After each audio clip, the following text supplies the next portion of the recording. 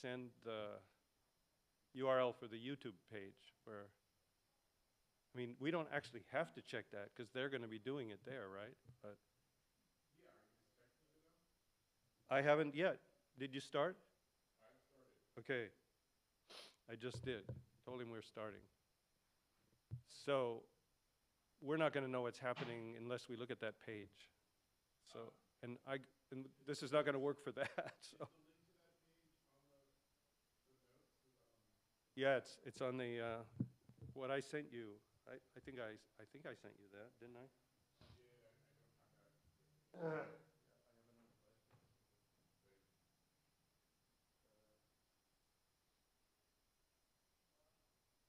Wi-Fi or the site. Do you have a registration, like a email you got with mail? That might have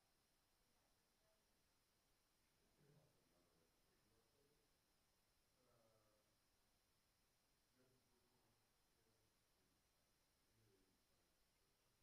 actually, we won't be able to see anything until he goes first.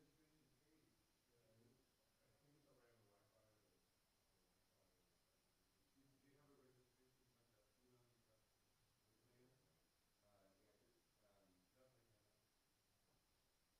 Well, I can just pass it. You just talk into the microphone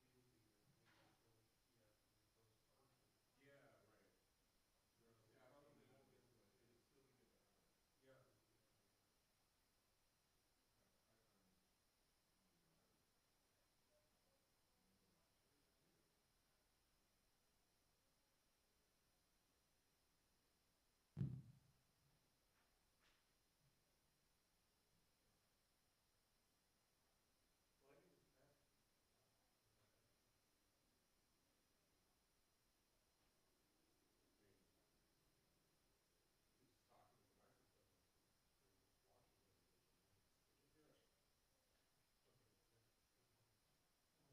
to send me a text. Okay. Well, that's what I'm doing.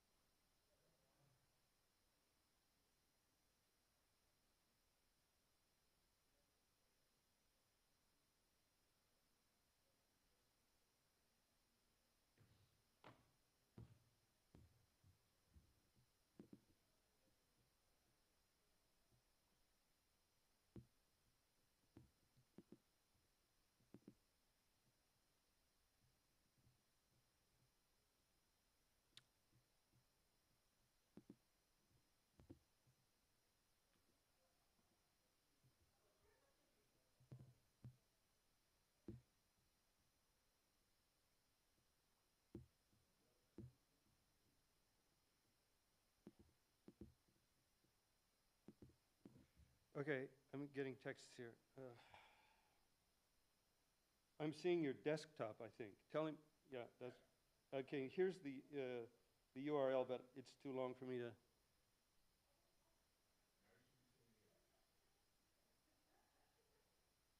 Should be seeing me?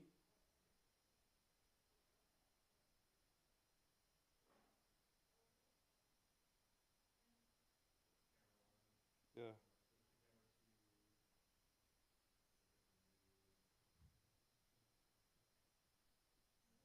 Good morning. How are you, Christine?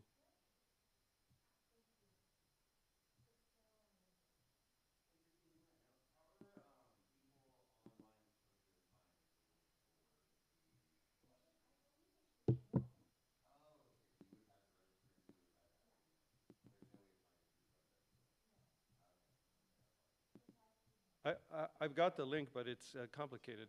I'd have to read it out to you would be.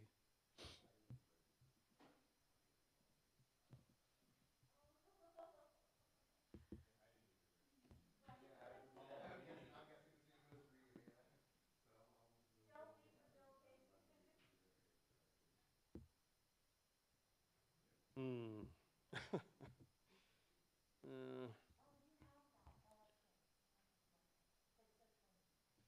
Uh, the what? Yeah, no, Amaya just sent me this, but it's not gonna work very well because it's, um, no, we just started this. So, because uh,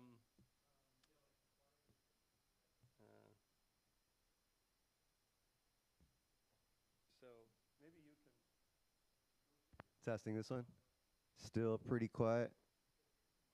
Test, test. Try it again. How about that? A little bit better now?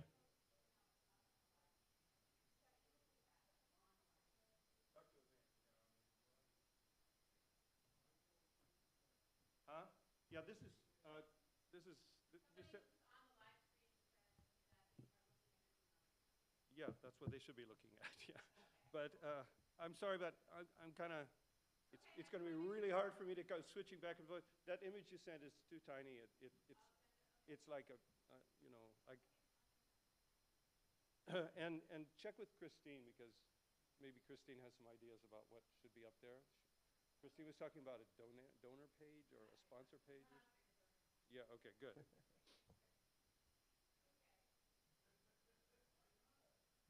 Yeah, so looking at my email, I don't care. They're not the whole world, so. All right, how about this one? A little bit better?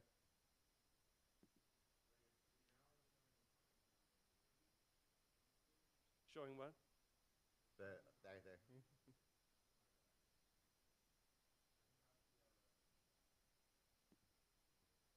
Sounds good. For like in between presentations and things? Gotcha. You'll have to show me how to cut the sound too.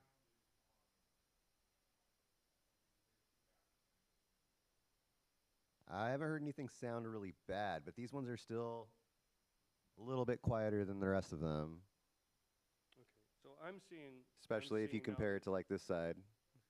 I've got the YouTube up here, so at least we have it on my phone. Oh, cool. So we're seeing on the YouTube. That's a good question. Yeah, okay.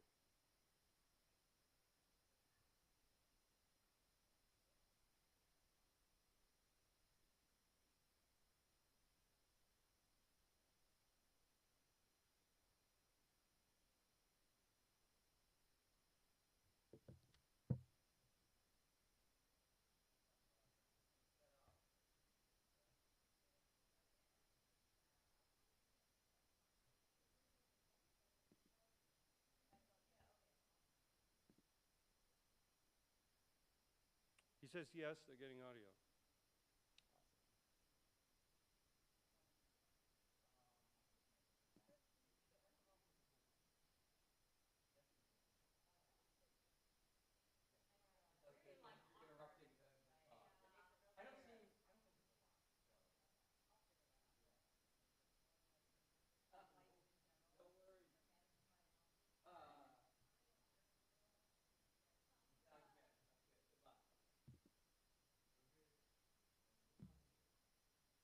It's 9:19.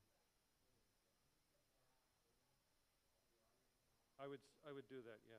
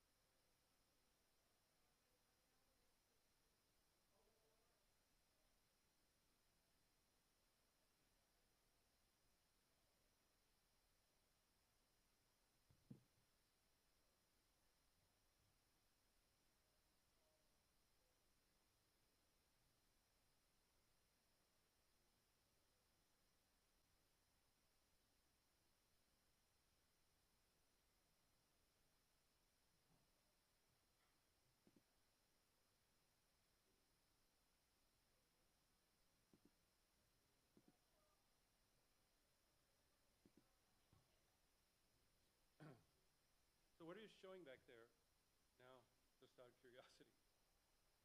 Which camera are you on? Oh, okay, okay.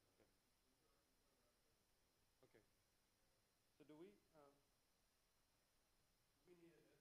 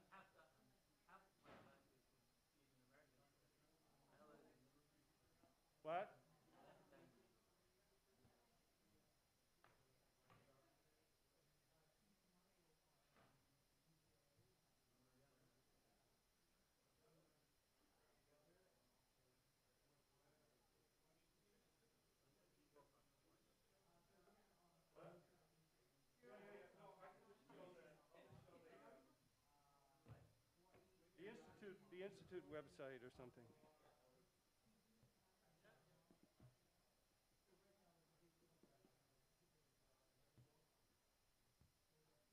Is that?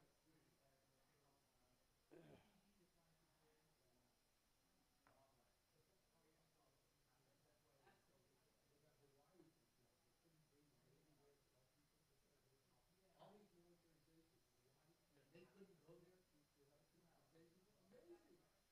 Maybe they weren't getting enough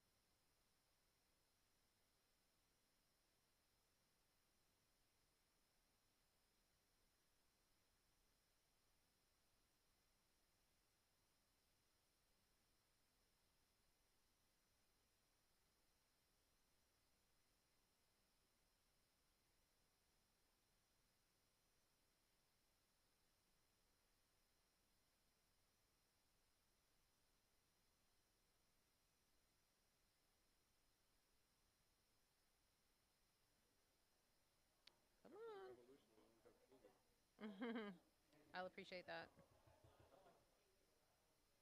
It's not coming to me, this text. Oh, here we go. Cross your fingers.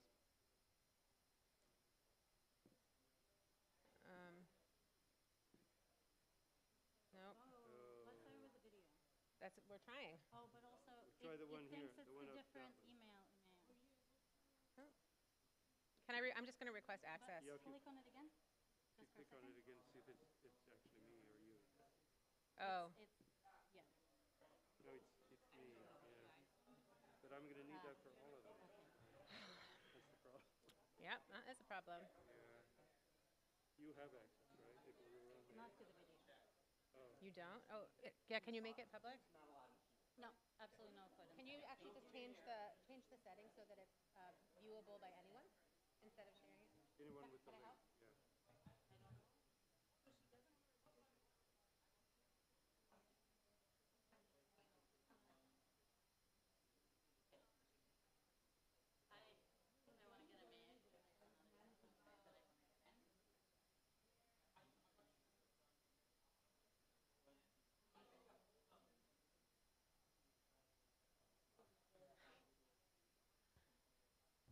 But, I'm yeah, good. it's gonna be for all of them.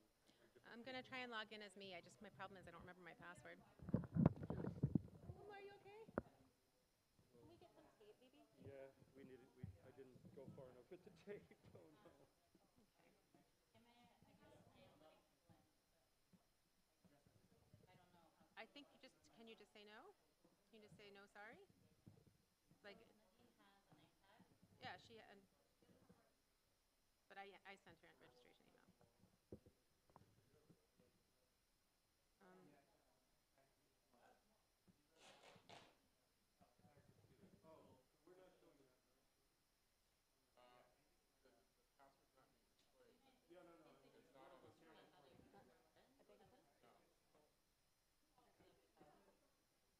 How come that's not true?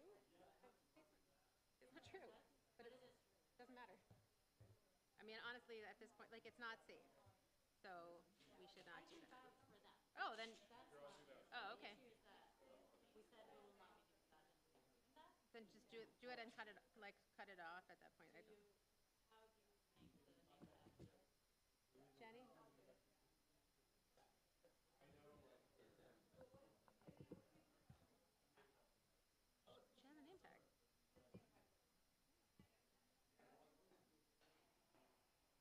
Oh my God, why is this so difficult?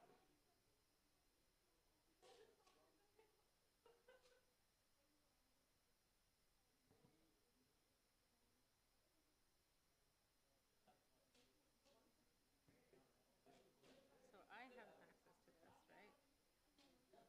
Oh, so you're going to the, I'm gonna just see if I can share it with you. oh, I see. Let's see. Oh my God. Google. I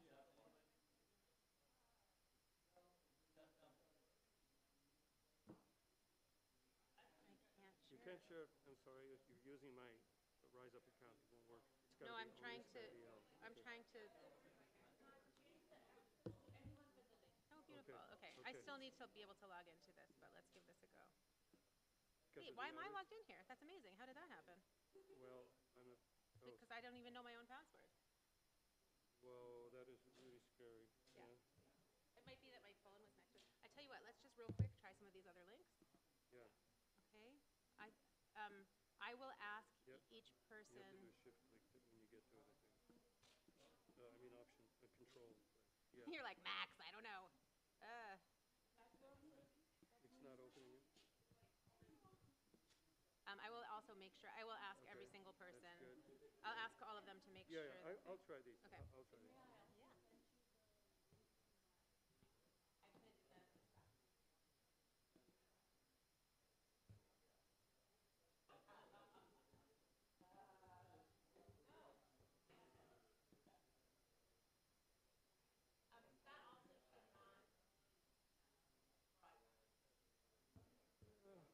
Right, okay, so we're not, but, you mean this page?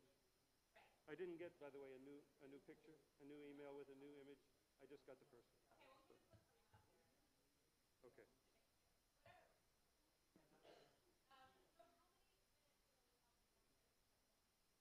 It's up to you. Yeah. I think we're ready, right, Harry? Yeah. No, we're not. We haven't done that yet, but.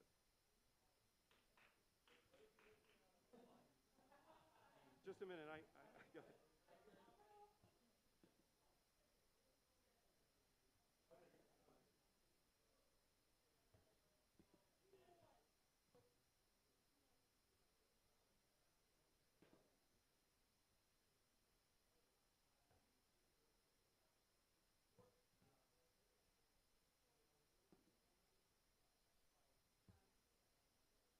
That's what we're showing, right. Yeah. So I'll, You said we're not streaming. no, we're not. Are streaming, but I. We are streaming, but we're not live. We're not, Oh, no.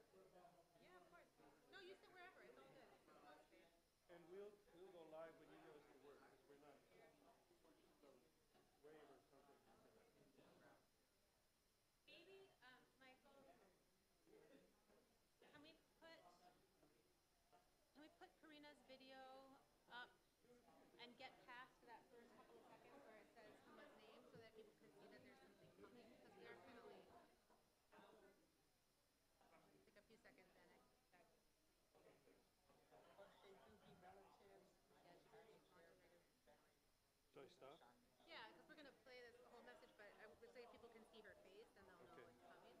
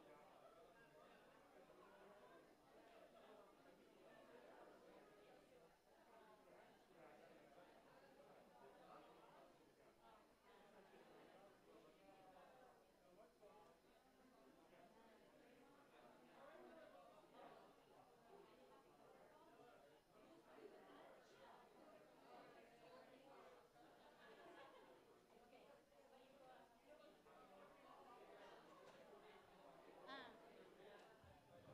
Test, test. Test, test.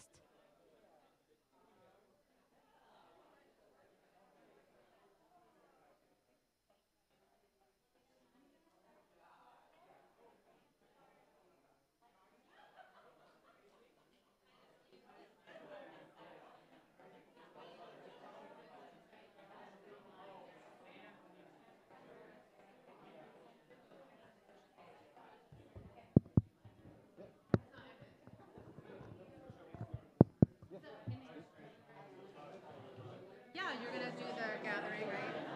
And then, so JMO, Yulia's gonna do the like. Test, test, test.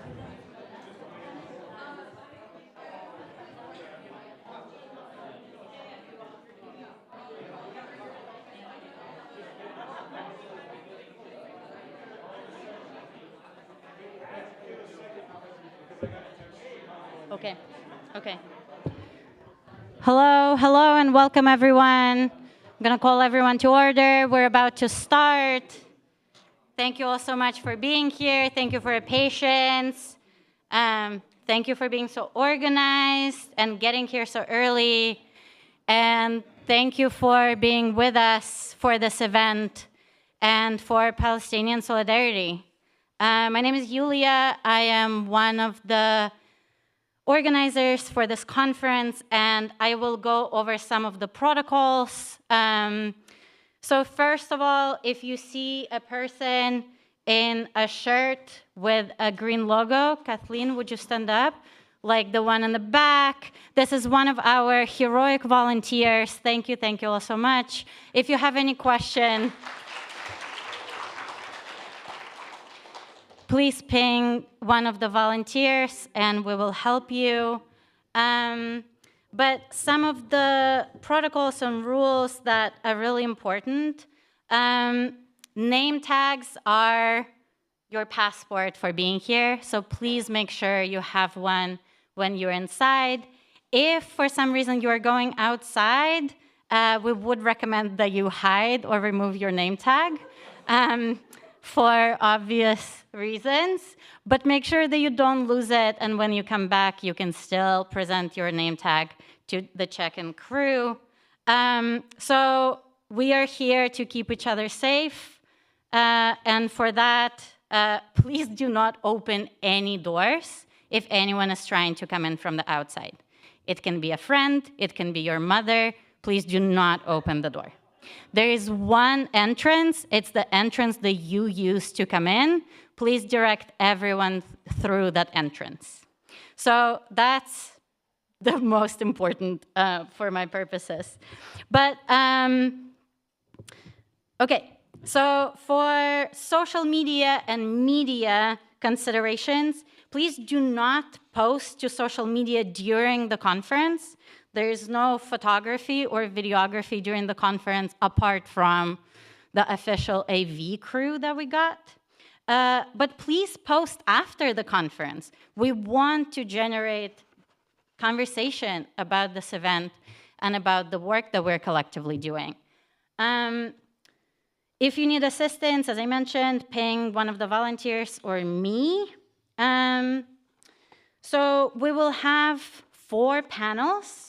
And I'm going to ask that before each panel during the break, all of the presenters just gather with their moderator and make sure that their technology works. During Q&A, we have 2 microphones for the audience.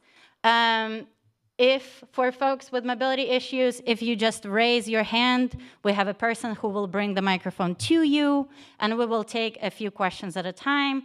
For the first part of the conference, this person is Or, right here. Thank you so much, Or.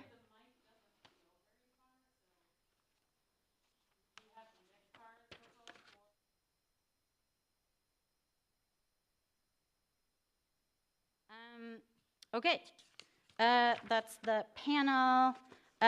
One other thing, there will be 2 organizing sessions running in parallel during lunch, and will help you orientate yourself. But Palestine Youth Movement is running one of the lunches, and Santa Cruz DSA Palestine Solidarity Group is running another lunch. They will be in 2 separate rooms. And for this particular space, we want to thank the Resource Center for Nonviolence for hosting us.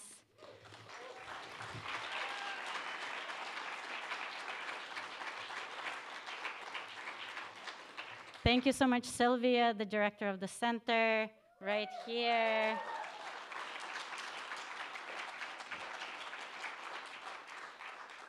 So a couple rules about this space. There is absolutely no food in this room, but the community room where you just had breakfast will be furnished with snacks and drinks and also lunch. There are gendered and gender-neutral bathrooms in the hallway, and if you need help locating them, please ping one of the volunteers. And last thing I want to say, that between the two locations, Santa Cruz and New York, and the remote option for viewing this conference, we had 280 registrations, and I think that's tremendous. I'm gonna stop here, and if there are any questions, we have a team of volunteers, and you can ping me, and thank you all for being here. And we are ready to start streaming. Okay.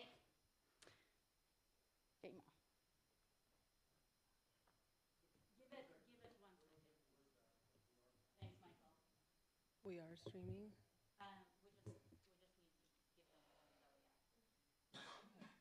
So should I start? No.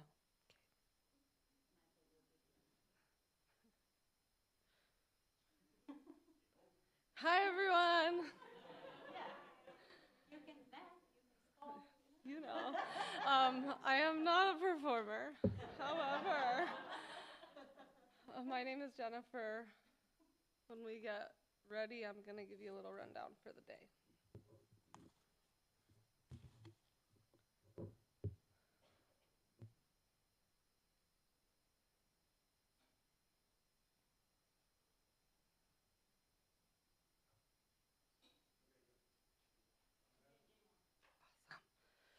Hi, everyone. My name is Jennifer, and I am really excited to welcome you here today to the inaugural conference for the Institute for the Critical Study of Zionism. We are honored to welcome you here to the Resource Center for Nonviolence, which is situated on unceded Amamutsin land. We especially want to thank the Resource Center for Nonviolence for hosting us, especially amidst the onslaught of backlash the conference has received, a case study on how relevant the critical study of Zionism is today. I'd also like to thank our co-organizers. If you want to stand up, please stand up. And shout out to Lisa and all of this team is incredible and has been dealing with many expected but very time-consuming campaigns to shut this conversation down. So today, we will be hosting a set of conversations that will be, we hope will be a robust series of discussions to launch this important and timely initiative. Our discussion today will be themed around the IHRA definition of anti-Semitism in the context of anti-colonialism, its use of neoliberal discourses, the question of race and anti-racism, anti-critical race theory in the global right, and the question of Palestine and ethnic studies. Before we begin, we would like to share some brief remarks on the current context in Palestine, and we would like to welcome the Palestinian Youth Movement as well to share some remarks. But before they join, I will just say something brief. So today, we are witnessing the continuing genocide of the Palestinian people, while also witnessing perhaps the dirtiest and most fabricated anti-Palestinian media campaign in our recent history. In a moment of grief, paralysis, and mixed emotions, one thing must be made clear. This moment is a culmination of a century of Zionist settler militarized violence.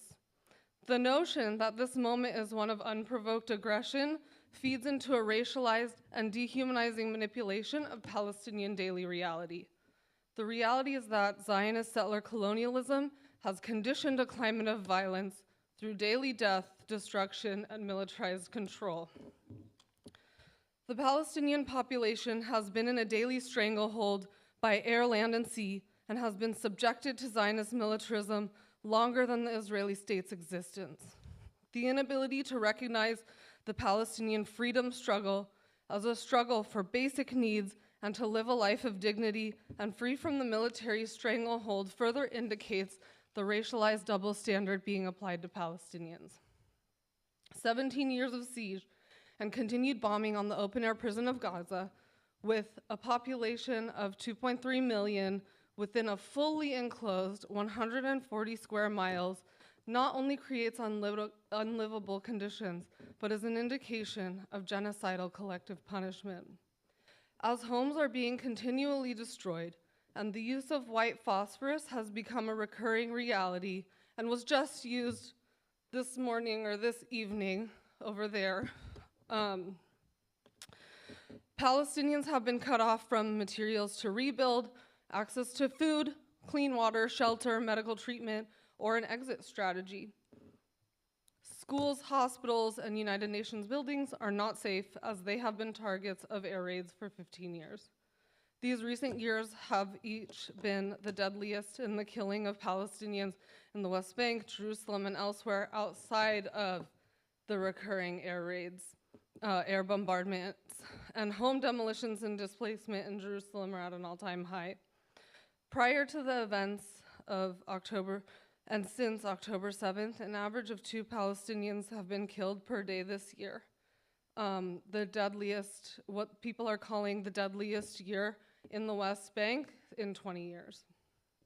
Indeed, a community trying to free themselves from decades-long ethnic cleansing and genocide is not the same as one of the world's strongest militaries wielding fully technologized state militarism against a population whose access to most things is controlled by that very state to maintain their own racialized power. To equate the two kinds of militarism and to charge the oppressed with the responsibility of violence is a colonial narrative that is void of any calculation or context of power. The carelessness with which this has been done is indicative of the media and people's true allegiances and makes clear that this mere rhetoric bears no grounding in a deep and critical analysis of systemic power and racialized oppression. Our communities are deeply affected by the quotidian war on Palestinian life and the complete disregard for Palestinian life. The privileging of Israeli ones only serves to compound more harm on some of the most vulnerable members of our community. In this moment, we need to reject the lying propaganda machine to uplift Palestinian struggle for freedom and to stand with oppressed people and against state-led war. Thank you.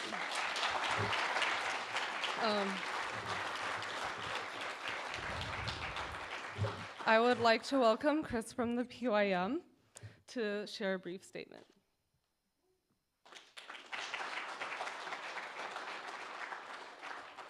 PYM is the Palestinian Youth Movement, in case you didn't know.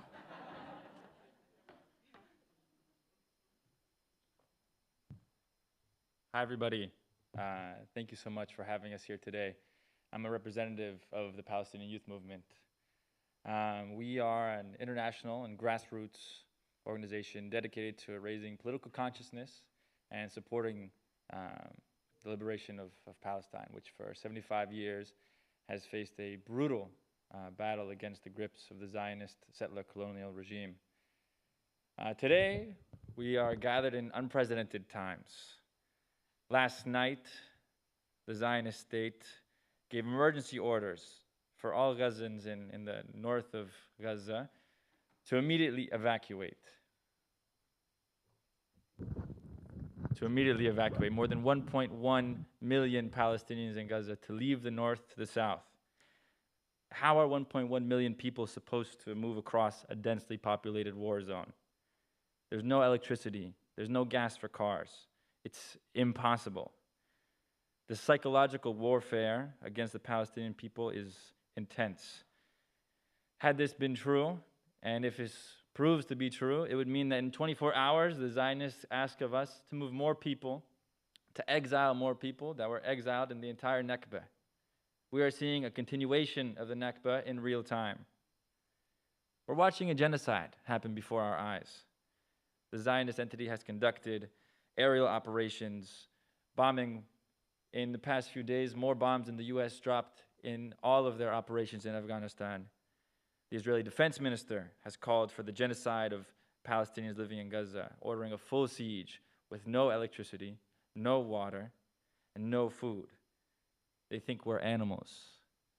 They call us animals because they don't recognize any human right for us to live and to resist against our colonial oppressors. They've already used white phosphorus gas. What happens when you use a bomb of white phosphorus gas?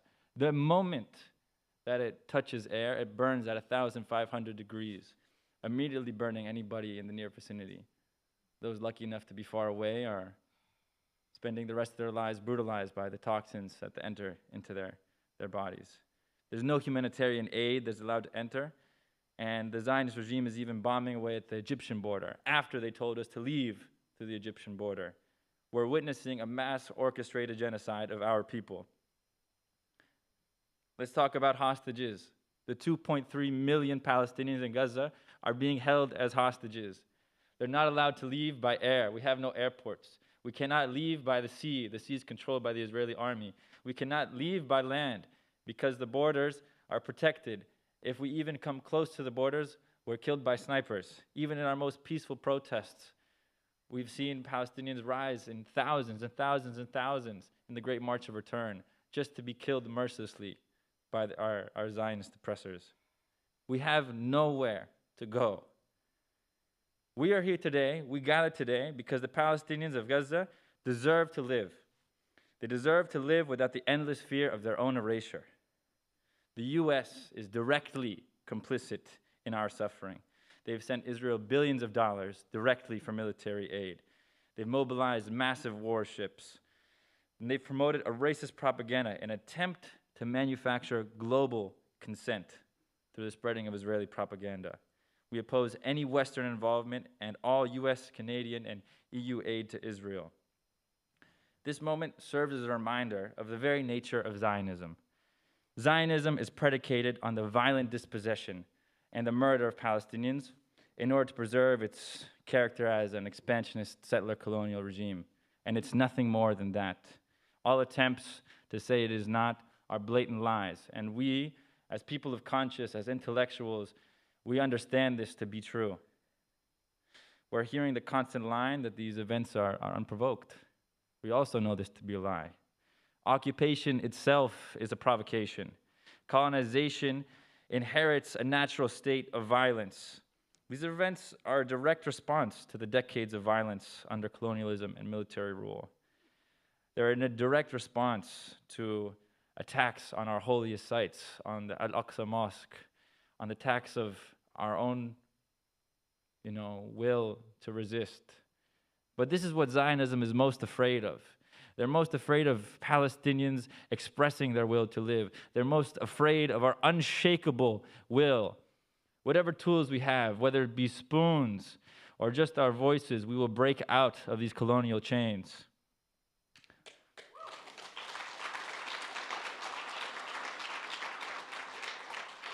We want to remind everybody that while our right to resist a violent colonial occupation is enshrined in international law, the numerous war crimes that the Zionists commit daily for the past 75 years is not. Yet the world remains silent on the Israeli war crimes. They remain silent on the Israeli genocide of the Palestinian people, and they have remained silent for the past 75 years. So we call upon students, we call upon academics to take up the struggle here in the diaspora. Our campuses have historically been a powerful site of struggle in which we know we're able to radicalize young folks. We're able to radicalize everybody outside of the grips of Zionist institutions. We are targeted because we have the ability to raise political consciousness in the academic community. We call upon faculty and staff to support the organization with each other and with students across SJPs and other organizations mobilizing for the liberation of Palestine. We call on students to not fall to the fear-mongering and the provocations of the Zionists. We know that together in mass, we are strong. We know that as a collective, we have power. And we know that we will not stop the work, and we know that we will never back down.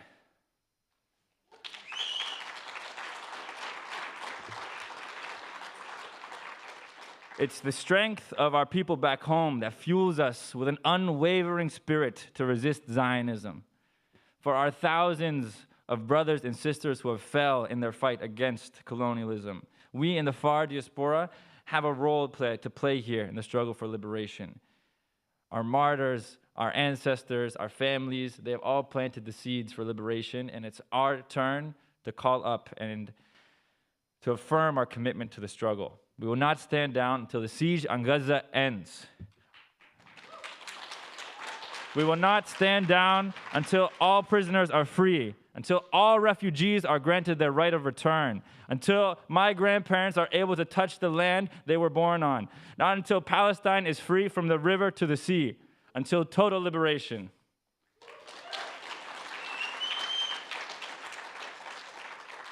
Again, Zionism's goal is complete domination of our lands, and their greatest threat are Palestinians and the Palestinian will to resist. But we know our will is unbreakable.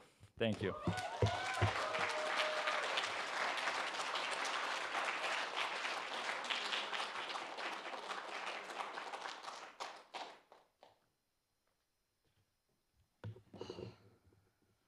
Thank you, PYM. Thank you, Chris. Very important, powerful words. Take a moment before we shift gears. We can imagine starting the conference without speaking to what's been happening. Do I need to turn? Yeah. What's happening in Palestine and what's been continuing to happen for over 75 years. I would like to welcome Karina Gold, who wasn't able to be here, but she sent in a video recording. She is a founder of the Segurite Foundation and a tribal chair of the Lejan Aloni people. She is at the forefront of movements for land and water rematriation, land back, and protecting indigenous sacred sites. And we are happy to have her share some words. I'm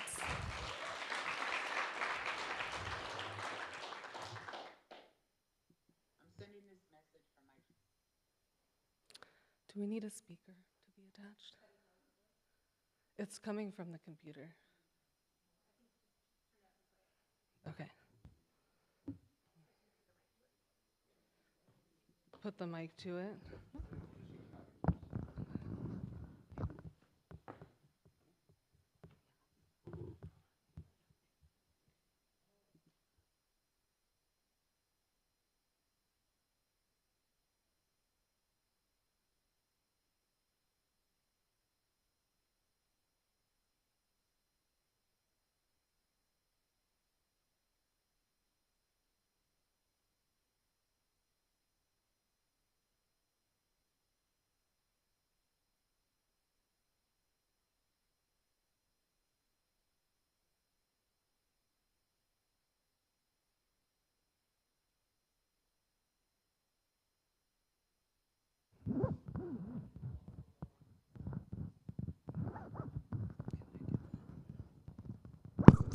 I'm the tribal chair for the Confederated Villages of the Lishan Nation.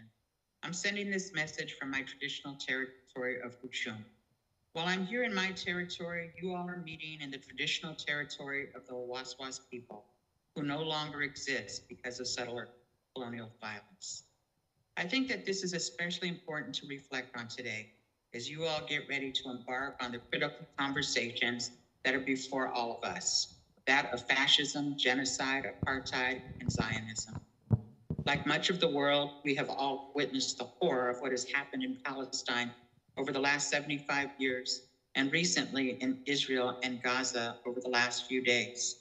My heart is in mourning for the devastation that is happening, and my prayers are with the children, the mothers, the grandmothers, and the women who are continuing to be in a place that has no voice.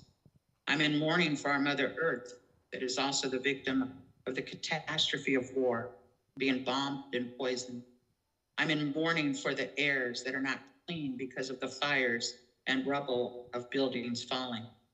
I'm in mourning for all of our more than human relatives that have no human voice and are victims of human destruction.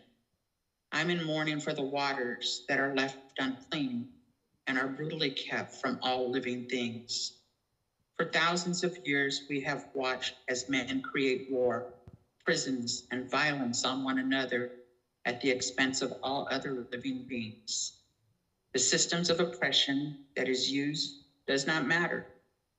There are many learned people who are making statements, debating on who is right, twisting their own stories to fit the narrative that aligns with what we believe to be true or what they believe to be true, and they would have us to believe as well.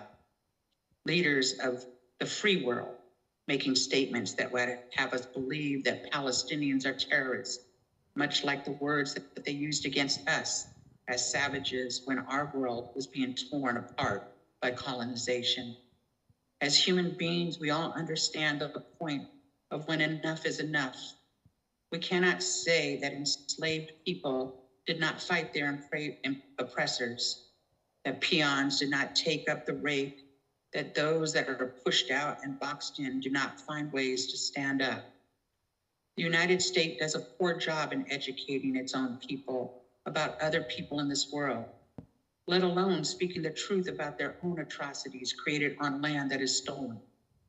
The patriarchal violence of war creates mourning, heartbreak, and tyranny that must be lived by those on the front lines and those who are yet to be born.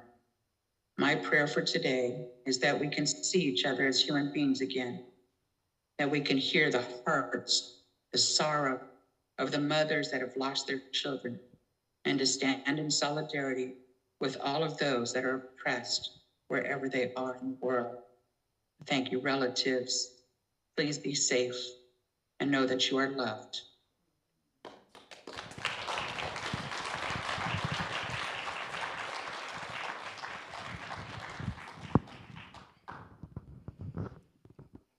Thank you to Karina for opening us up with those strong words of wisdom. She wished she could have been here in person today. It is my honor to extend a very warm welcome to our opening speakers for today, Dr. Hatem Bazian and Dr. Amaya Gelman.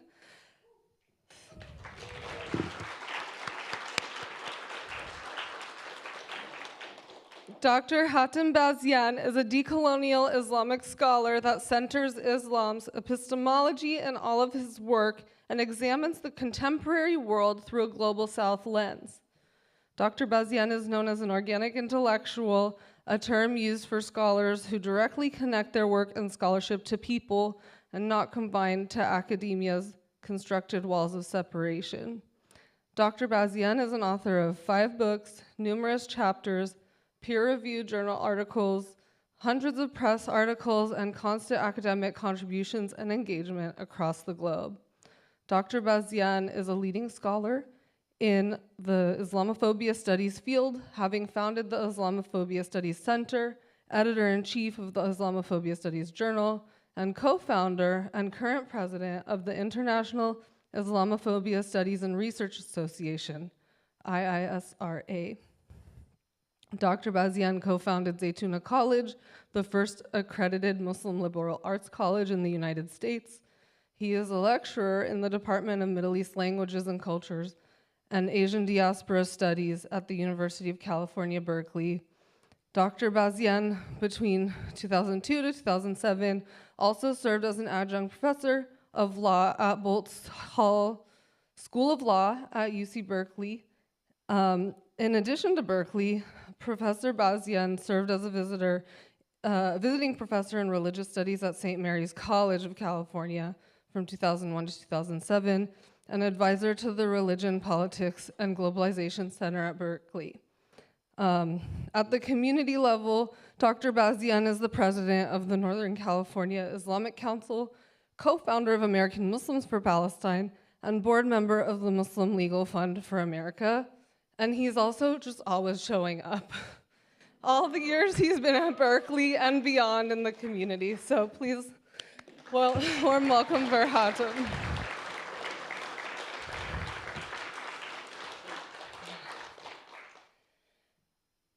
And I'd like to introduce Amaya Gelman. Dr. Amaya Gelman's guest faculty in social sciences at Sarah Lawrence College and the founding director of the Institute for the Critical Study of Zionism, which examines the transnational work of Zionist political and ideological institutions. She researches the history of ideas about race, queerness, safety, and rights as levers in political culture, and is co-chair of the American Studies Association Caucus on Academic and Community Activism. And if you're going to ASA, you should join the caucus meeting, which I think is on Saturday, but we can send you all info. She is writing a critical history of the ADL, the Anti-Defamation League, from 1913 to 1990 as a Cold War neoconservative institution. Amaya is a longtime activist on queer and anti-racist issues, primarily in New York City, and the parent of 3 brilliant and compassionate kids. Thank you and for welcoming Amaya.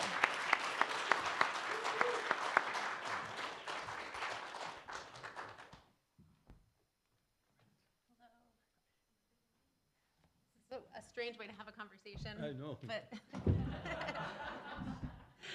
We'll try it. I think if we don't use the mics, the live stream can't hear us. So you have to be serious about it. I'm really glad to have you here and to be with you. We've never met, but your work is everywhere in the sphere of doing critical Zionism studies and looking at all of these crucial issues. And I know that last night you were doing a webinar, giving a webinar on the situation in Gaza. So we really appreciate so much that you came with us here. I just also want to say that this is not part of the conversation, but as you can see, the Institute for the Critical Study of Zionism is new and people-powered and a little bit, finding its feet. So we so appreciate the chance to have these conversations with you in the room, and hopefully the people on the live stream are talking to each other as well. It's a founding moment of the idea of critical Zionism studies, even though we've all been doing it for forever. And to have this happen right now in the midst of all this violence, really, and the midst of all of this obfuscation, really makes clear that we need this as a protective space. So I wonder if we could just talk for a minute about what you think critical Zionism studies can do in this moment of incredible violence, and what you hope it will do. Absolutely. First, thank you for the invitation. I was supposed to be in LA and I made sure that to come in this because it's important such for the founding gathering for the Institute is to be here in person as an expression of both support, solidarity, and partnership in really engaging in a conversation that so far almost after 100+ years of the creation of Zionism as a colonial partner of Western European powers, that we have this conversation about critical studies of Zionism. Even though that in the early period as Zionism was born, some of the best critiques of Zionism came from the Jewish community itself. It's only after 1945 after the Holocaust and destruction that has been visited upon the Jewish community, that there was a shift that took place. So if you actually go into some of the early writings on Zionism, was really empowering and should be brought back also and centered in the conversation.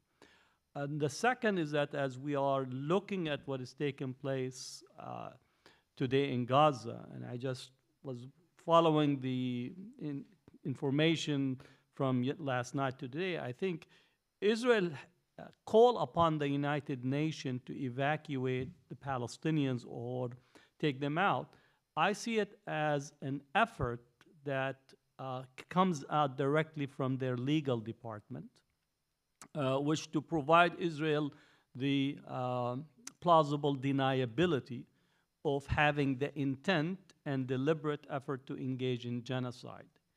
In war crimes investigation, you need to find or need to ascertain the intent and deliberate act of engaging in genocide. And thus, Israel would say, not that I'm advising, but I know that this is the conversation they're having, is that we ask the United Nations to take its responsibility of removing the civilian population, and our hands are tied. Now, Gaza population, in terms of international standing, it's internationally dependent people, because Gazans are stateless, and the United Nations and the international community, if there is such thing, a figment of our imagination, but let's take it as an entertaining concept, the international community is responsible for the well-being of every person in Gaza, because they're internationally dependent people. Palestinians in Gaza don't have passports, they don't have any structure, they're stateless in the full sense of the word. So the call upon the UN to move 1.1 million people is, in essence, is plausible deniability in the forthcoming, after this period, will be an investigation, right, on war crimes. So I think the critical studies of Zionism is not only to think of it in the moment, but the structures that inform and also support this effort, which I also always say Zionism is a Western-created conceptualization of a colonial process that unfolded on the landscape of Palestine. Palestine, the last settler colony to be commissioned in the 20th century, at the time where colonization was coming out of fashion. From 1920s onward, it was the anti-colonial struggle to end colonization. So that actually, I mean, it opens up a part of the conversation that we've been having in the course of the conference. It's like, where are the boundaries of this conversation and this work? This conference is about the IRA definition, but we're talking about race and neoliberalism, and we're talking about militarism. I mean, the problem that allows this to happen, that allows the kinds of like technicalities as a way of escape that you're talking about, and that allow genocide to happen in a unbelievable context where it's still being talked about as a Jewish liberation project, which is very difficult to sort of sit and watch and be with. What are the boundaries we've been thinking about? Like, how far do we have to study, and how much can study actually illuminate what's going on when it's such a huge structure, right? It's a structure of states, and it's a Cold War structure. That's like my little harp that I play all the time, right? That it's a Cold War structure, and it's also affect, right? Like, people really feel strongly that their pain is being, ignored, and they respond accordingly. So, like, how do we? The question that we've been asking in relation to the conference is, like, how do you intervene in that? Like, where are the edges? What's the work that scholarship can do? Like, we know that scholarship is necessary, and we know that there's been a lot of both obfuscation of how power works through Zionism, and also a lot of like violence worked through Zionist institutions. We need to study both the ideas and the institutions. But how, like, logistically is this work that we can do in this room? Like, how do we think about plugging in? Because it's so hard to sit, right? Like, when all this stuff is going on, and like, people are literally, on a video away, a phone call away, people are, running for their lives, or not escaping with their lives. So, like, the sitting here is so hard. So, and also, it also feels necessary, right? Because we see news anchors talking about this violence as if it started, last week. And, you know, people, news anchors who are, in theory, researchers themselves, failing completely to do any research. So the question is, what, in this room, like, how do we intervene? Yeah. Well, don't underestimate the power of both the written word and the scholarship. If it was not important, they would not have been trying to close you down and not allow this conversation to occur. Everything that we do today is related to every type of scholarship that has been done throughout history, right? Meaning that we are a people that are, in essence, a community of the word, right? And word is constructed into a narrative, into a future horizon, into possibility. And that's why in every situation of oppression, it is the scholar and the activist who's connected to the scholar becomes the primary target. Because you have to allow the people to have an alternative vision. Either you create for them the gladiator spectacle, which we have much of it today, right? You could actually choose your spectacle, or you have the clerical scholarship to change the perspective and critique.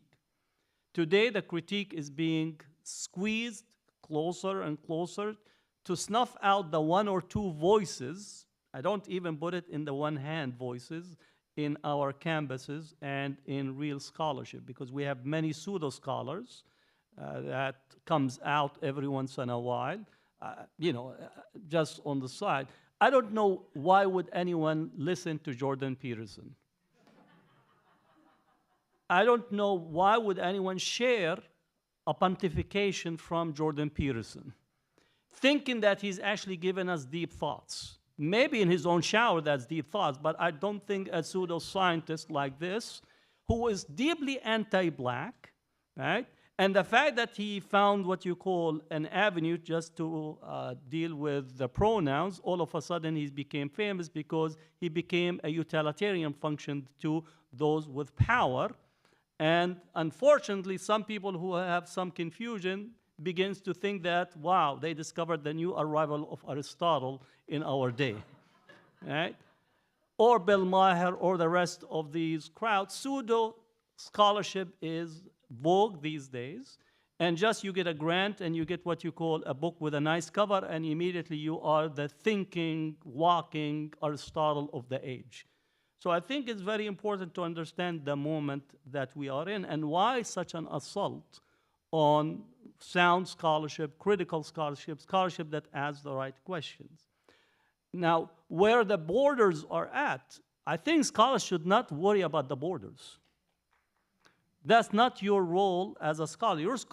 Your scholarship should pursue the fact wherever they take you, and you could make your conclusion. We already have enough borders. We have enough borders. I always say that the university has so many checkpoints. Checkpoints in academia are across the board, right? We're the UC system, for those who don't know, right? We're a great university, but we get a lot of money from the Department of Defense, right? We're almost $770 million the last time I checked from the Department of Defense. We make some of the best bombs, death machines, that the world knows in our own universities. Yes, we teach Shakespeare, but again, it's on this side, but the money is in death machines, right? That's where we are. So the scholars should pursue facts, research, while also being attentive that they don't want to add injury to the subject. That's why we have the human subject protocols to make sure that our research are sound and that takes those elements in consideration. Now, Zionism, because of its partnership to power, is being included on the boundaries of not to speak about. It's not surprising that Zionism emerged at the same time that the Paris Conference of 1884 and the colonization and scramble for Africa, and also at the height of the plan for Western world to dissect, dismantle the region and encroach upon the central areas of the Arab world because of trade, taking of resources from India, from Africa. So that narrative has to be a part of it. The last part, just on continuation, the last time I spoke in this room was during the mobilization for anti-Iraq war, right? And so far, nobody actually called the actions of the United States barbaric. Nobody actually said that 1.5 million Iraqis that have perished in any term. We don't even know the numbers. We don't even know the names. We don't know anything about them, right? But as soon as you actually, the voice of power comes, all the despicable Orientalist, Islamophobic, a deep, deep sense of racism just comes out, and I don't think it's an exception. It's just been seated around dinner table, and now they have what you call the opportunity to come out with all of their racism, discriminations, and so on.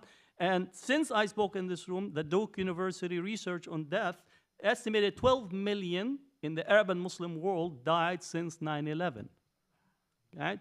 Which means that those numbers have to be understood in the larger conversation, because the spectacle have made us forget the victim and victimize the victim if the victim actually begins to narrate their victimhood. So Arabs, Muslims, Palestinians are not allowed to be victims. We're only allowed to be perpetrators. And I would say that Fanon said that the colonized always stand charged and accused of being a thief, a robber. Arabs, Muslims, Global South, blacks, Latinos, natives are always tend to be accused as the crystallization of the violent subject. They cannot be anything but violent, and that's part of the discourse that we have to really discuss in terms of what are the limits. For me, there's the limits of the research. There's no limits. Somebody else have to discuss and deal if they want to impose limits, and the scholars always have limits imposed upon them, not only for Palestine, but almost anything that is critical. I want to talk a little bit more about the question of voice that you're raising, because here we are. So I've said this like in the last couple of days, I've said this a lot of times, but like here we are kind of in the founding moment of something that's called critical Zionism studies. Not that not that it's new, not that we haven't been doing it, but it raises a question of a focus on Zionism rather than a focus on the experience of Palestinians, for example. In the same way that settler colonial studies raises a question about, are you going to study settler colonialism and settlers, or are you going to study indigeneity? And it's a conundrum, because because Zionism has been so carefully obscured, in much the way that settler colonialism in the US is so carefully obscured, that we must, right? We have to be deliberate about studying it. And to a certain extent, an organization like the Institute for the Critical Study of Zionism is protective, and we're trying to create this community for ourselves. And yet still we're contending, like from the minute the website was launched, right, with accusations that this is anti-Semitic, that this is hateful. I'm gonna just list it because like, I know these people like to hear their articles name checked, right? So we got like, you're Nazis, we got, this is like Soviet Zionology, right? It's everything. And you don't want to trot out the like, I'm Jewish, right? Like, hello. And you don't want necessarily to trot out or to rely on the arguments that Jews are not all Zionists, and there's, the history of Jewish culture is that it has had multiple political perspectives, but they were sort of canceled out by the way that the major Jewish organizations built their infrastructure. Like, that's all true. Mm-hmm. But we know that we can't center that, because then we start recentering the colonizer and the colonization rather than decolonization and the voices of people who are experiencing it. And especially right now, as people in Gaza and also in the West Bank has been under days of closure, and like serious curfew of the sort where people are saying that they're getting shot at if they try and leave. So there's this constant crisis, but also knowledge being produced directly from the experience of Zionism. So I want to open this question to you, which I've been thinking about a lot and wondering, like, how do we do the critical study of Zionism without recentering Zionism? Well, I don't see the work to be in a binary. The challenge is, we always say that if you are dealing with A, meaning that B is omitted. I think we need to commit ourselves to a multi-pronged epistemology. And in the multi-pronged epistemology, that each community that is involved, both in terms of scholarship and addressing the particular vantage point, they need to center that work in these epistemological circles.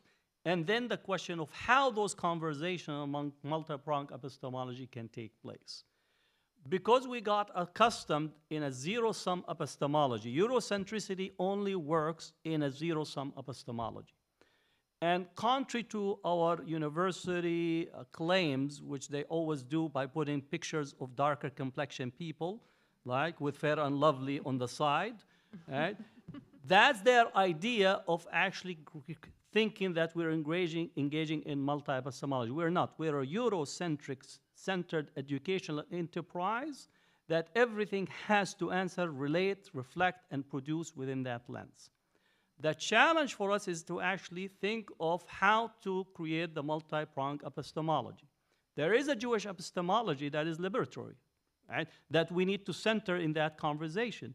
And I would say that Zionism wants to center only Eurocentric colonial settler voices within Jewish epistemology. And that's a conversation that anti-Zionist liberatory Judaism has to engage in, and Jewish activists have to have that conversation. And I would say in that you have a lot of material to lean on, especially from the Jewish communities that lived among the Arabs, lived among the Palestinians, lived in the Muslim world for 1,400 years, right? Osama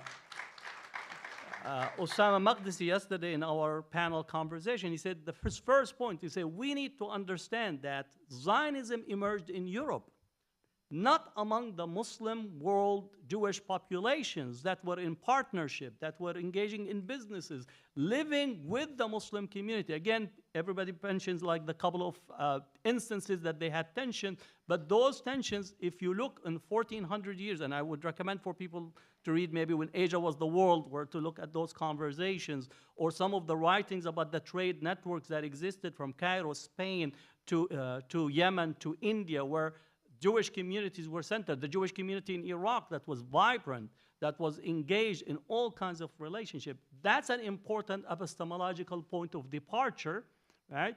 Zionism point of departure is, again, it's Herzl. It's Eastern European Jewry that was experiencing anti-Semitism, rightly so. We're experiencing pogroms.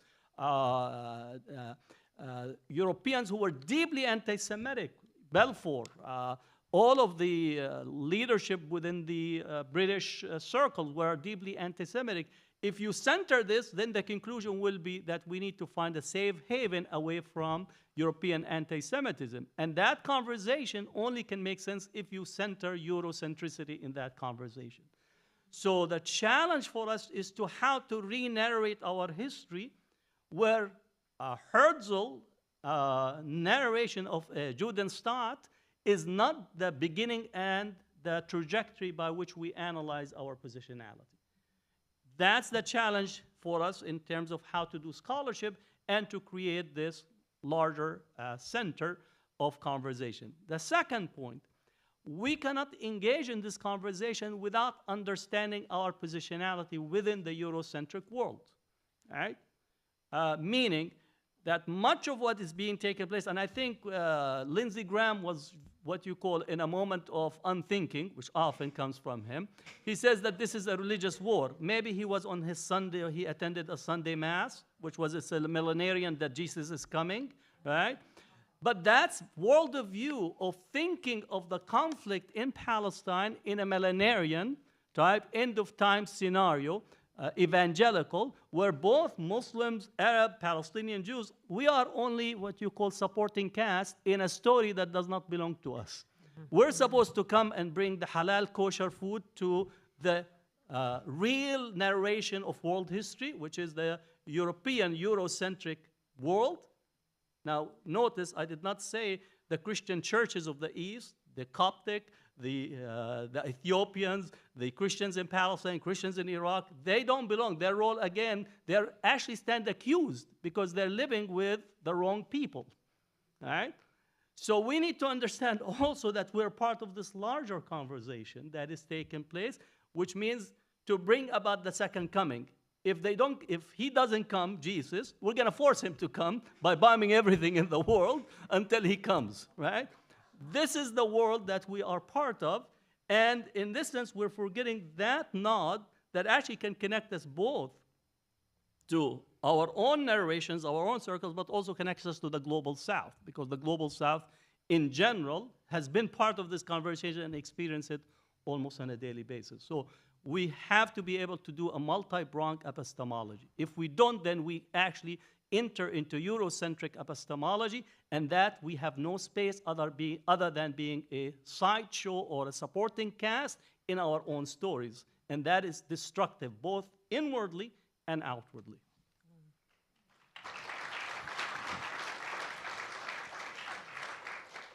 We just have a few minutes left, but what you were saying reminded me of the responses to the conference. I'm a little stuck on responses to the conference. Like, we can talk about critical Zionism studies later, but one of the concern, I mean, there's a mix of responses to this project. One of them is just, like vitriol. And that vitriol, like that's the, pornographic hate mail, the racist hate mail. But then there's another set of responses that's concern. It's misplaced and it's poorly researched, but it's concern that that really there isn't any way to talk about Zionism without being anti-Semitic. And again, that's, it centers people who are already sort of at the top of the equation in terms of power, but it's a real concern nonetheless. And every time I sit down, every time we stop doing the organizing, right, and we actually get to sit down and talk about our research, it's so grounding and helpful to remember that what we are doing is actually taking the study of Zionism out of the little box of Israel and Palestine and looking at how it fits into the larger world. And then when we talk about anti-racism and being opposed to violence, we're actually, like, it's so clear that we're talking about liberation for everyone and that it's not localized. It's actually really quite helpful. And I mean, every single time to sit down and hear people talk about the thinking that we're doing about how these power structures fit into larger, like, global repressive structures that target everybody who is not part of this sort of Euro colonizer world. So I'm really appreciative of this sort of expanding outward of the conversation. Yeah, maybe we could just think of how anti-blankness corresponds in the discourse post the murder of George Floyd, and how power have been able to transform the conversation of violence against blacks on a daily basis to a discussion and debate about critical race theory. So in essence, this is a mass structured erasure of the pain and suffering of the black community for many years. Not to say the same, but this, what you call turn, is always there.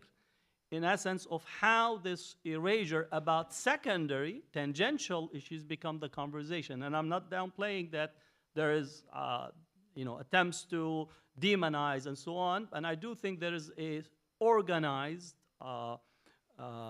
industry that engages in this process. I do believe that there is what you call nodes of farms of social media, of emails and so on, that all of a sudden you see an avalanche, and the avalanche is basically few pots sitting with maybe coffee and eating, and now you are the subject of this, and you think that is overwhelming.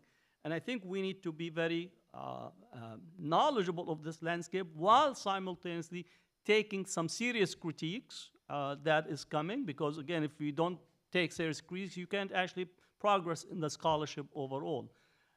We have to do this work because it's the critical moment that requires for us to critique the structures that are, in essence, causing and furthering war and conflicts. And I do say that we are in a military-industrial complex economy where we account for 55% of the world sales in armament. Last year is about $1.8 trillion. Right? The world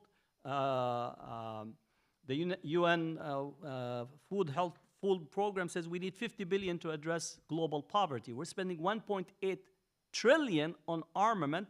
We're 55% of that as the United States. Our military budget is $885 billion, right? And situating the discussion, you need a war, all right? The business of war is war, and that's what generates. So that critique has to be understood and articulated, and not to constantly roll it only that because I am identified with this, with Zionism as a national project, therefore I need to actually be almost absent from the larger conversations that affects our communities here and also across the world.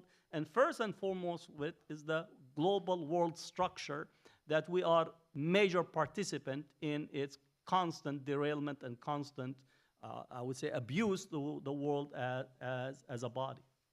Okay, we have to wrap up, but Sure. before we do, I know you have to leave and go on to yet another place to speak, but I'm sure you're going to watch the recordings later. And so I'm just curious. As you were talking about the overlaps with critical race theory and the way that Zionist institutions have been so wrapped up in fighting critical race theory in a way that kind of illuminates them as right-wing organizations in a new way.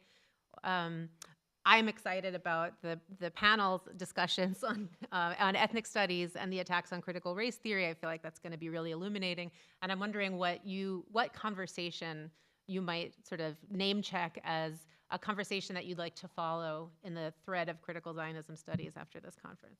Well, I do think we need to rethink the question about centering. I do think we have to have a conversation about multi-pronged epistemologies. And in particular, multi-pronged epistemologies where it decenters the notion that you could only approach the Jewish identity, Jewish history, only from Eurocentricity. And I think that has to be challenged because I think the richness of Jewish history in the Arab and Muslim world far, far outmatches what European history that can actually link to Zionism. So I think that conversation is very, very important, and I think we need to bring those voices from the Arab Jewish communities, which are very, very critical, Palestinian Jewish communities, which are also some of the oldest Jewish communities, to actually be a part of the conversation in that. The second is that we still need to find some of the conversations about decolonization. Right? We need to move from anti-colonialism to decolonization, which requires for us as scholars to engage in decolonizations of the text, because much of what we teach still, for the most part, is vested in the colonial, anti-colonial, and therefore, how does a decolonial curriculum looks like? How does a decolonial classroom look like? Again, our classroom is still formulated around the capitalist structure, which is that you're in a factory and sitting in your desk to be trained how not to mess up the product as in the teach. So that has to be changed. And where are the centers of knowledge? Because we are very skilled at commodifying knowledge and trying to produce it. And therefore, how do we do a decolonial type of epistemology and decolonial type of curriculum? So that's a very... The third will be how to do resistance, right? At a time where the scope and the avenues of resistance are being narrowed, and narrowed in particular, how to do scholarship of resistance, right? And if you don't do scholarship of resistance, then basically you're just answering colonial questions. Often people come and knock on my door and they ask a question. I said, I'm not in the business of answering or solving colonial problems for you, and I'm not a therapist, but I could recommend few, right? So you have to refuse the tendency of actually becoming a problem. The fact that somebody has a problem does not make it your problem, right? That's one thing as a scholar you need to actually condition yourself that not every question actually it requires for you to answer. And the fact that the question is coming from the top sometimes gives us the propensity that I have to answer it, otherwise I will be excluded. You're excluded, you're just being asked the question as a courtesy, so you would fit, they say we consulted you. The decision has already been made. So don't make it easy for them in the process of doing so. So I think that's very important in terms of not accepting to be a utilitarian scholar in answering and responding to colonial questions, and these are many almost on a daily basis come in that way. We'll take that with us. Thank you so much. You're welcome. Thank you. Appreciate it. It's an odd place. I know. That is good. Thank you. Thank you. I think that the next step is to bring the first panel to the table. Yeah, and then we'll leave the introductions to the moderator. They have a break? Oh, sorry, no, I'm wrong. We have a break, but how long is our break? Because we went over a little bit. We have a 5-minute break. Okay.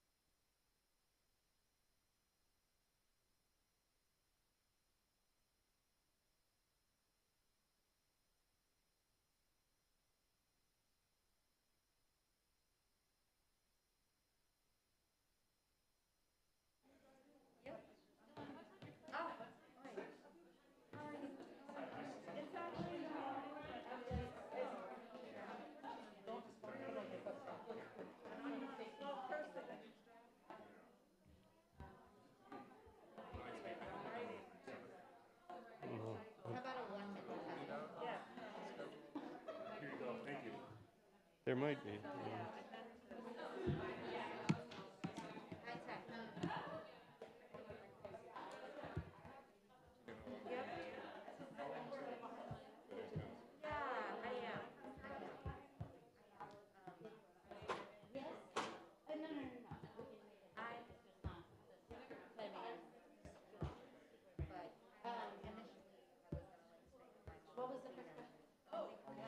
You want the PDF or the PDF or the PowerPoint? Okay. Yeah. Yeah, I don't even know if I have PowerPoint on. Yeah, PDF's easier because you don't have to mess around with like switch the slides, view, whatever. I think I'm off last, aren't I? You guys have me going last. So I'm the last presenter for what it's worth. I have like you can scrap? Yeah, I have like Yeah. Oh, so how'd the screen, did it go down? Yeah. I guess I should copy it onto the, well, it's okay.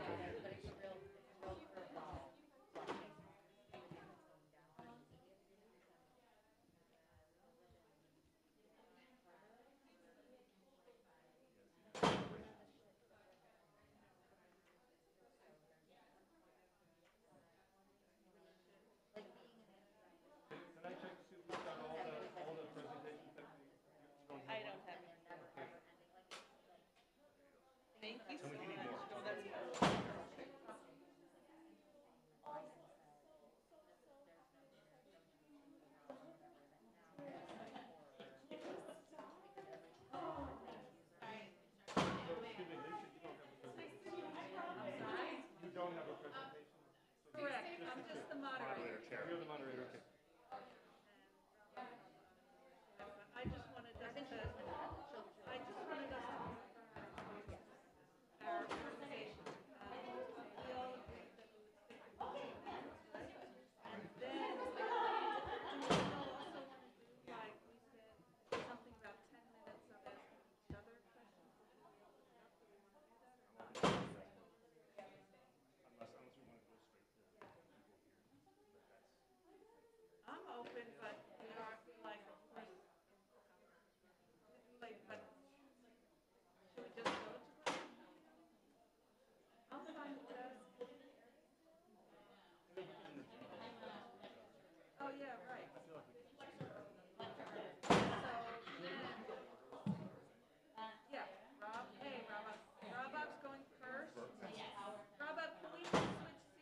I just need, once I do this, I need, because I'm gonna take my computer. Oh, got it.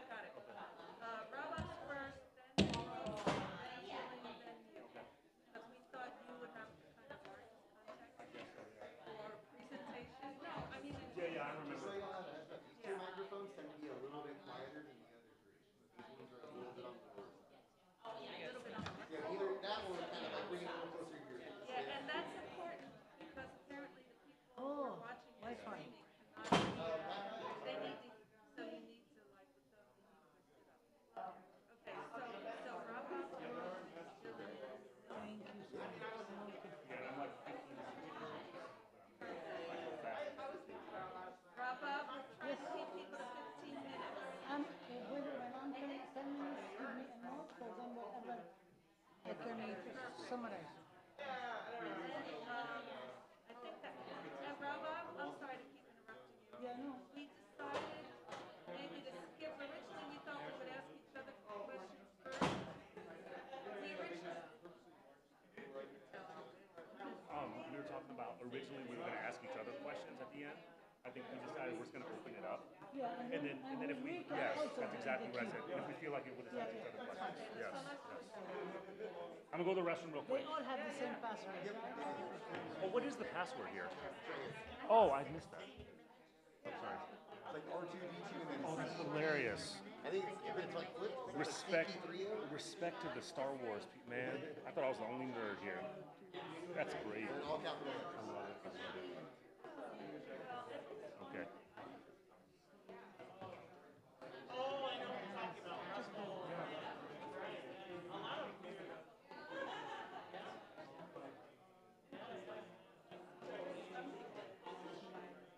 Let me just connect it and make sure it works. I'm just connected to make sure Oh it yeah, works. definitely. That's why I'm making sure you got it all set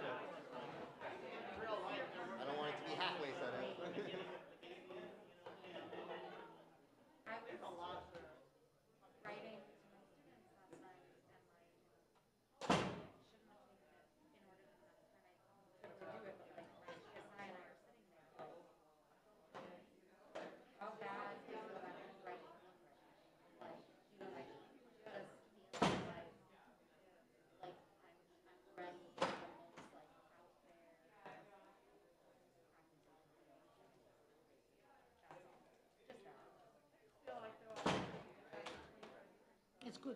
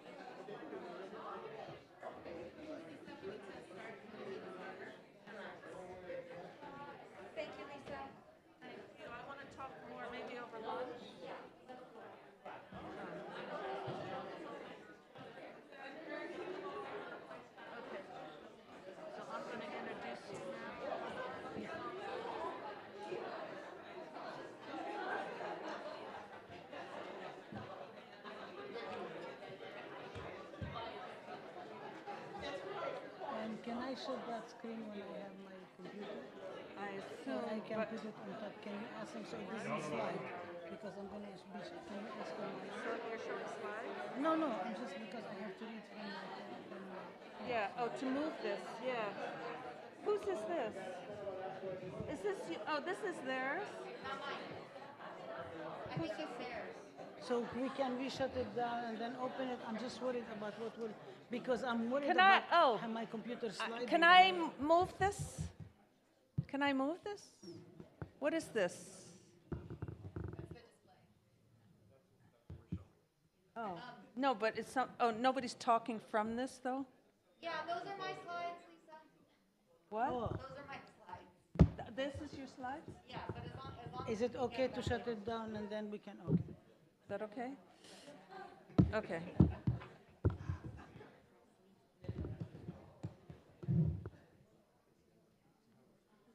Yeah.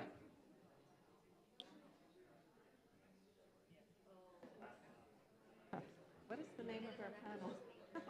Oh. Neoliberalism, what, I have a problem.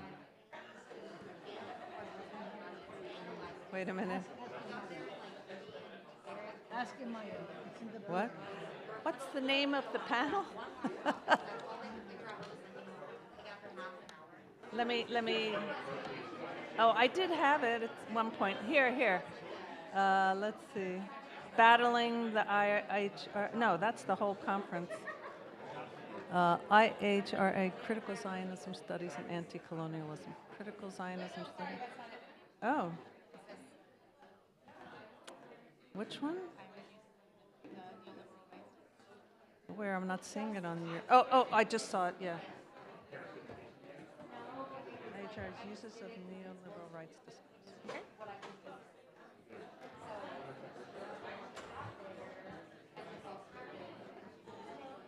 Okay, everyone, we are going to begin the first panel of the day. Thank you all for being here. It's so incredibly important to be doing this at this moment. So really important. And also to do this collectively, have this conversation collectively. We need it. So this first panel is called the IHRA Definitions Use of Neoliberal Rights Discourse. And I'm just going to introduce each speaker. And our first speaker is Dr. Rabab Abdul Hadi, who is the founding director and senior scholar of Arab and Muslim Ethnicities and Diaspora Studies program at San Francisco State University. She's an internationally known scholar and distinguished professor who continuously supports community development and student engagement alongside of her academic work. The Ahmed program has, I want to be a student in it actually, has amazing courses on Palestine, Islamophobia, civil liberties, gender and modernity, borders, colonialism, imperialism, resistance, Arab literature, Arab media, and Arab revolutions. Dr. Abdul Hadi has taught at 8 transnational sites of higher education. I'll just name a few, the American University in Cairo and Birzeit University in Palestine, among others.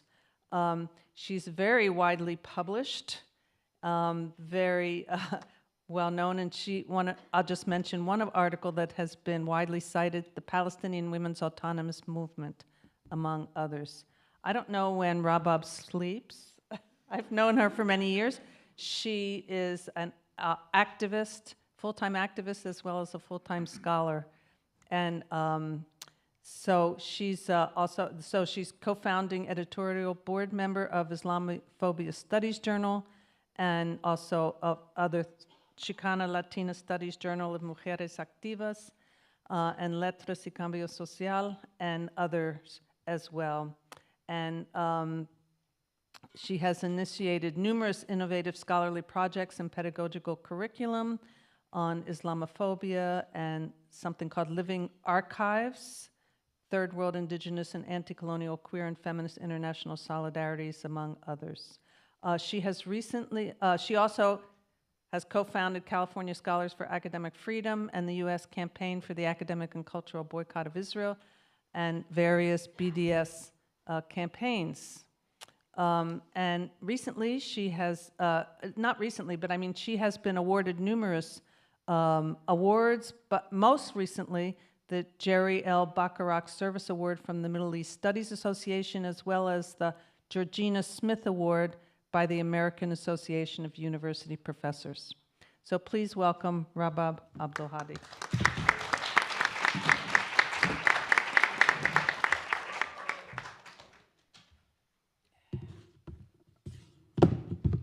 Just give me 1 minute. Okay. Good morning. Thank you so much for holding this, and I thank all my comrades and my co-organizers for this amazing opportunity that I don't want to spend too much time talking about it because that will take away from my 15 minutes here on the podium. But I want to first start by acknowledging that we are meeting on indigenous people's land, echoing what Corina Gold has said, and she's not with us because she's at the Alcatraz today from the 5 o'clock minute ceremony. I also want to thank the Resource Center for Nonviolence, who is hosting us today, the Critical Race and Ethnic Studies Department, the Center for Racial Justice, and the Center for Creative Ecologies here. I totally understand what you're going through. And I'm sorry if I forgot anybody. I know all the other co-sponsors and so on, they are on our website. But I understand because I have been experiencing myself at least 15 years of what has been happening. And many times, even the whole question of recognition of what's going on is in itself very painful because me remembering and all the issues that we have come through and all the stuff that you are subjected to. And what Lisa is talking about is when are we able to actually come together to produce productively the knowledge based on justice-centered when we want to, and be able to celebrate each other, to enjoy each other, without constantly having this thing hanging over us and trying to control and all our lives. So I totally understand that. We can talk about it more. I want to, one of my presentation is called, I'm going to go back, Anything But Random, Zionism, the Neoliberal University and Criminalizing Palestine Curriculum. And I want to begin by connecting it first to the hatchet job that we have been subjected to, the first one by Tammy Rothman Benjamin, who was a lecturer of Hebrew here at UC Santa Cruz, and the executive director of AMCHA, a very well-funded group. And this was very much similar to what we at San Francisco State has experienced. The minute the announcement came out, we got the attack. The minute Dr. Tomomi Kinakawa, where are you, Tomomi? Dr. Tomomi Kinakawa and I co-organized an open classroom at the height of COVID in order for us to enable our students to be exposed to very well-known international luminaries that nobody ever even able to get to and bring even to the most richest Ivy Leagues to our students at the public university. Immediately we were shut down and the attacks went up again. So this is very similar to what has happened. But I can't talk about all of these details because if I do, I will not be able to finish. So today I just want to focus on analyzing, historicizing, and theorizing the connection between Zionist, white supremacist groups, Islamophobia, anti-Arab, anti-Palestinian animus, and the increased privatization and corporatization of the public university that makes these conditions possible. So I want to situate it in different contexts. First is the context we're in. We're in the United States. And I think it's really important to remind ourselves, I know that my brother and comrade, Hatem Bazian, whom San Francisco State will never even allow us to have him teach one class, spoke about, is to talk about the connections of what is the United States. United States, I think, really important to acknowledge that it is a white supremacist, racist, settler colonial state to the core that will continue despite all the claims and calls for the democratization. It is governed by understanding a mindset of xenophobia, anti-Semitism, Orientalism, Islamophobia, and all sorts of racism and racial discrimination. And that is exactly the same mindset that the academic colleagues who are controlling some of these universities' administrations suffer from. The United States is known for its history of kidnapping and enslavement of African people. exclusion of Asian people, lynching of Arabs, Italians, and Jews in the Jim Crow South, along with black people, the Palmer raids, the deportation of anarchists and communists, concentration camps of Japanese during Second World War, at the same time blocking the doors to Jews who were escaping from the Nazi Holocaust to be able to come in. We experienced in the 50s McCarthyism, in the 60s COINTELPRO, the suppression of anti-Vietnam, and the consideration and labeling of many movements, including the Palestinian, as terrorists. And then, of course, at that time, also the interest of the United States in oil rises, and neoliberalism sets in as not only ideology, but also as material conditions of economic ways to figure out how to deal with all of this stuff. I'm reminding us of all of these things because every single moment we can take, we can actually connect it to what is going on now. So for example, the wanted ads for the slave patrol are very much similar to what David Horowitz put up, the wanted ads all over our universities targeting all the whole exclusion, the labeling, the attack, the smearing, the deportation, every single element of this can be actually documented, and I do it in a longer term, but I don't have time to do it here.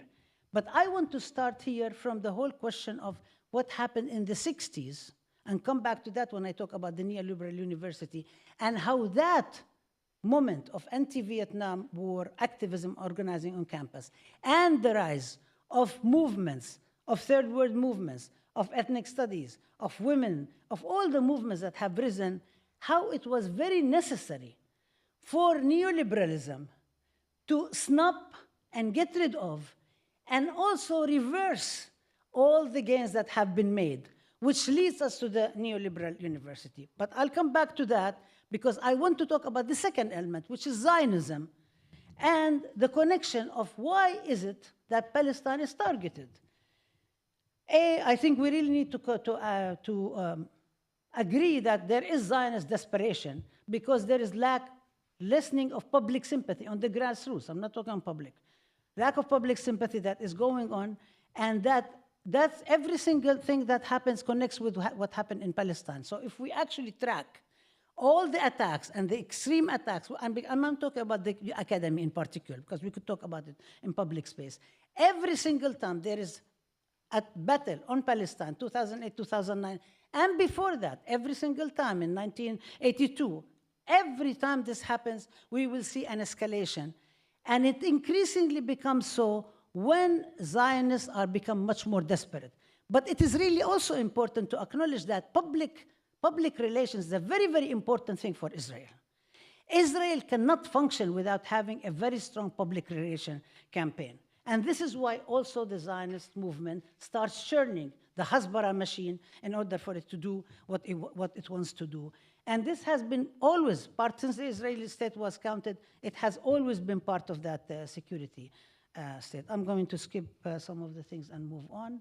And so, because of the PR is very, very important, and this is also posted within Shin Bet, Mossad, Foreign Policy Ministry of Interior, and so on and so forth, along with labeling Palestinians as terrorists historically and other anti-colonial movements historically, it becomes really difficult at times when there is so much more rising sympathy with Palestine, especially today when we see all public opinion polls are showing almost same amount of sympathy between Palestinians and Israel, and increasingly so among young people, and increasingly so among young Jewish people, which creates a very serious problem for the Zionist movement that wants to claim that it represents all Jews, that there is one experience of Jews across time and place, that there is no diversity, that it owns Jewishness. It really acts as if that. And when there are all these young Jewish kids who are actually moving more and more and more towards justice in for Palestine and refuse to allow Israel to speak in their name, that creates a very big problem for the Zionist movement, for all the Israeli lobby industry. And the reason, and we can also talk about why this happens, and we have a whole lot of analysis. Why is it that younger Jews today, actually very different from, let's say, in the 50s, right post the Israeli state was founded, after the Holocaust, and so on and so forth, It's now people who are thinking of the Holocaust as a tragedy, as we all do, as a tragedy, as a huge human tragedy, the murder of 6 million people. And we say, we don't stop, as the Zionist movement says, never again. But we say never again for anyone.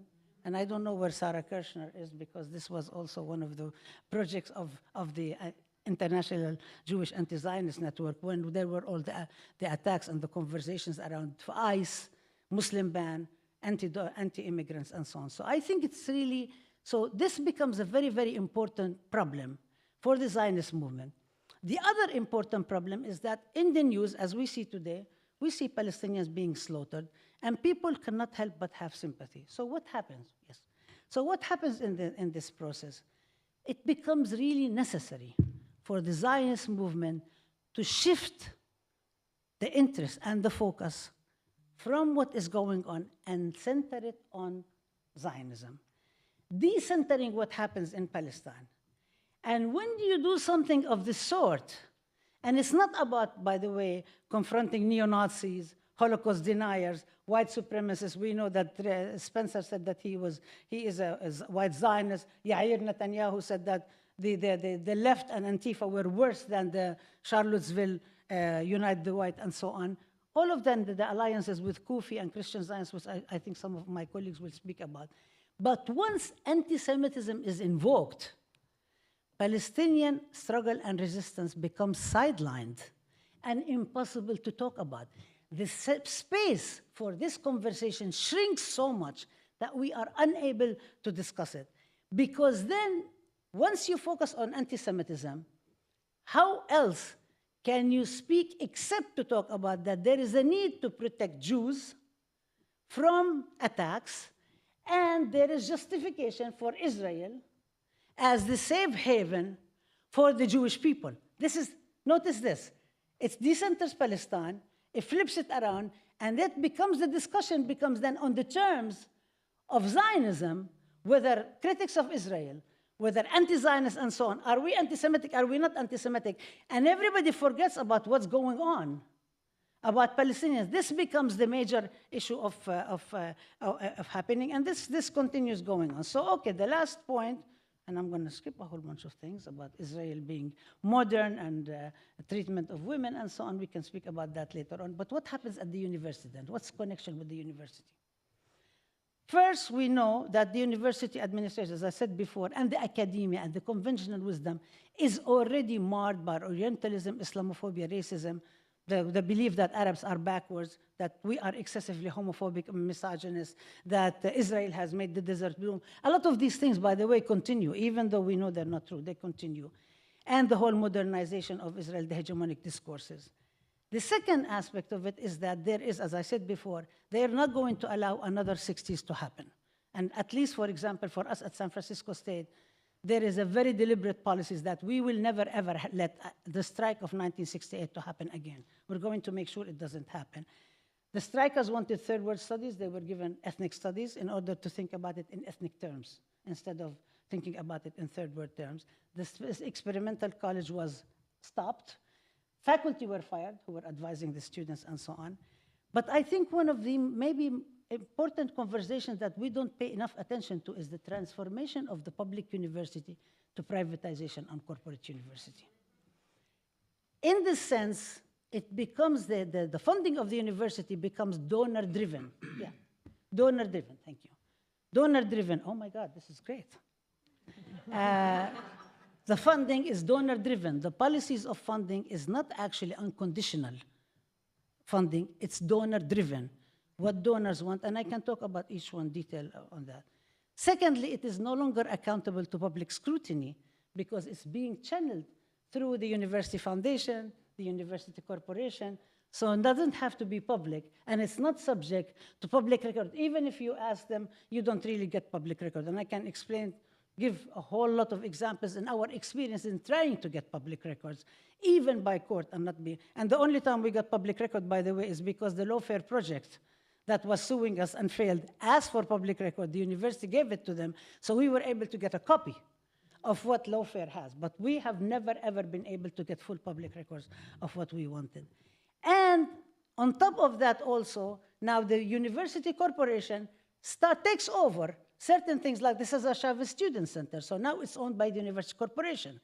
The janitorial staff, custodians at the Cesar Chavez Student Center try to unionize, they are crushed. The university creates risk management because liability and insurance becomes more important. The university starts trying to give exclusive rights to Coke and Pepsi, calling them pouring rights, on campus, and of course we fight against them. And then there is also the structural changes that have happened, that, for example, and this is one of the things that is in the abstract of the panel, that instead of talking about education, now we talk about student demand. Instead, it becomes all in market analysis, and it's all about the invisible hand of the market and so on. The student advising becomes enrollment management. The task of students and curriculum is taken away from the Senate, academic Senate, and it's put in student affairs, which is under directly the university administration, i.e. the head of the corporation. The university president is called CEO. The university creates new rules on time, place, and manner to punish, and I can explain about all of these things again. The diversity, equity, inclusion replaces affirmative action, and at the helm of it, as Hatem mentioned, at the helm of it, every single baton that is directed against us is actually led by a person of color, who at one point or another had bona fide credentials in struggle, but has long ago made their peace, I don't know if you say, with the university and accepted to be part of the university structures and so on. For example, the Dean of the College of Ethnic Studies, the past Dean, Amy Suyushi, who has been known to be a very long organizer and so on, has been promoted as provost. And we believe that has been part of the way that she crushed all the challenges. And yesterday, she sent an email to all the university that at least maybe 350 lecturers' positions are going to be eliminated. And the title of the email, Serving Our Students. So the whole language, so when we actually talk to people in the community, they say, but you have a budget crisis. But we say, but the university president had 10 to 20% raises. You have billions of dollars of money for the rainy day. How come you don't use it now if this is the rainy day? What's happening and so on? So all of this gets connected together, along with the whole co-optation and the changes of people who were at one point radical and revolutionary, and along with and if we think about the whole question of the xenophobia and the whole question of the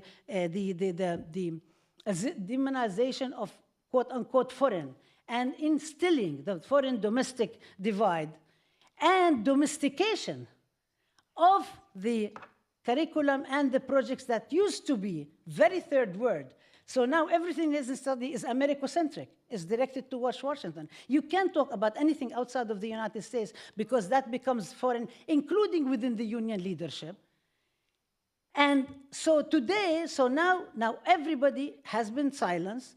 There is all these demands against us. And also, there is another thing that is that, and this is the last point I will make, yes. Oh, 1 minute, but the last point that I will say, and it's actually, this is the whole question of Palestine, that I don't agree that there is exceptionalization of Palestine. I don't think that Palestine is exceptional. I think we are subjected to the attacks by critical race theory, by everybody else. I think it benefits the interests of the powers that be to present Palestine as exceptional. So when Palestine is attacked, everybody else thinks this is not about us. It is something that we don't need to do. And it enables a new form of McCarthyism to intellectually isolate and punish people who are working on Palestine.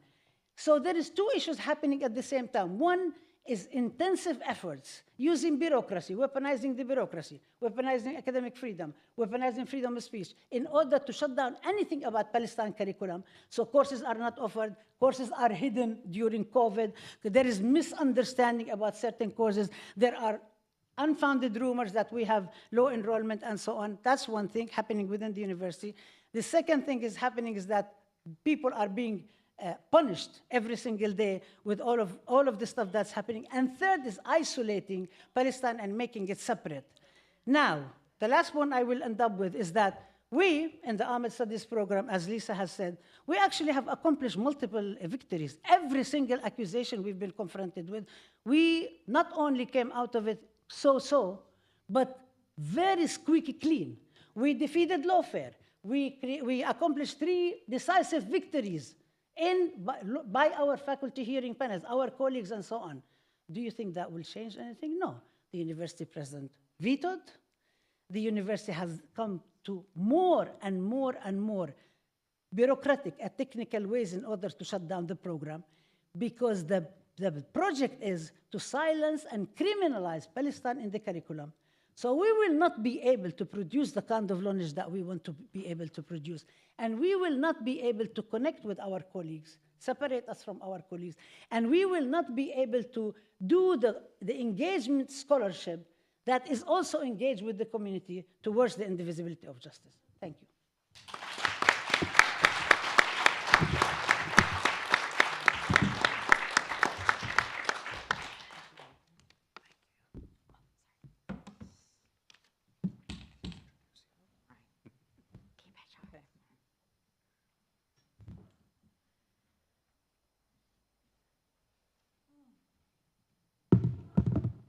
Thank you, Rabab. Inspiring as always. Our next speaker is Dr. Brooke Lober, who teaches gender and women's studies at UC Berkeley and Sonoma State. Brooke is a scholar activist, which I know well because we've worked together for many, many years. Most recently organizing anti-Zionist Jewish communities of practice through the Chavurah for a Free Palestine at Kehillah Community Synagogue in the East Bay. Brooke's book-length manuscript, tentatively titled Building Broken Bridges, Jewish Feminism and Anti-Zionism, engages with Jewish feminist queer trans activism and the Palestinian Solidarity Movement to examine sites for development of anti-racist, gender-radical Jewish anti-Zionism. For the last 7 years, Brooke has created oral history projects to document anti-imperialist and abolitionist feminist organizing in the Bay Area in the 1980s and 90s, resulting in an important website, womenagainstimperalism.com, and a special issue of Out of Control Lesbian Committee to Support Women Political Prisoners for the lesbian journal Sinister Wisdom.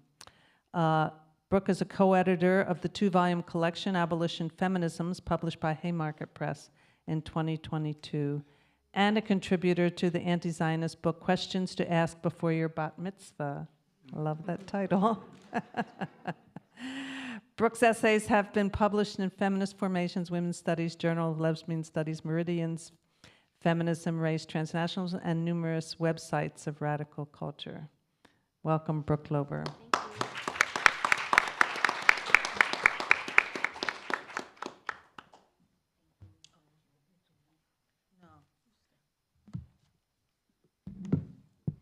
Yeah, thank you. Yeah, let's do that. Thank you so much. I want to thank the organizers, the brave organizers of this institute, and my co-panelists, 2 of whom I've known for 15 years in this organizing, and just so much love and appreciation. Thank you all. I am from this town. And the first time I came to the Resource Center for Nonviolence, it was like in a little Victorian house somewhere. I was 14 years old, and I brought my friends to learn about resisting the draft if they were going to impose a draft in the run-up to the first Gulf War. I want to thank the Resource Center for Nonviolence for hosting us today. I'm going to just say, so my daughter Satya, happy 19th birthday. This is for you. Organizing with SJP at Occidental College, I'm so proud. And I'm thinking of Afaf Ahmed, a young woman that I know in Gaza, who's on the move today. May you be well. And I hope that you will all join me tomorrow at noon at the Ferry Building to stop the bombing in San Francisco. Okay, I'm gonna start. Thank you. So, Judy Clark. a red diaper baby and committed communist, lesbian, and a white anti-Zionist Jew, was a member of the Weather Underground, and later the May 19th Communist Organization. As a representative of that group, she visited the PLO in Lebanon in 1981, linking the Black liberation movement to which she was committed with the Palestinian Revolutionary Movement, both of which she lauded as sites of solidarity for white people, before she became a political prisoner held by the US state for 37 years. While there is a longer story to tell about her reflection on armed struggle and her turn towards spirituality, Jewish identity, and mutual aid during incarceration, I open with this moment from Clark's extraordinary life to remind us of the radical left, in particular the communist left's commitment to Palestine, to armed anti-colonial struggle, and to militant Black liberation that lingered long into the late 20th century before its networks receded through direct attack, ideological condemnation, social and political marginalization, and the project of reform. As I will focus on here, this included the disestablishment of the Jewish left and the reformation of the Jewish people in a neoliberal, neo-fascist form that supports the Israeli state project both transnationally and in the land of Palestine. Before I discuss the neoliberal cultural work of Zionist representation of Jewish people across US and Israeli Jewish societies, I take a detour to mark several neoliberal practices that structure both states, in part to make clear that while the Israeli state represents itself as quote-unquote Jewish and manages Jewish citizen populations, like other ethno-states, its benefactors are not equivalent to Jewish people as some homogenous unit, but rather to the rule of racial capital, as the state is indeed a frontier of border militarization, as Harsha Walia writes, a colonial outpost for the West's preciously guarded imperial sovereignty. Israeli and US states are linked demographically. The Israeli state imports US populations to colonize the land and provide labor, and the two states share as many as 200,000 dual citizens, with linked populations further facilitated by the new visa waiver program. The states are geopolitically tied. The Israeli state comprises a US ally in the so-called war on terror and an outpost of US imperialism in the Middle East, and supplies securities and surveillance technology and weapons to states across the globe in concert and in tension with US interests. The two states are economically linked. Israel filters US taxpayer funding into both its colonial project and its weapons industry, receiving half of all US foreign military aid, $3.8 billion per year and more, for example, right now. At the founding of the state, Israel was not an economic power on a world scale. Early state building relied on German reparations for the Nazi Holocaust, US economic aid, and donations from across Jewish diasporas, for example, in the form of Israel bonds. Beginning in 1973, the US increasingly supplied Israel with military equipment and funding, but since the neoliberal turn, the Israeli state has enlarged its role in transnational capital, launching into first world status via the development of a tech, securities, surveillance, and weapons industry that boomed in the late 1990s and now redistributes significant public funds upward into private hands on a global scale. This move was attended by a decisive decline in Israeli social welfare funding, as feminist anthropologist Smadar Levy writes in her study of Mizrahi women welfare recipients. As Levy shows, Mizrahi women on welfare were among those most harmed by the privatization of the economy, which contributed to increased inequality and intra-Jewish racism beginning in the 1980s and continuing for decades, accelerating following the 2003 Arrangements Law. As Levy writes, Hok HaSadarim is the Israeli version of the US Consolidated Omnibus Reconciliation Act of 1985, a Reaganomics initiative to deregulate and downsize government, reduce spending, decrease taxes for the upper classes, and ease inflation through monetary control. The techscape responsible for Israel's economic boom has two faces, which I'll describe briefly here.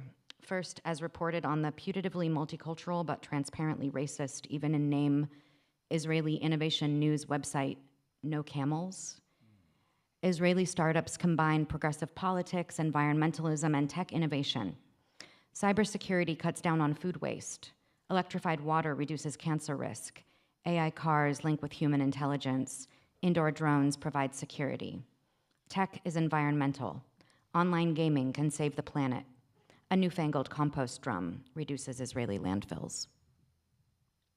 On the other hand, as Antony Lowenstein writes in the Palestine Laboratory, How Israel Exports the Technology of Occupation Around the World, Israeli arms sales in 2021 were the highest on record, surging 55% over the previous 2 years to US 11.3 billion. Europe was the biggest recipient of these weapons even before Russia's invasion of Ukraine, followed by Asia and the Pacific. Rockets, aerial defense systems, missiles, cyber weapons, and radar make Israel one of the top 10 weapons dealers in the world, having sold a range of equipment to nations including India, Azerbaijan, and Turkey. Lowenstein argues that these arms sales are exceptional both in profit and in representation as market commodities. Unlike any other weapons manufacturer, Israel's largest defense firm, Elbit Systems, screens actual footage of the killing of Palestinian people to sell their products. Moreover, the state's dealings are undiscriminating. Lowenstein writes that the Israeli government approved every defense deal brought to it since 2007, according to details uncovered in 2022 by Israeli human rights lawyer Itai Mack. Honed for this profitable sector, the state of Israel reproduces and relies on the transnationally circulated image of a national subject formed via neoliberal cultural capture, producing a veneer of collective rights for a minority ethnic, racial, religious group, Jewish people. The state has in fact excised subsets of Jewish people, accumulated through numerous and distinct mass displacements, named them citizens and potential citizens, and armed them differentially with the right of settlement, of land and resource grab, while simultaneously fashioning a Jewish facade for a de facto white-dominated transnational war industry. Okay, this slide is a placeholder. This is just Walter Benjamin. Just go with me for a second. This is the diaspora Jew. Okay, it's just a reference, a placeholder. To produce the conditions of possibility for this transformation of Jewish people into Zionist subjects, the Israeli State National Project manifested a cultural shift, the disestablishment of the figure of the Jew, wrought in the image of European diaspora Jewry, coded as gender aberrant and racially weak in anti-Semitic Europe, and on the other hand, beloved as the iconic mensch in Ashkenazi culture. This figure who was other to the Gentile ideal became the other to the new Jew, an image that persists through today in the figure of the settler soldier, as Tamar Mayer, among others, argues. Zionism's strategic reformation of the Jewish people into new Jews, as opposed to backwards Jews, emerges from its roots in masculinist minority nationalism. Ashkenazi Jewish people, read men, who partnered with imperial powers to enact the early foundations of the state project, constituted a racial minority in Europe and set out to end that status and to link Jewish people with the racially dominant, a transformation which could take place in the colonial scene, as Herzl wrote, so that the epithet Jew will become a term of honor, like German, British, French.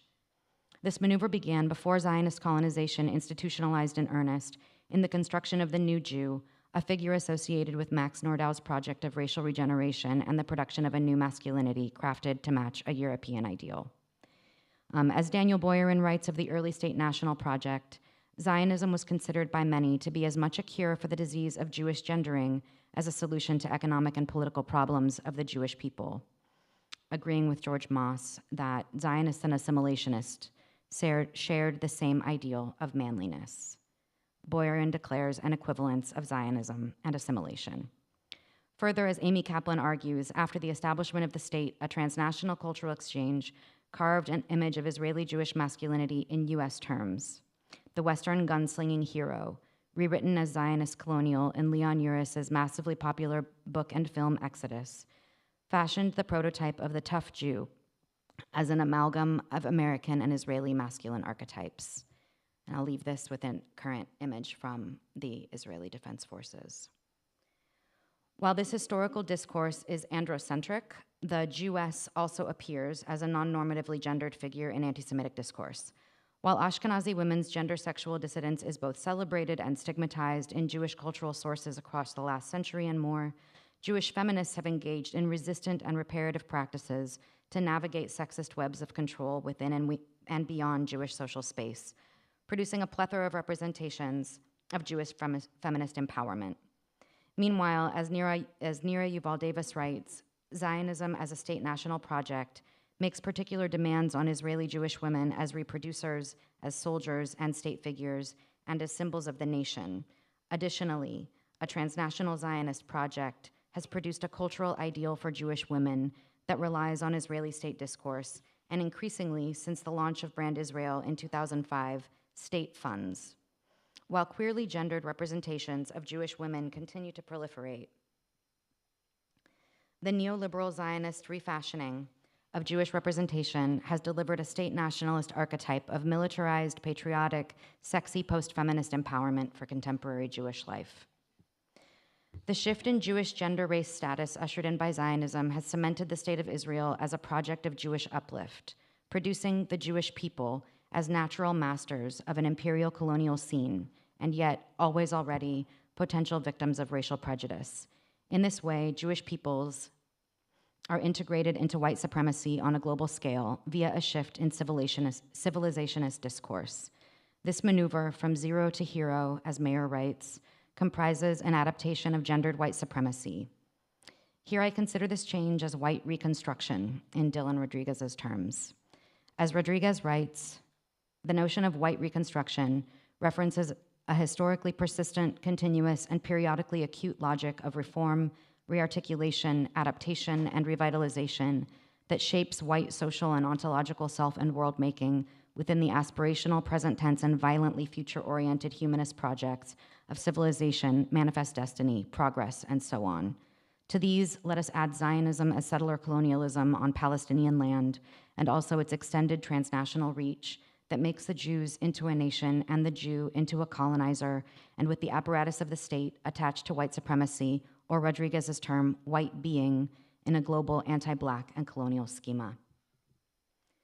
The Zionist integration of Jewish into multicultural white supremacy on a global scale is facilitated by the conditioning of speech on Jewishness, as represented by the IHRA and the longer, larger project to change the meaning of anti-Semitism away from its classic forms of racialized, gendered, civilizationist inferiorization in service of a taboo against opposing the state of Israel.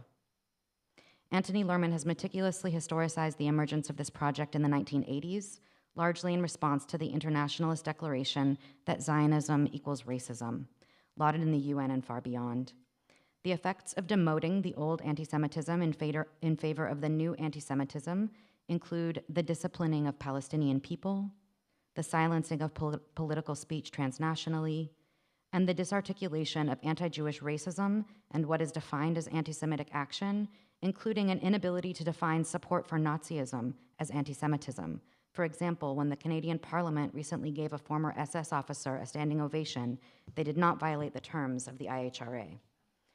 Urgently, the Project for Jewish Supremacy in Palestine forms the conditions of life for Palestinian people. In addition to experiencing brutality differentially across territories, Palestinian people's speech acts are censured via a Jewish-informed pedagogy that mandates a particular form of opposing anti-Semitism, namely awareness of and a will to overcome historical anti-Semitic tropes. As Mohammed El-Kurd writes, as Palestinians, we understand from a young age that the semantic violence we practice with our words dwarfs the decades of systemic and material violence enacted against us by the self-proclaimed Jewish state. A drone is one thing, but a trope is unacceptable. We learn to internalize the muzzle. The adaptation of the figure of the Jew as a symbolic center of Israeli national discourse is supplemented by the IHRA definition of anti-Semitism, which provides a sleight of hand, conjuring an image of individual Jewish subjects and a collective Jewish identity, the Israeli state, presented as vulnerable to anti-Semitic insult, and in response, conditioning speech, a wholly liberal right. And yet punishment of the purported new anti-Semitism not only silences critiques and condemnations of the Israeli state, but also furthers the popular notion that the state of Israel's raison d'etre is to protect Jewish people from anti-Semitism, a farce belied by the simple fact that Jewish people are nowhere more endangered than in the territorial bounds claimed by the Israeli state and on the ideological grounds of Zionism, which is rapidly producing anti-Jewish sentiment that often converges with the classic hatred of Jews, anti-Semitic common sense sewn into the fabric of modernity. I'm going to try to finish up real quick. So throughout my research into Jewish feminist and queer appearances of Jewish anti-Zionism, I've sought to understand the gendered and racial, colonial and imperial mechanisms that produce not only the colonization of Palestine and its decimation of Palestinian people, the central disaster we are all trying to address, transform, and overcome. But also a corollary to this loss, attendant to the new Jew as multicultural white master colonizer man.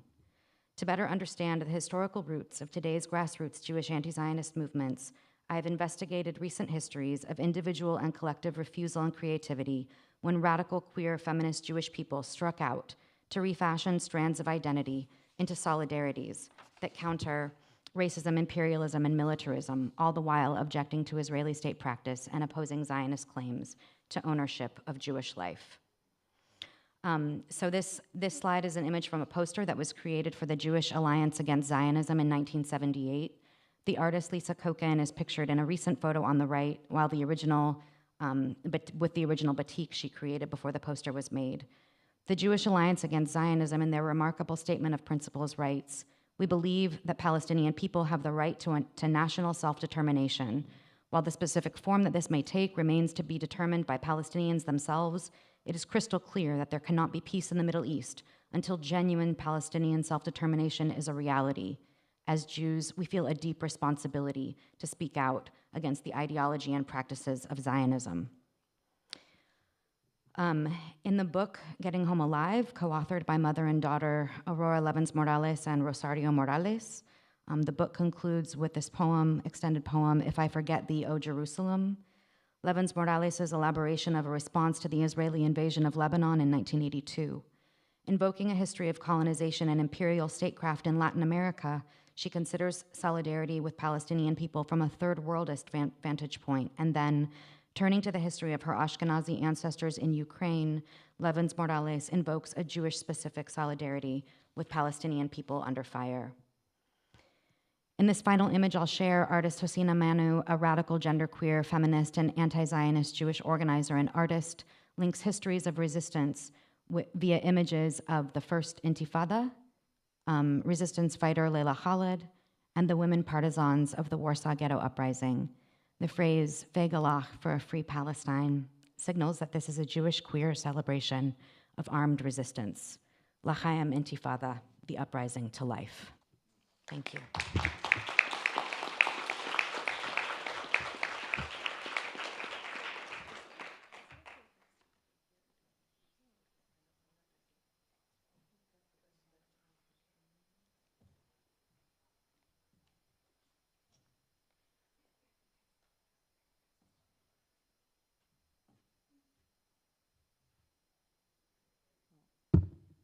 I don't know how to.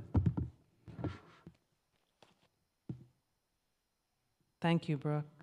Thank you, Brooke.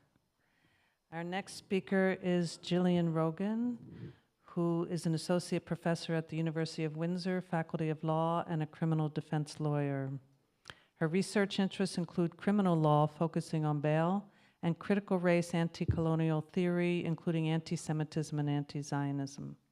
Jillian is an active member of Independent Jewish Voices, Jewish Voice for Peace, and the Jewish Faculty Network. Her PhD research focuses on Jewish advocacy in the enactment of hate speech legislation in Canada, including changing conceptions of anti-Semitism over time.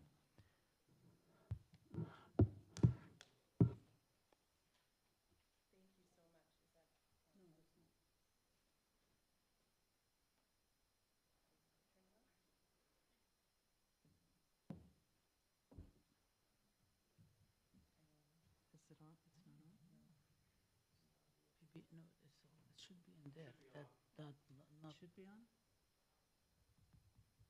No, maybe try this one. Yeah. Oh, that works. Okay. Yeah, but she needs.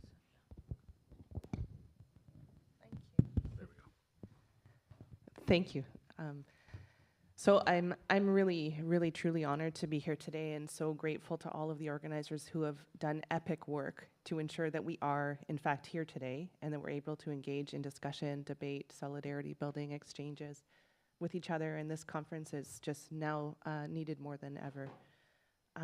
By way of introduction to the paper, I've been an activist, Jewish-based activism with Palestine Solidarity since about 2002, and I'm currently a member of a number of organizations. And in the past number of years, of course, we've been focused, as many of us have, on responding to IRA, its violences, its erasures, its obfuscations and the weaponization of anti-Semitism. And so in the midst of that activism,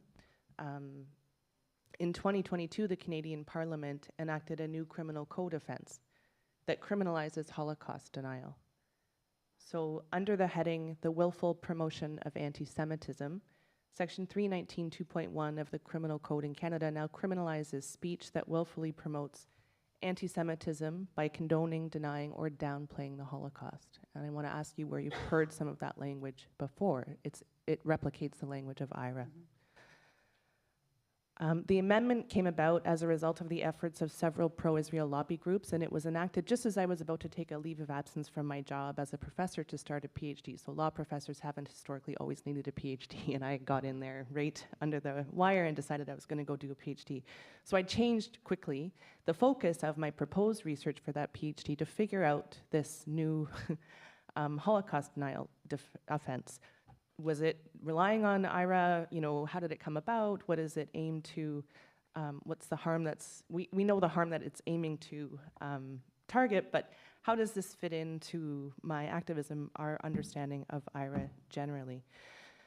And what I found very immediately was that it is replicating IRA. It's very clear. IRA is mentioned in the parliamentary and Senate debates, and we'll talk about that in a minute. So this paper that I'm going to present is just one small part of my broader research, which is really, broadly speaking, about the influence of Zionism on Jewish advocacy and the enactment of hate speech provisions in Canada. Because in the 1960s, 1950s, 60s, and then culminating in 1970, Canada saw its first hate speech legislation be enacted in the criminal code, and that was largely a result of Jewish-led advocacy. So I'm going to look at this historical view in a moment. But my questions really center around how did we get to this point where Canadian criminal law now recognizes only one genocide, denial of which is a criminal offense. It's perfectly legal in Canada to deny the Nakba, the ongoing genocide of Indigenous people, the history and ongoing legacy of slavery in Canada, because we do have our own history and legacy of that, contrary to Canada's own practices of erasure. In fact, these denials are part of the fabric of everyday multicultural life in Canada. How did we get to a point where IRA, which is essentially Israeli propaganda, now forms part of Canadian criminal law? How did we get to a point where the Holocaust is being used as a political tool to attempt to erase Palestinians? I'm going to talk today about the history and more recent moments of Jewish-led advocacy in the enactment of hate speech legislation, and within this history, we see the very meaning and scope of anti-Semitism shift as the organizations involved in the advocacy in the 50s and 60s became more entrenched and influenced by Zionism. And I'll start here with a little bit of that history, most of which is archival and original. So Jews in Canada used to be racialized. We were not quite white, to borrow Karen Brodkin's term. And we were very active in solidarity movements, struggling alongside lots of people. And I'm not trying to glorify those moments and say they were perfect or there weren't power dynamics or imbalances, but that's just a reality that there was a serious struggle, a collective struggle for rights. And many of those struggles culminated in this shift in the 60s with lots of sort of anti-discrimination legislation in Canada and human rights-oriented trying to deal with some of that historic, which we're still dealing with, but more overt discrimination laws. And this is at a time when Canada's official policy of multiculturalism and the legal landscape were shifting. Right around that time, the 50s and 60s in Canada, there was a huge resurgence of neo-Nazism and white supremacy. And there were neo-Nazi rallies, leafleting, marches, mass mailings of hateful and racist propaganda. And the Canadian Jewish Congress took a really leading role in responding to these demonstrations of white supremacist neo-Nazi violence. Through their joint committee with B'nai B'rith, the JCRC, the Joint Community Relations Committee, these efforts to respond to this kind of racism included hate speech criminalization. I want to really highlight this. At the time, it took 15 years to enact this legislation, and it was the most debated legislation ever to be passed in Canada. That's what it's been referred to as, the most debated. There were fierce debates. The Congress themselves weren't sure about it because it trenched civil liberties in terms of free speech, and where have we heard that before? That was the Congress's concern. They were concerned that it would give a platform to Nazis by the way of trials, that if you litigate these things, you're giving a lot of attention. And then there were other anti-Semitic concerns. People didn't think anti-Semitism was a problem. But what's interesting here to note, just as much as what was debated at the time, is what's not debated, what wasn't debated. There was no debate about what anti-Semitism was, and there was no need to define it. It was scurrilous hate speech and actions directed at Jewish people as Jewish people. It only was in the following years that questions began to arise within mainstream Jewish communal organizational circles about the scope, meaning, and definition of anti-Semitism. And I want to turn to two significant turning points that shifted that conversation. One is the Six-Day War in 1967, and one is the Black Power, Black Panther movement. So while the focus of the JCRC in the 1950s and 60s had been on the rise of white supremacy and neo-Nazi activity, the focus shifted in 1967 and 1968. Almost immediately, like we're talking days, 2 weeks, 1 week, following the Six-Day War, the issue of anti-Semitism became globalized as it now more concretely engaged geopolitical issues. Palestine solidarity struggles began to be understood as part of global South decolonizing movements, and Israel's alignment with Western imperial powers was solidified. The anti-colonial demands of Palestinians and their supporters began to be interpreted by many as anti-Semitic, and alignment with Israeli nation-building goals, on the other hand, as pro-imperialist. And falling into the trap of this binary, the CJC began to monitor countries' responses to the war, communities and people who lent their support to Palestinians. As part of, and this is the crucial part here, as part of their work in fighting anti-Semitism, it's not that the CJC and other mainstream Jewish organizations weren't involved in Zionism or Israeli nation building, it's that this is the first moment where it becomes part of their work to fight anti-Semitism. Before that, it's not in the files. So the anti-Semitic threats faced by Canadian Jews began to be interpreted to include threat of opposition to Israeli state policies and practice. And this shift aligned with, again, with official state policy in the aftermath of the 1967 war, which Anthony Lerman has detailed. Shortly after the 1967 war, the Black Panthers came to Canada, and the JCRC again began to shift its attention away from, not away from, it began to include attention on what they called Black anti-Semitism. The long-standing joint struggles and solidarity between Black and Jewish organizers in Canada began to erode as Congress became caught up in this white moral panic about the Panthers and what it perceived to be, and coined, the term Black anti-Semitism, that this is a thing that we need to focus on. And this played out in Canada in the fall of 1968 when the Congress of Black Writers convened in Montreal. And this was a gathering of an international nature, bringing together prominent artists, activists, and scholars in the Black radical anti-colonial, anti-imperial struggle. Stokely Carmichael was there, CLR James, so many others. They brought the energy and the intellect of revolution to the gathering. Media reporting of the event elicited fear-mongering, highlighting what was interpreted as calls to violence emanating from the speakers, as well as perceived anti-Semitism. One article reported that the Black Power movement was a Frankenstein monster which will devour us if it's not stopped, that the movement posed the biggest threat since the death of Nazism.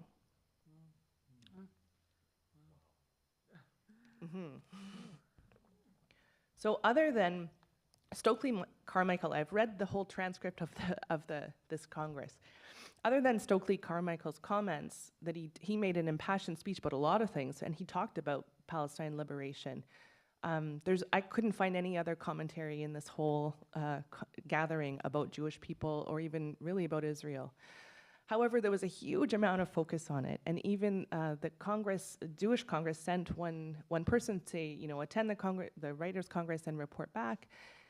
They came back and said it's totally anti-Semitic. The Black Panthers have this poet, and Leroy Jones, and he's so anti-Semitic, and so it's true. Leroy Jones wrote a poem at least one that's really pretty anti-Semitic. He wasn't at the conference in Montreal. He wasn't there. So he was supposed to be there. His name was on the agenda, But turns out that he was facing a charge in New Jersey and couldn't cross the border. So he wasn't there. So here we see this moral panic about black people gathering, right, and talking about revolution. And here we see the Canadian Jewish Congress sort of fitting into this white neoliberal narrative about danger, risk, and who we need to be monitoring and surveilling. Okay, so I'm still looking at this aspect of my research, but it seems to me that by this time the Jewish people in the Canadian Jewish Congress saw themselves as white because they responded in very much the same ways that white panic was. The anxieties of the Canadian Jewish Congress were, of course, I think probably dictated by the anxieties of the RCMP, the police, and the state apparatus who infiltrated the Writers' Congress in Montreal and surveilled. So we see here a synergy that perhaps hadn't existed before, which was that Jewish anxieties in Canada began to align very closely with those of the state. And that hadn't been the case, because historically Jewish people themselves had been targets of state surveillance and anti-Semitism, and it was anti-Semitism that was backed by Canadian institutional power, and not just Canadian global institutional power. And this was a moment where something else was happening. It was a moment where the Canadian Jewish Congress sort of shared those anxieties, those neoliberal tendencies of turning towards surveillance. It's clear that in the years following 1967 and 68, supporters of Palestine liberation were to be monitored and even surveilled. So one of the things I came across that I think was the most, I don't know, I came across a file at the archives, and it was labeled Neo-Nazis and the Canadian Arab Federation 1970. And so CAF was an organization that was defunded by the Harper government for terrorist activity because of their support for Palestine and many other issues.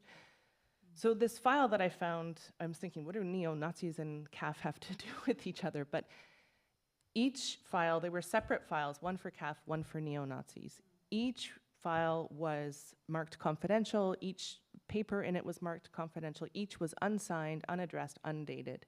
They are clearly the notes of an informant named Flipper. They call the Flipper reports. They call themselves Flipper in the reports. They're surveillance notes. So they provide mostly totally mundane details of particular individuals, mostly socialist, Arab and Muslim, and I don't even know, some Palestinian, like academics and students and, you know, people doing regular things. You can tell it sounds like it's a police officer writing it because of the racist innuendo, whereas all the files I'm looking at the archives are written by like Jewish lawyers and from the Congress, and they're very meticulous and minutes spelled correctly and all those things, and then all of a sudden you see these horrendous notes that look like it's written by a cop. So whether these documents are the result of the Jewish Congress hiring private detectives to conduct surveillance, or whether they are Canadian state surveillance shared with the JCRC, it's not known. But what is known, and I should say that I read through all of them, and there's nothing in the CAF reports that indicate any kind of anti-Semitism or even anything, or it's like socialist organizing in Palestine liberation. So without debate, criticism of Israel was read by the Canadian Jewish Congress in the late 1960s as anti-Semitic. And by the time the hate speech legislation came into force in 1970, both Palestinians and black people were becoming understood as merchants of anti-Semitism, providing further impetus for the enactment of hate speech legislation. In other words, and this trend happened, as I said, right after the 1967 war. And so, in other words, as the Canadian Jewish Congress interests began to increasingly align with Israeli state-building narratives surrounding critiques of Israel as being anti-Semitic, they began to turn their attention and focus onto black people and Palestinian people, Arab people, Muslims. And we see here those early kernels of that shift. And in some ways, you could say, well, I'll just keep reading. Years later, looking back on the 60s and looking back at that time of all of these legislative changes, including the enactment of hate speech legislation, if they can be called anti-discrimination, I don't know. But Saul Hayes, the former leader of the Canadian Jewish Congress, said this, and then we finally became white. That was his comment. So I know I just have 1 minute left. I'm not gonna be able to discuss that and analyze it, because that is a whole other part of my PhD research, is that racialization. And I guess what I'll say in a sentence is that becoming white does not happen in a vacuum. It comes by contrast. And so in order to become white, you need to, in this case, orientalize. And that's how you become white. I'm gonna read one quote, and I'll end here.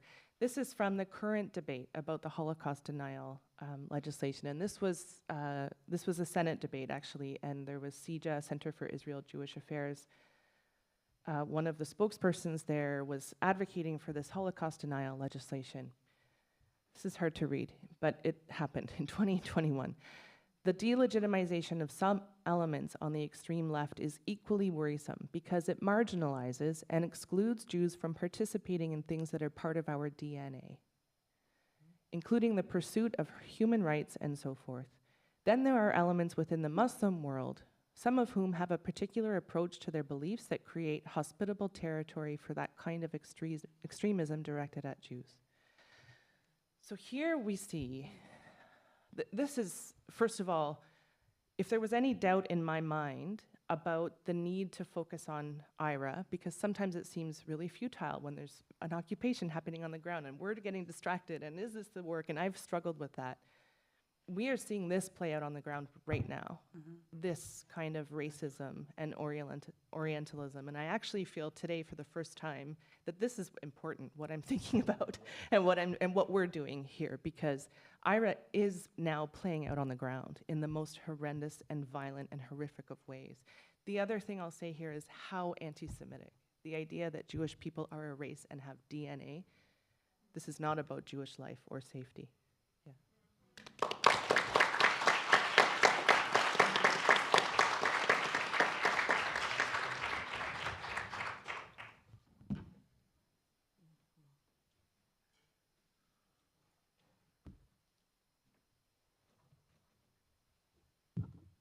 Thank you, Jillian. So important, the educational work that everyone on this panel is doing for all of us.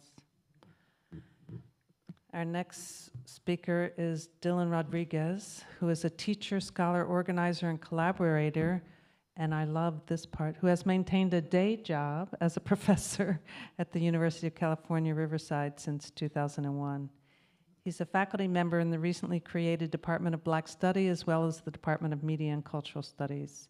Dylan was elected to serve as president of the American Studies Association in 2020 and 2021, which also passed a boycott resolution, the ASA, by the way. And in 2020 was named to the inaugural class of Freedom Scholars. Since 2021, he has served as co-director of the Center for Ideas in Society, where he created the Decolonizing Humanism programming stream. Since the late 1990s, Dylan has participated as a founding member of organizations like Critical Resistance, Abolition Collective, Critical Ethnic Studies Association, Cops Off Campus, Scholars for Social Justice, and UC Riverside Department of Black Study, among others. He is the author of 3 books, most recently White Reconstruction, Domestic Warfare and the Logic of Racial Genocide, which won the 2022 Frantz Fanon Book Award from the Caribbean Philosophical Association. Dylan.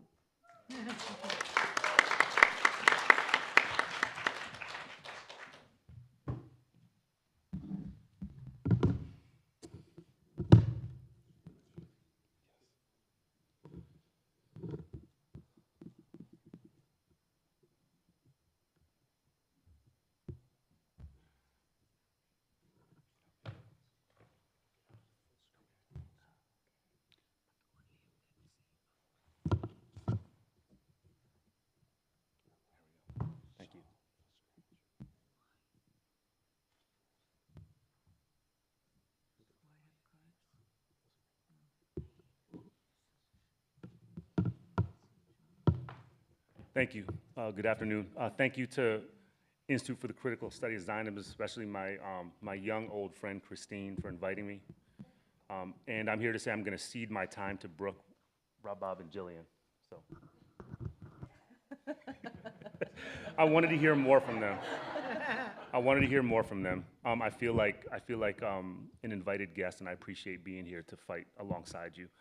So I'm going to jump right into things. I have 15 minutes. Pardon me if I'm going fast. I'm hoping that we can have some discussion time if anything I say is not as crystal explicit as it needs to be. Make no mistake that the International Holocaust Remembrance Alliance's definition of anti-Semitism melts the distinction between discourse and materialized violence, rhetorical policing, and genocidal to proto-genocidal mobilizations of colonial militarism. The IHRA, I guess we can call it IRA, we'll call it IRA, is simultaneously expressing a peculiar white ethno-religious exceptionalism that extracts from a genealogy of genocide and Jewish suffering to endanger those who labor for liberation from overlapping, related, and even common atrocities. When I say common atrocities, I don't mean they are necessarily common by design, but rather that under conditions of warfare in colonial and apartheid geographies, the primary targets of military and paramilitary activity become operatively indistinguishable from collateral or so-called civilian war casualties. Distinctions between ostensible combatants and non-combatants are not only difficult or effectively impossible to draw, but it's sometimes the case that non-combatants are maimed, damaged, and killed by the very same military that alleges to vindicate their civil existence through exercises of calculated retaliation. I'm obviously talking about stuff that's happening around us in real time at this moment. Please also keep in mind that I give preference to the term non-combatants rather than the commonly used term civilians, because in the context of Israel's longstanding colonial apartheid occupation and genocidal blockade of Gaza, the very concept of the civilian is thrown into radical disarray. In fact, I would argue that IRA's punitive definition of anti-Semitism is designed to eliminate the privileged category of the civilian when the person or people in question are engaged in some combination of solidarity with Palestinian liberation, critical analysis of and dissent from the attempted normalization of Israeli occupation, blockading, apartheid, and genocidal to proto-genocidal methods, demystification of the supremacist settler colonial political ideology of Zionism, or finally, opposition to specific Israeli state and military actions and policies. In this sense, the IRA definition of anti-Semitism is not merely weaponized. I know we say this all the time, it's weaponized, right? I want to say it's not merely that. It's not only weaponized. This definition is already an activity of warfare. It is already an activity of colonial repression in and of itself. As the Latin phrase goes, this definition is a form of war-making sui generis. The problem this panel is addressing then, in this day, our work, and tomorrow are addressing, are not reducible to repressive wordplay, insidious definitional expansionism, or even another attempt to canonize Zionism as a universal allegiance shared by all Jews across all varieties of Judaism. To consider IRA's version of anti-Semitism as a form of warfare is to already reframe it as a particular kind of warfare, which is to say this is not conventional warfare. We are not discussing warfare waged by mutually recognized adversaries with analogous, if not comparable, military power, mutually formalized state legitimacy, and mutual access to global international allies in the strategic advancement of conflict. Rather, we're analyzing how IRA is advancing a legally non-binding definition of anti-Semitism that nonetheless induces consequences that are entirely legal, material, militarized, and inciting of police power. By way of example, it's precisely such a notion of anti-Semitism that was conjured a few days ago at my employing campus of UC Riverside, when the Campus Hillel organization, along with at least one UCR faculty member, reported UCR students to the UCR administration, the UCR Police Department, and UCR's Public Safety and Health Wellness Officer for expressing solidarity with Palestine. The students were accused of engaging in, quote, inflammatory, quote, anti-Semitic speech that threatens, and again I quote, the safety of Jewish students on campus. This leaves out, of course, the fact that many of those expressing solidarity were actually Jewish students. A shout out to my friend, my comrade David Lloyd. Where are you, David? David, who was blasting this update out to all of us in real time. On closer examination, it became apparent that the accused students had made statements in social media and other venues that entirely aligned with what the UN Special Rapporteur, Jewish Voices for Peace, and many other organizations and international bodies have been saying for many years. Nonetheless, the chief of UCR Police Department immediately pledged an investigation of what he called, quote, hate-related communications, which were characterized by the director of Hillel as, and again I quote, rejoicing in the murder of innocent civilians, end quote, and bringing suspicion on the students as, this is Hillel's director again, bringing suspicion on students as, quote, potential aggressors against undifferentiated Jewish students on campus. My point is, this is a typical dynamic. I bring it up only because I think there needs to be a more broadly shared analysis of these and similar mobilizations of administrative and police power as forms of asymmetric war, specifically counterinsurgency, waged locally for the purpose of securing global objectives. It's in these moments that the US military's own concepts, curricula, and strategies of counterinsurgency and asymmetrical warfare provide, perhaps unintendedly provide, analytical frameworks through which to deepen our collective analysis and perhaps better inform and enrich our responses. According to Joint Forces publication 3-24, commonly referenced as a counterinsurgency field manual, counterinsurgency is a form of warfare that encompasses, and you see the quote, comprehensive civilian and military efforts designed to simultaneously defeat and contain insurgency and address its root causes. I ask that we pay attention to the conjoining of the positions of the civilian and the military in this definition. As presented here, civilian and military are co-equal partners, strategists, agents, and foot soldiers of counterinsurgency. This, again, is why I think it's important to be specific when we use the term civilian in context of occupation and warfare. In the field of counterinsurgency, extra-state civilian mobilizations play a primary role in defeating and containing, or put another way, exterminating and incarcerating those who fit the category of insurgent. The IRA's global mobilization of its definition of anti-Semitism is precisely such an extra-state civilian engagement in counterinsurgency, and I think it can and must be confronted as such. Since around 2004, the US military has revised and elaborated its framework of counterinsurgency for 21st century forms of warfare and occupation. A close study of this refurbished and expanded tactical and strategic understanding of counterinsurgency provides an analytical premise for re-examining IRA's definition of anti-Semitism, as well as other extra-state, that is civilian definitions and discourses of, and put all these in scare quotes, hate crimes, and so-called terrorism, especially those that have been circulated, legitimated, funded, and materially platformed by civil society institutions like nonprofit and NGO organizations, philanthropic foundations, and corporate media regimes. I want to propose that a central part of such a re-examination is close theoretical and practical attention to how the US military conceptualizes counterinsurgency as a narrative strategy. While the field manual certainly accounts for the conventionally militarized approaches to destroying resistance and rebellion against occupation, the curriculum emphasizes the role of culture, language, and public relations. These are all concepts that my co-panelists have brought up already. But it emphasizes the role of culture, language, and public relations in successful counterinsurgency operations. In fact, there are entire sections of the counterinsurgency field manual devoted to narrative. A subsection of the manual, is page 33 of the 2021 edition, is simply called Counterinsurgency Narrative. A portion of it reads, as you see on the screen, the counterinsurgency narrative should be the result of meticulous target audience analysis conducted by cultural and language subject matter experts in close collaboration among the host nation government, geographic combatant commander, and joint force commander. The counterinsurgency narrative should provide the guidance from which themes, actions, and messages can be planned in support of the counterinsurgency objectives. A subsequent section of the field manual is titled Support the Counterinsurgency Narrative. It's a very pedantic manual, all right? Reminding the reader that, quote, the counterinsurgency narrative is most effective when recognized and respected across the counterinsurgency force and emboldened by everything counterinsurgents say and do. Remember here, counterinsurgents here are the folks that are engaged in the occupation. Perhaps the most ominously substantive reference to counterinsurgency as narrative is yet another section titled, and I quote, Identify, Separate, Influence, and Renunciation. That's not my grammatical error, that's actually what it's called. Or ISIR.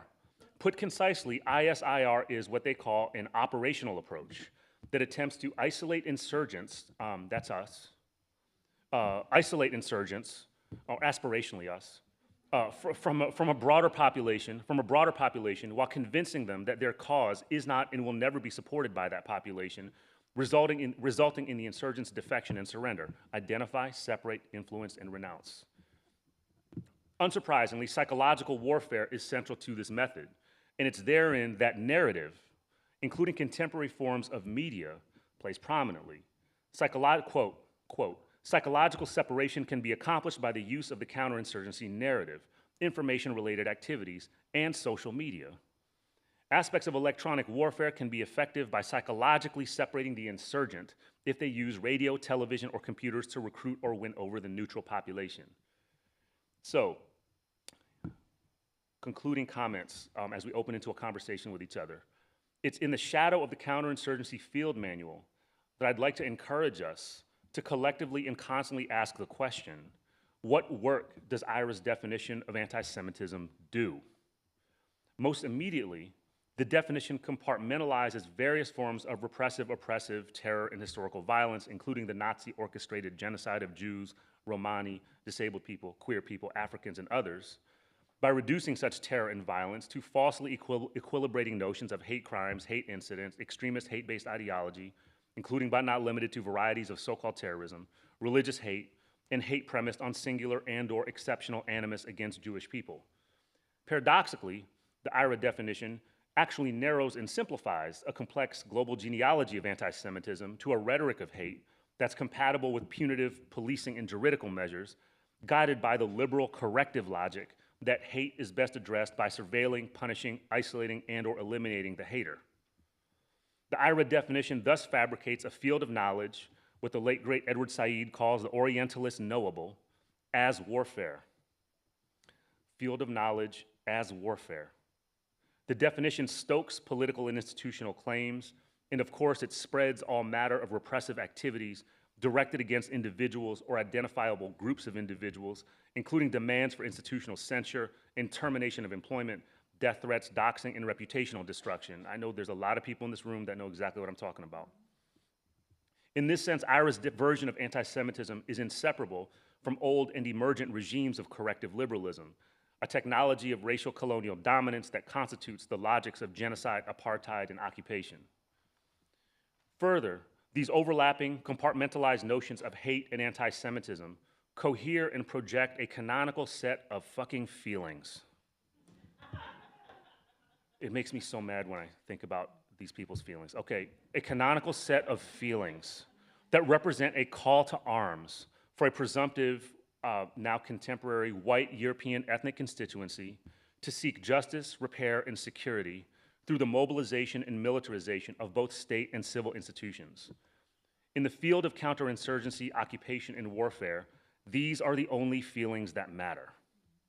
Once summoned, this definition of anti-Semitism extends and distends the entire ideological and symbolic apparatus of the Western world's genocidal humanism. By this, I mean that it once again installs and fortifies the borders of civilization with a capital genocidal C, against the insurgents, against the so-called enemies of Israel, against those who refuse to concede to the magical violence of Zionism as occupation narrative. In fact, the counterinsurgency narrative, when funneled through IHRA's definition of anti-Semitism, produces another layer of atrocity by characterizing the insurgents and enemies as beings whose feelings not only do not matter, but as beings who may have no feelings at all. Because, as our comrade from Palestinian Youth Movement told us, they are savages, animals, and whatever significations come from the Islamophobic colonial anti-Black toolbox. The hope I have, as I'm emboldened by being with you all today and tomorrow, is that we can create ways to neutralize and defeat this form of counterinsurgency by any means effective, any means collective, any means necessary. Thank you.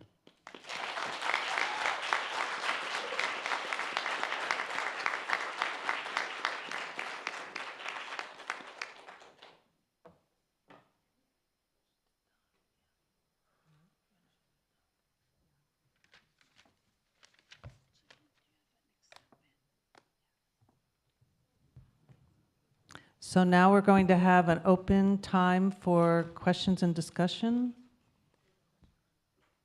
And We want you to keep the questions short, basically to 1 minute. And if someone goes on with the speech, instead of asking a question, we will cut you off. Trust me. I might sound mild, but I can be a badass when I need to. Okay, we have a question right here.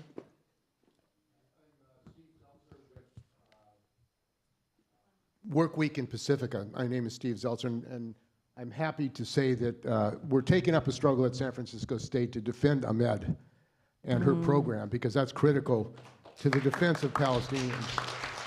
And the strike that we had 55 years ago to establish the Third World Studies was also for open admissions, for the right of all working class students to be able to go to college, which is being destroyed and has been destroyed with privatization of the university, the college system. So I think that the struggle to defend Palestinians, Palestinian studies, is a fight to defend the students and working class youth who have a right to public education.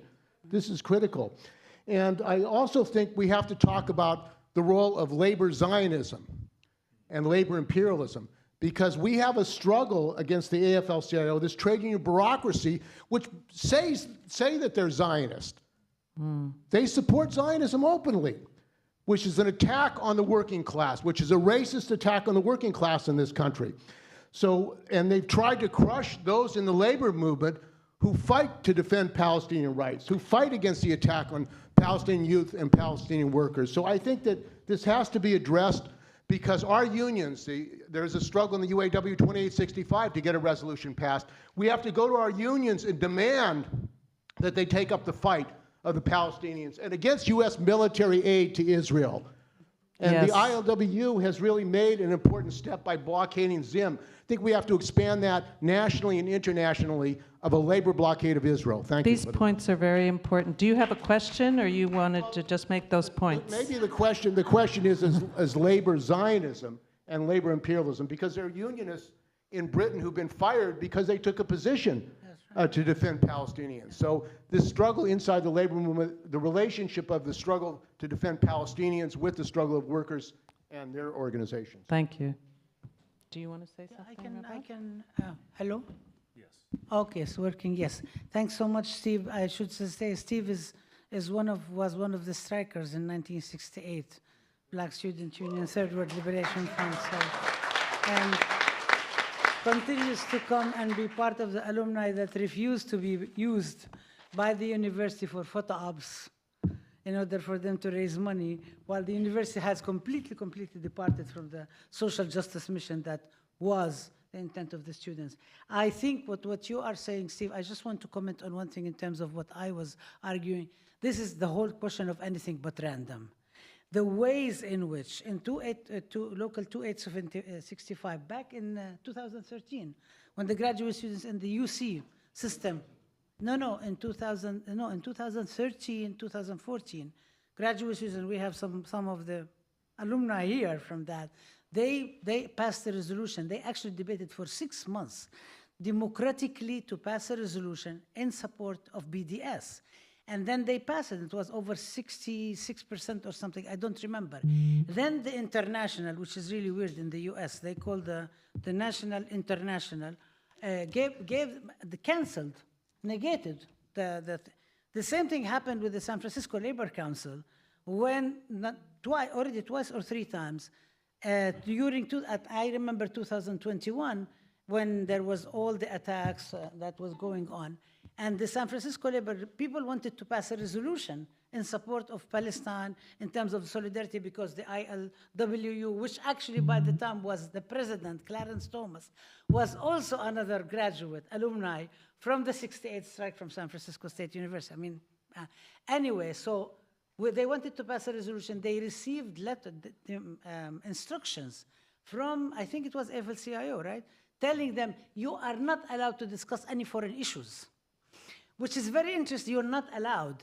And that was one thing. The other thing, they changed the rules, the bureaucratic rules of how you can debate and how you can argue in order to block it. So one goes to the whole question of the dichotomy of the foreign domestic, that it's very, very interesting, because the Zionists feel that they can go in every single space. But we're not really allowed to talk about international issues. We're supposed to respect colonial boundaries, but they don't. And so that's one thing. The other thing is that all the use of the bureaucracy, and then it becomes actually a use of bureaucracy. It becomes just rule. This is Senate policy 2, whatever it is. This is the CSU thing 1, 2, 3, 4. This is the labor AFL-CIO. I mean, they give us all these names, and the language is so sanitized that it really seems that it's just a bureaucratic thing that just has happened, and we're just following the rules. What do you want with me? I mean, I'm only following the rules. And this is something that continues happening again and again. So I think one of the tasks as we organize around against labor Zionism, as we organize to connect justice in for Palestine with the justice for all, it's really, really important for us to make visible and out all these supposedly hidden things that happen behind closed doors, and make it very overt, all these, how these things are connected with each other, which is everybody is doing here. And I'm just like reminded of the last paper, Dylan, how that happens in a way that they give us all of these things that just become rules. And then they give us a rule, and then they say, this is the rule, and we go and check. It turns out that the rule just was passed because we did something. Time, place, and manner was passed, and they said, it hasn't always been there because the university hasn't been there, because this is not the Quran, this is not time immemorial, but they make it sound as if it is, and then you have to start fighting on that basis. So the bureaucracy is a big, big weaponized rule in order and it's happening in the unions, and it's happening in all these institutions, to basically neoliberal way of actually thinking about these things, and to crush any possibilities of dissent and the growth of the movement, and also slow us down and take us out of commission, keep us so busy. Thank you, Rabah. And thank you for that important point about the labor movement. Other questions? Really? They were asking me to shorten the discussion time. Yeah. But if we have no other questions, then we will, are we taking a break? No, we're going to power right into panel 2, and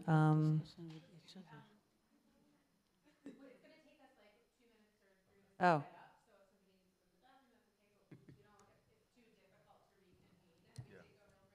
Yeah. Thank you all for being here.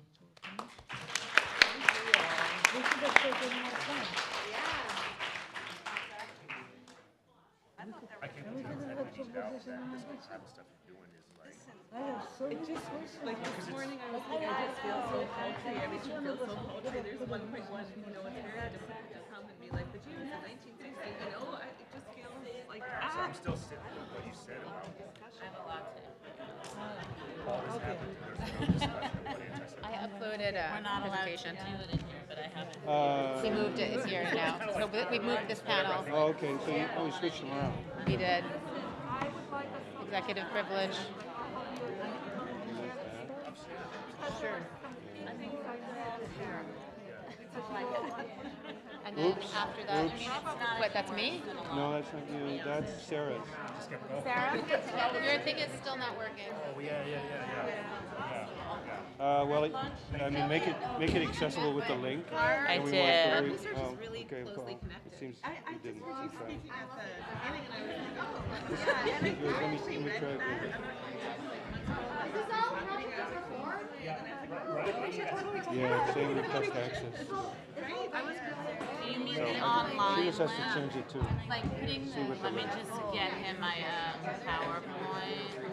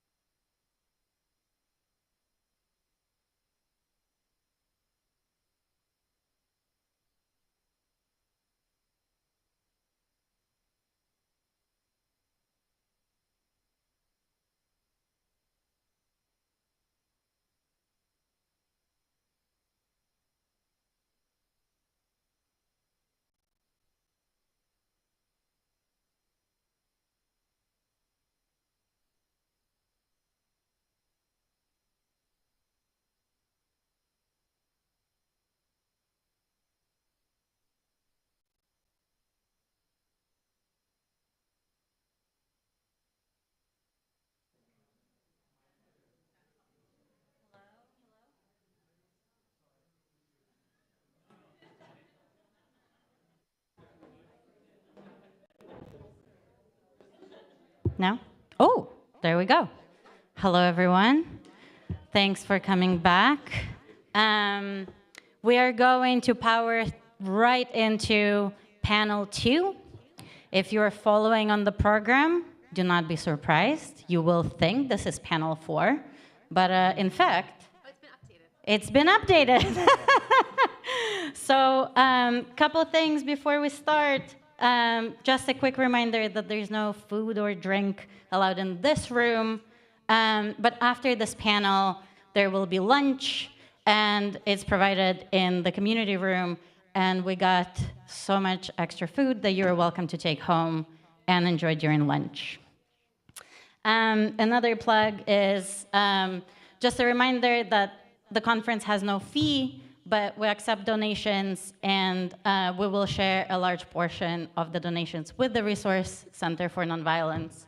So please, you can find the link on the website or around the building. And with that out of the way, welcome to panel 2 on IRA and the global right. My name is Yulia Gilic. I am one of the founding members of the Institute for the Critical Study of Zionism, and I will be moderating this panel. We have 4 excellent presenters.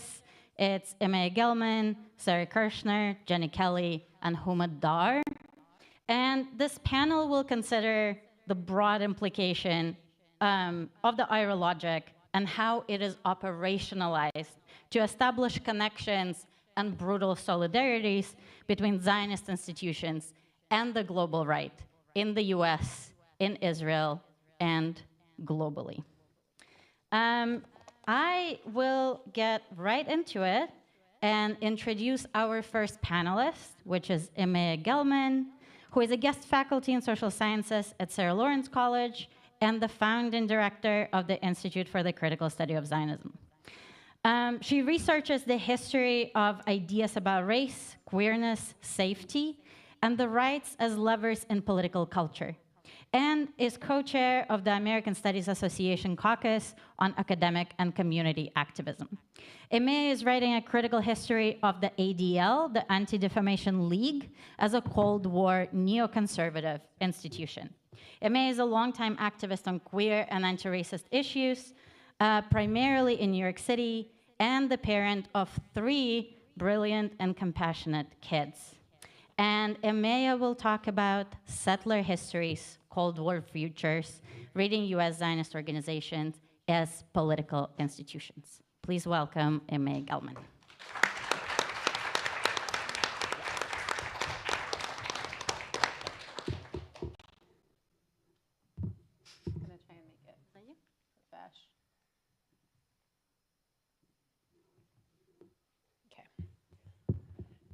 Thank you very, very, very much for being here.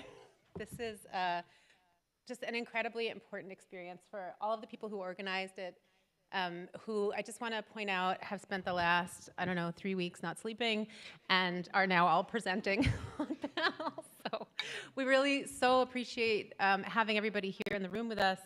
And I also just want to mention, everything is everything. Lauren said it best. And the fact that we are delayed, the fact that this panel is delayed and that we're all hungry and that we just, spent 5 minutes like sticking bananas down our throats is not incidental, right? Like the reason that this happened is because this conference has been so attacked that we had to do a check-in process that was really laborious. And we are not very good at it because we're activists and academics rather than conference organizers. And we did it all ourselves, and it's awesome. But what I'm trying to say here is that that these attacks actually do have a substantive effect on the work that we can do. We had a sort of abbreviated Q&A where we were asked to, not really contribute ideas except to ask questions. We have had all kinds of security conversations about limiting conversation amongst ourselves. And this is a right-wing closure of the conversations that we're trying to have. It's not just because there's somebody who thinks that we might be doing something, you know, be anti-Semitic, bad, whatever. It's an actual deliberate right-wing effort to stop these kinds of conversations, and it is somewhat successful, although we continue to push back. And it's in that frame that I want to offer this talk, which is the subject of a lot of activism, but often not named as such. So the talk, just to get to it, is about considering Zionist organizations not as Jewish political organizations, as they often purport to be, but as right-wing organizations operating in the US ecology of politics and political culture. The reason that it's important to understand them that way is precisely because of what the IRA definition tries to do, which is to lock into place sort of a prohibition on critique because it's being framed as a critique of a people. But in fact, these organizations have histories, and we don't look at their histories, we don't know their histories, because they are sort of presented as like sui generis, like everybody, all these immigrants showed up in the United States, and then they all developed ethnic politics, and now here we are, and the ADL represents Jews. That's not what happened.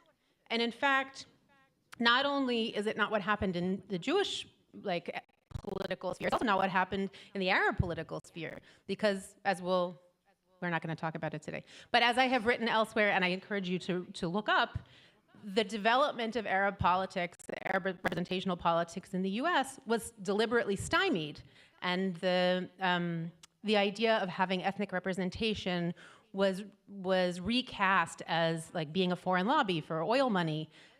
So I just want to be really clear, as I will eventually begin this presentation, that what we're talking about here is trying to deepen our own understanding of why these organizations behave the way they do. Sometimes it's confusing. And how we can begin to talk about them in a way that acknowledges and like sort of contextualizes and factualizes them, because we are not trained to do that. So, all right, I'll get to the presentation now. So one reason that it's hard to see major Jewish organizations as political institutions is because they often show up on what appears to be both sides of the political spectrum. For example, they're right-wing on Israel and Islamophobia, but sometimes they say supportive things about queers. They do, the ADL in particular, a lot of anti-bias education. And unless we have a really solid analysis of what kind of talk about anti-discrimination is actually progressive or actually left, they can appear to be part of a progressive, I don't know, cadre. It's not the right word. They also don't fit the model of white Christian Zionism that is habitually the way we frame the right in US political culture. Not white Christian national, sorry, let me try that again. They don't fit the model of white Christian nationalism, which is how we think of conservatism in the US often. So I want to offer as a frame for thinking through this. There are lots of ways to think through it. You could think through it in terms of race and the way that Zionist organizations have entered into how we conceive race and anti-racism, lots of ways. I want to talk about anti-communism.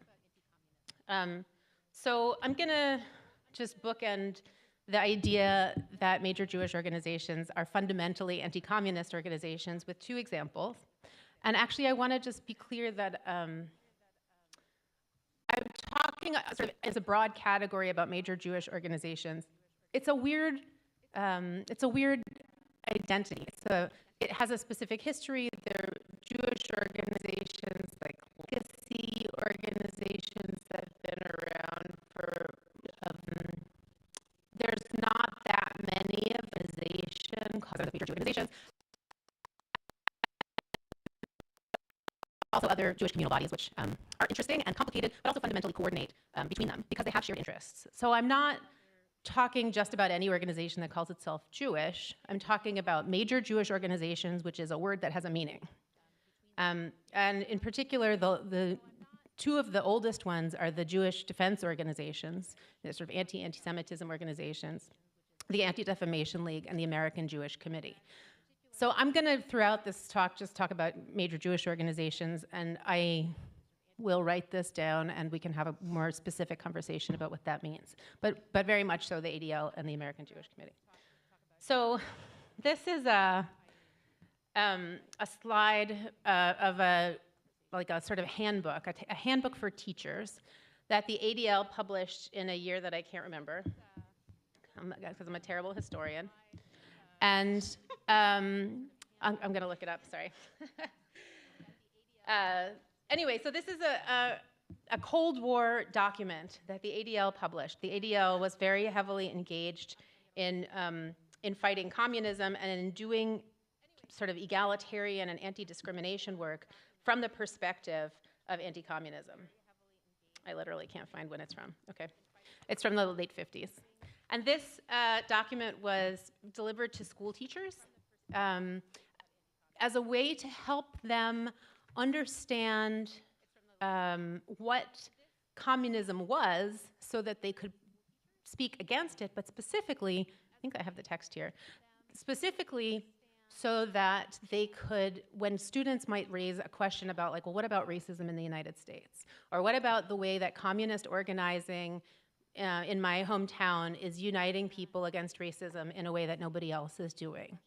And in order to counter that, they created this document that sort of lays out the case for considering anti-communism as absolutely fundamental to democracy, and also for sort of psychologizing communists as like being desperate for solutions for racism, but like misguided.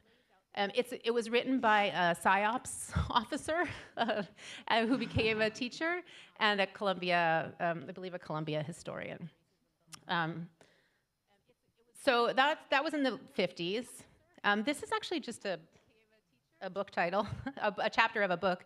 The book is called From Fashion to Politics, Hadassah and Jewish American Women in the Post-World War II Era by Shirley Broadbar. And I've come across this chapter title many times, you know, because I'm just Googling my way across the internet, and I haven't read the book, but I'm interested in it because it just so casually lays out the fact that Jewish organizations were doing anti-communist work in the 50s. So I have nothing to say about this except that this is sort of an archival object in the world of looking at Jewish organizations that just says like, yeah, it's not just the ADL and the AJC, it's everybody. Okay. Here's a later example. This is from 2021, I think, very recent anyway. Remarks by Jonathan Greenblatt, who's the CEO of the Anti-Defamation League. If you ever have an anti-racist organization that has a CEO, consider changing your membership. So this was one of Jonathan Greenblatt's sort of like national updates to his crowd, where he I think that this was the first time that he really went all the way to anti-Zionists or Soviet propagandists. The reason I think that is because I wrote an article about this piece, and if I had seen it before, I wouldn't have written the article, because things get quickly normalized. But this is a sort of continuation of the idea that people on the left, whether they're anti-Zionists or whether they're other sort of objectors to the capitalist state or the capitalist order, whatever. Now I sound like a wingnut. Are cast in a Cold War context. So he's saying. So here we have. Greenblatt is talking about anti-Zionists. He's talking about people who say that they're not anti-Semitic and say that they're concerned about anti-Semitism, and he's talking about DSA. So I put that in there for you guys. And here is one more example, which I think is really important in the place that we're in, because this is the heart of the fight over ethnic studies. And ethnic studies, as we have already heard about a bit, is an anti-racist mode of education, an anti-colonial, maybe decolonial, I don't know, now Hatab made me think about that more, mode of education that was initially embraced, or at least accepted by the state, and until Zionist organizations came in and derailed it. And the reason that the original reason that they came in to derail it is because the subject of Palestine was treated with respect and care, and Palestinian voices were included in the study of Arab Americans, as if you could study Arab American experience without talking about Palestine. But actually, as the discourse proceeded, it very quickly turned into an anti-left, attack that made allegations that ethnic studies scholars were extremist, that they were trying to inculcate students as Marxists, which was anti-American, and essentially adopting quite openly all of the rhetoric about critical race theory, or against critical race theory, which alleges that trying to teach about race as a power structure is fundamentally Marxist, which, okay. So these are, the reason that this is important is because we don't often think of Jewish organizations necessarily as anti-communist. We don't necessarily think of the Cold War as a defining framework for understanding many things that are happening, even though the right is, when they show you who they are, believe them, right? They keep talking about cultural Marxism, so it should be clear to us that this is the Cold War framing. But I just wanted to show how connected the efforts of Zionist organizations who are opposing various things are to anti-communism as a logic. Okay, this paper might be longer than my time, but I want to just talk a little bit about what anti-communism means in this context. So if we're going to view these organizations as anti-communist, what does that convey about them and their politics? So first of all, we should say that communism doesn't mean communism, right? It means that they're anti-left. Oh, no. Okay. And it refers not only to an opposition to people who are communist and to communist politics, but also to a whole set of ideas that are attached to those, to the idea of like being for or against communism. So we'll get to that in one second. I would just want to start, I always want to start at the beginning with the origins of these organizations. So the guys on the top are the founders of the American Jewish Committee, and people on the bottom are Russian Jewish immigrants, probably look like our grandparents. And I wanted to be clear that the history of the major Jewish organizations founding is actually probably not an unusual immigrant history, where one group of immigrants that was wealthy and interested in aligning with the state and interested at the time in the project of industrialization and westward expansion and settler colonialism, frankly, and being white, created a set of organizations to dominate a community space and a community narrative in order to discipline a different set, a newer set of immigrants who had come later, who were racialized, who were leftist, who didn't respect the rules of politics, but instead were protesting in the street, wanted to send weapons to people, to the Bund, to overthrow the Tsar, all of these objectionable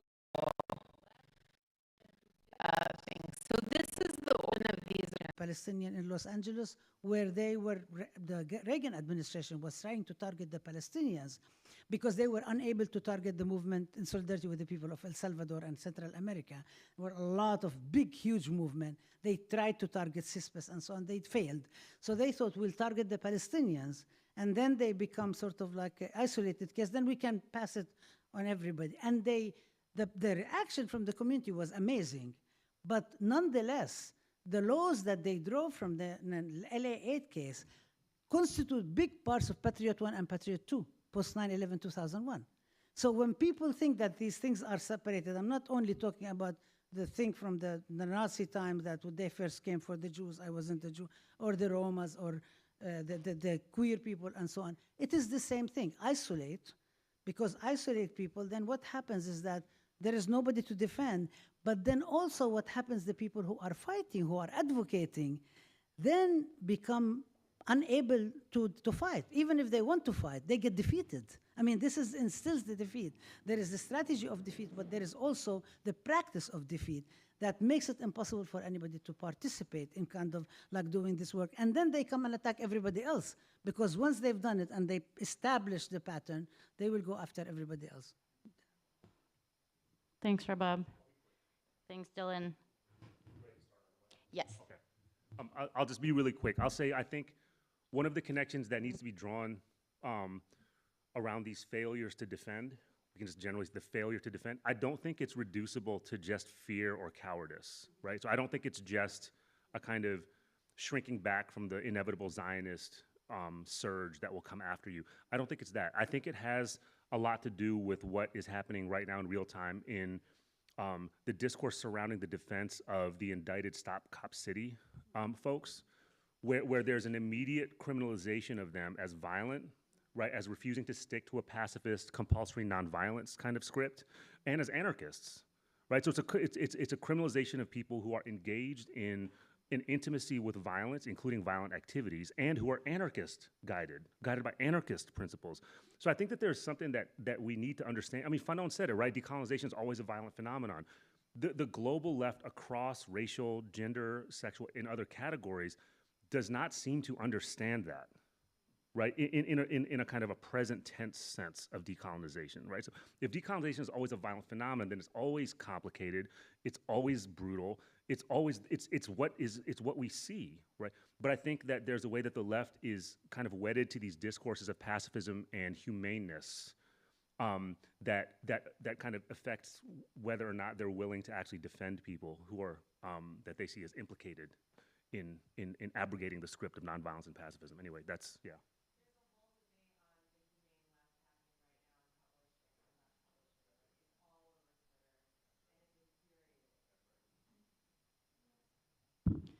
Thanks for this question, Alana, and thanks, Rabab and Dylan and Sophia, for contributing to this discussion.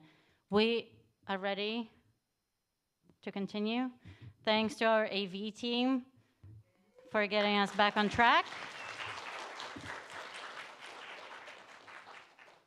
All right, so I'm going to introduce our second speaker, which is Sarah Kirshner. Sarah is the co-founder and international coordinator of the International Jewish Anti-Zionist Network, established in 2007. Sarah began her Palestinian solidarity work during the Second Intifada. Sarah is also a co-founder of Generation 5, an organization working on transformative justice approaches to addressing child sexual abuse, and works towards abolition in solidarity with currently and formerly incarcerated people. After her father tested positive for HIV, Sarah began her organizing and social justice work in the movements to reduce drug-related harm and demand the prevention and treatment of HIV/AIDS. Sarah is the queer mother of a fabulous 8-year-old, has also coordinated and been a lead writer on several publications.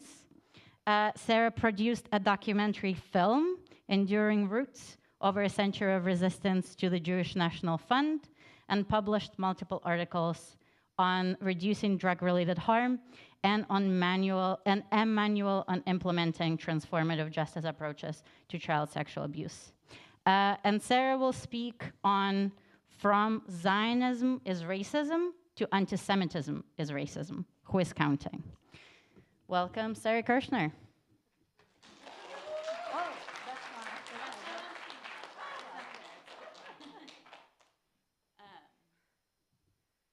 Thank you all. Okay, I'm actually speaking on Israel, U.S. white nationalism and transnational right-wing alliances based on what we just did. And I guess I should start this slideshow, eh? Okay. Hello, I am with the International Jewish Anti-Zionist Network, and we come out of the histories of Jewish participation in collective liberation, explicitly including communism, socialism, anarchism, anti-fascism, and labor struggles. And as Amaya spoke to, is in opposition to the threads of Jewish history that has always collaborated with dominant power, from being part of administrative regimes in colonized Africa to working with the elite in Europe, and Israel is the nation-state incarnation of that collaboration. And so our opposition is an explicitly left opposition, and it's in support of collective liberation. When we were forming IJAN, we met with many leaders in Palestine, and almost all of them said, while it's helpful, we don't need an anti-Zionist Jewish point of view for Palestinian liberation, but we do need you to be part of an organized left and working side by side with us. And so our orientation is not just solidarity, but it's really within a lens of collective liberation and our own investment, whether it's Jews in the Middle East who are opposing the role that Zionism played in their displacement and their role in the current apartheid state, in which they are sort of lesser targets of Zionist white supremacy, or an actual departure from the history of Nazi genocide and the genocides of Russian and European Jews. We see Zionism as the continuation of those things. So our premise, oh, I gotta do this too. I'm not gonna read all this. I feel like we're in a room of people who really understand this, but I wanna highlight a couple pieces, which is Zionism is very much rooted in European colonialism, as people have said, in white supremacy, but Zionism also is inherently anti-Semitic, which I'll talk more of. It makes use of and it perpetuates every anti-Semitic trope you can think of, and it requires the continual fueling and fear of anti-Semitism in order to justify what it does. And so one of the things I'm going to talk about is the very central role, I think Brooke spoke to this, that in Israel becoming a participant in capitalism and a real player in global imperialism, one of Israel's largest income sources is what we call its repression industry.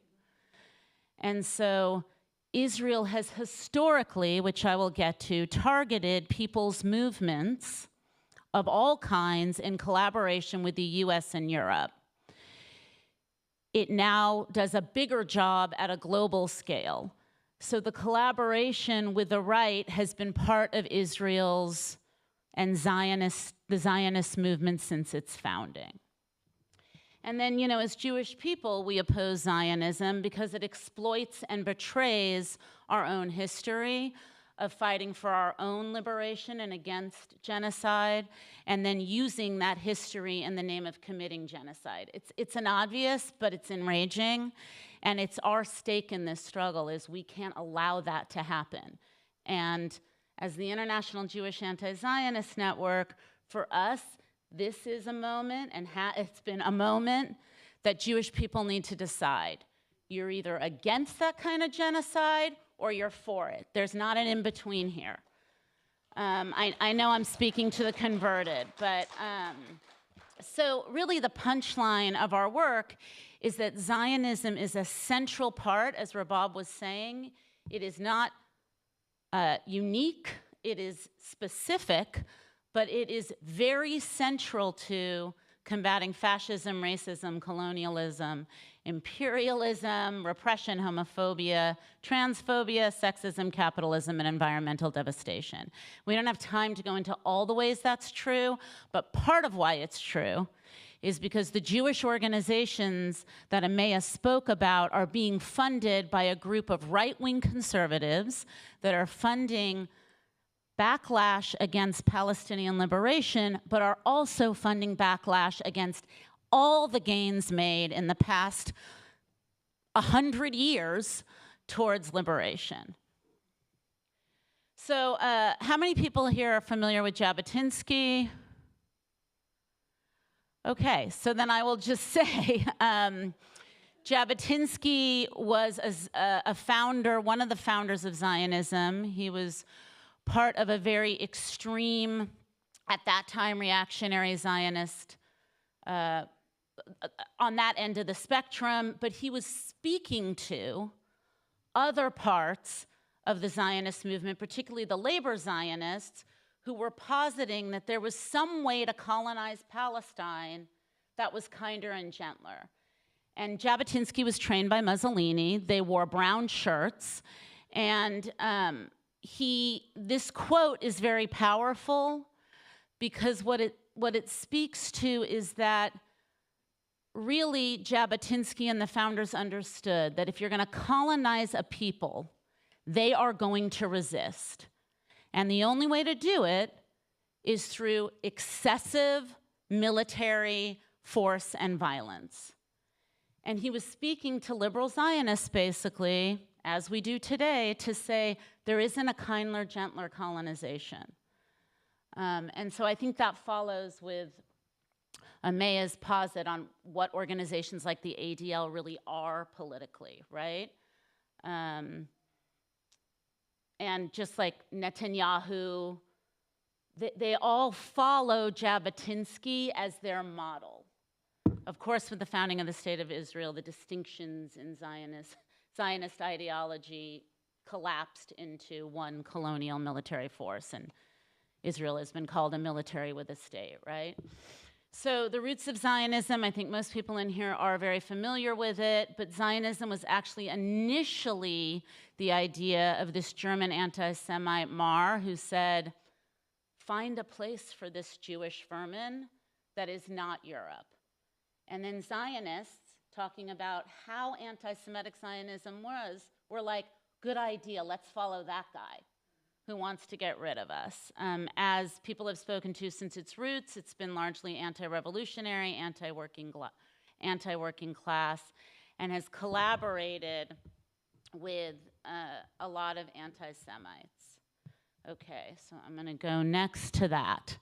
I'm not gonna spend a lot of time here, but it is important to note how deeply fascist the roots of Zionism is and what people were willing to compromise, and why when Jewish community organizations that are really Zionist organizations claim to be working in the interests of Jews, there's just a fundamental contradiction.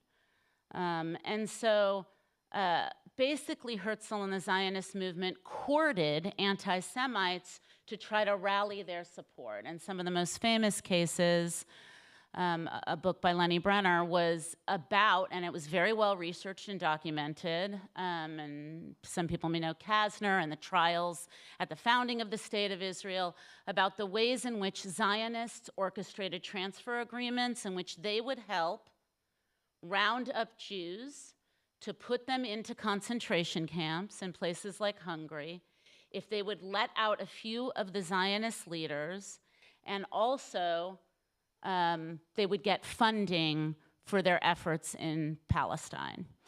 And this sort of is reflected in the present day partnerships that I'm gonna speak to with Christian Zionists, white nationalists, and anti-Semites. So, you know, many people are familiar with this because it was recent history, but the World Zionist Organization invited Steve Bannon, who was part of the Trump administration that was the most white supremacist, anti-Semitic, to speak at their conference. The ADL supported Trump's policy around IHRA definitions that attempted to make Jews not only a religious class, but a racial class, which once again is an anti-Semitic notion, right? That Hitler used to determine who he was gonna round up and kill. This is a really central strategy, as everyone's talking about, that's being used to target ethnic studies and critical race theory, and it's come to a head recently. But a decade ago, when we were doing a tour with Auschwitz survivor Hayo Meyer called Never Again for Anyone at Rutgers University, we spoke, and there was a huge outrage that followed, and that was the start of the DOE being lobbied to institute this definition and shut this down on campuses all over the country. So that's some of the roots of IHRA and the history. Okay, sorry, I know I'm going like so fast right now. Zionists also inspire white supremacists and fascists. They we heard this a lot for those of us who are on some of the front lines during the anti-fascist rallies and street protests and street battles, really. You saw several people with IDF shirts on. Some were Zionist and some were Proud Boys wearing them. And even though those were explicitly anti-Semitic organizations, they saw in Israel the kind of state they want in the United States and the kind of permission for ethnic cleansing that they want here. Okay. So this is not just a US phenomena. Of course, Netanyahu and Trump have built alliances with every type of fascist regime, from Modi in India to Duterte in the Philippines to Bolsonaro in Brazil. And these alliances, as many people have spoken to, are not just ideological, though they absolutely share ideology in common. They're very practical. Israel plays an incredibly central role in the exportation of surveillance, military equipment, but also military strategy and population control. And so these interests are very practical, and what Israel has very cleverly done, having first been sort of a proxy for British colonialism in Palestine, and then a proxy for US imperialism in the region, has actually created a sort of independence through its repression industry. But of course works very closely with the United States. There's tons here, and I can't really get to it, but I'm happy to share this PowerPoint that has many more notes about the details of this. But I think most people know that the US is the first largest purchaser of Israeli weaponry and surveillance. India is the second, and China is the third, right? And so they've also expanded their relationships beyond sort of the US-centric and US Western dominance, and in the sort of multipolar imperialist world we're living in. I know some people find that controversial. Israel is just funding all sides and has for a long time. Okay. So this collaboration is also happening in Europe. And you so explicitly see the coming together of an anti-Semitic agenda, more broadly, completely anti-racist and xenophobic, and Zionism. And so these historically fascist Nazi groups that continue to espouse anti-Semitism also espouse support for Zionism, because they recognize that those two things totally work together. They work together, right? And Israel has set the example that you can be both. So these are some examples of that. Okay, I'm gonna keep going here. So I've talked about this, and I brought this pamphlet which documents it. It's a little outdated, but the history is still really relevant, about the extent to which Israel has undermined people's liberation movements all over the world for decades. Decades and decades, from Central and South America to Africa, and things like the Raised Earth strategy in Guatemala. Israel has been very central to providing actual militia, training militia, and also backing repressive regimes.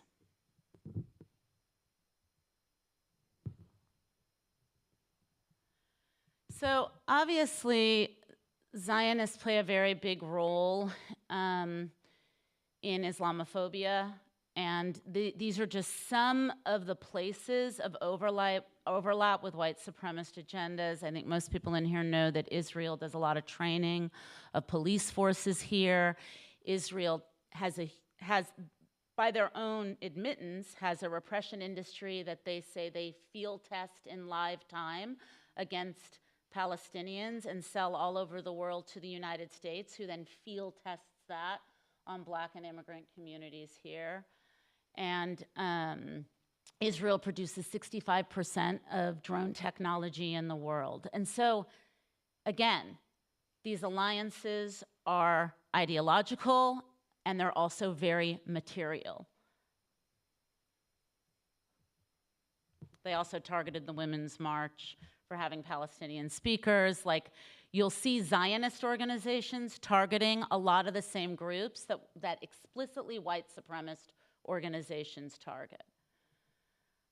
So just briefly, another background that we were talking about, and this is another publication, IGN looked over 88,000 tax documents to follow the flow of money.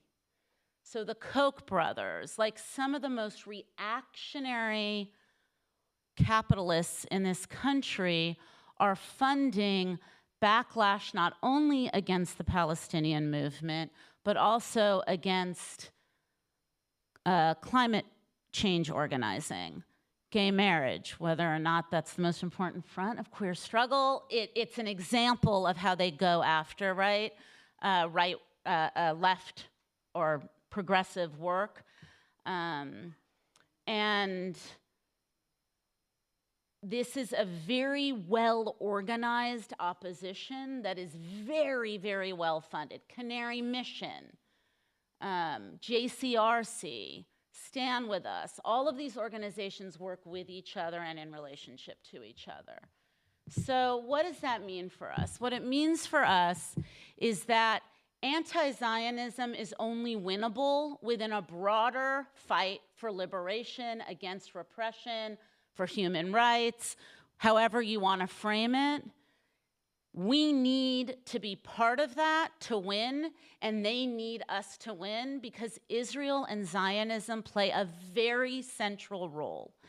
And so some of our work is to expose these workings and these alliances and to build counter solidarity against them in practical terms, so that when we're targeting institutions for BDS, we're looking at how those institutions impact on communities here, because they do, and vice versa. And I also think what Amaya said about exposing Zionist organizations and Jewish community organizations for what they are is important. As Jewish people, we need to be doing it, but we also have to encourage other people not to be afraid of accusations of anti-Semitism when they do it. So I think this is some of the transnational organizing that's happening. Even where you have people like Modi, himself a fascist, with a close alliance with Netanyahu, you have opposition. There's historically been support within India for Palestine that changed with the alliance of Israel supporting with militaries the internal and regional fight against Islam. This is a historic appeal by Black Americans that was part of the history of how Zionists came in and tried to take down Black liberation organizations and divide them on the question of Palestine, creating a narrative that Palestine is sort of divisive rather than the center of liberation politics, along with others. And then everyone's shown this one, but you know, there's a long history of collaboration and a long history of people understanding that Zionism equals racism, that Zionists have fought very hard to prevent but have not been able to. So, you know, long live the Palestinian struggle and the right to resist and the right to return.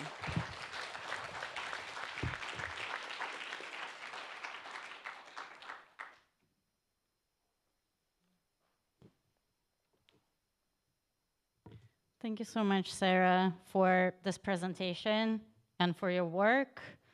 I also really appreciate how your talk really sets up the upcoming 2 talks.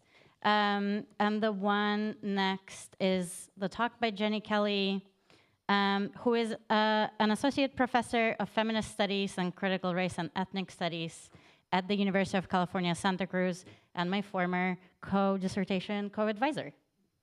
Her research broadly engages questions of settler colonialism, US empire, and the fraught politics of both tourism and solidarity. Her first book, Invited to Witness Solidarity Tourism Across Occupied Palestine, is a multi-sided interdisciplinary study of solidarity tourism in Palestine that shows how solidarity tourism has emerged in Palestine as an organizing strategy that is both embedded in and working against histories of sustained displacement. Her next project, co-edited with Samdip Sen and Laila Sharif, is Detours, a decolonial guide to Palestine, and it's the next volume in the Detour series at Duke University Press. She's also a founding collective member of the Institute for the Critical Study of Zionism and on the planning committee for this conference. So please welcome Jenny Kelly, who will talk about Christian Zionism tourism and the IRA definition.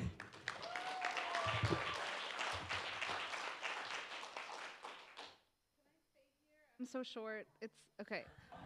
Is this, can you hear me? Yes. It's on? Okay. I'll talk right into it, I promise. Let me know if I'm not, or if the live stream is not. Okay, so I am gonna preface my remarks today with a note. As we know, we are witnessing a genocide and the warmongering rhetoric of everyone from politicians to administrators to celebrity influencers who want Gaza leveled and speech about Palestine silenced.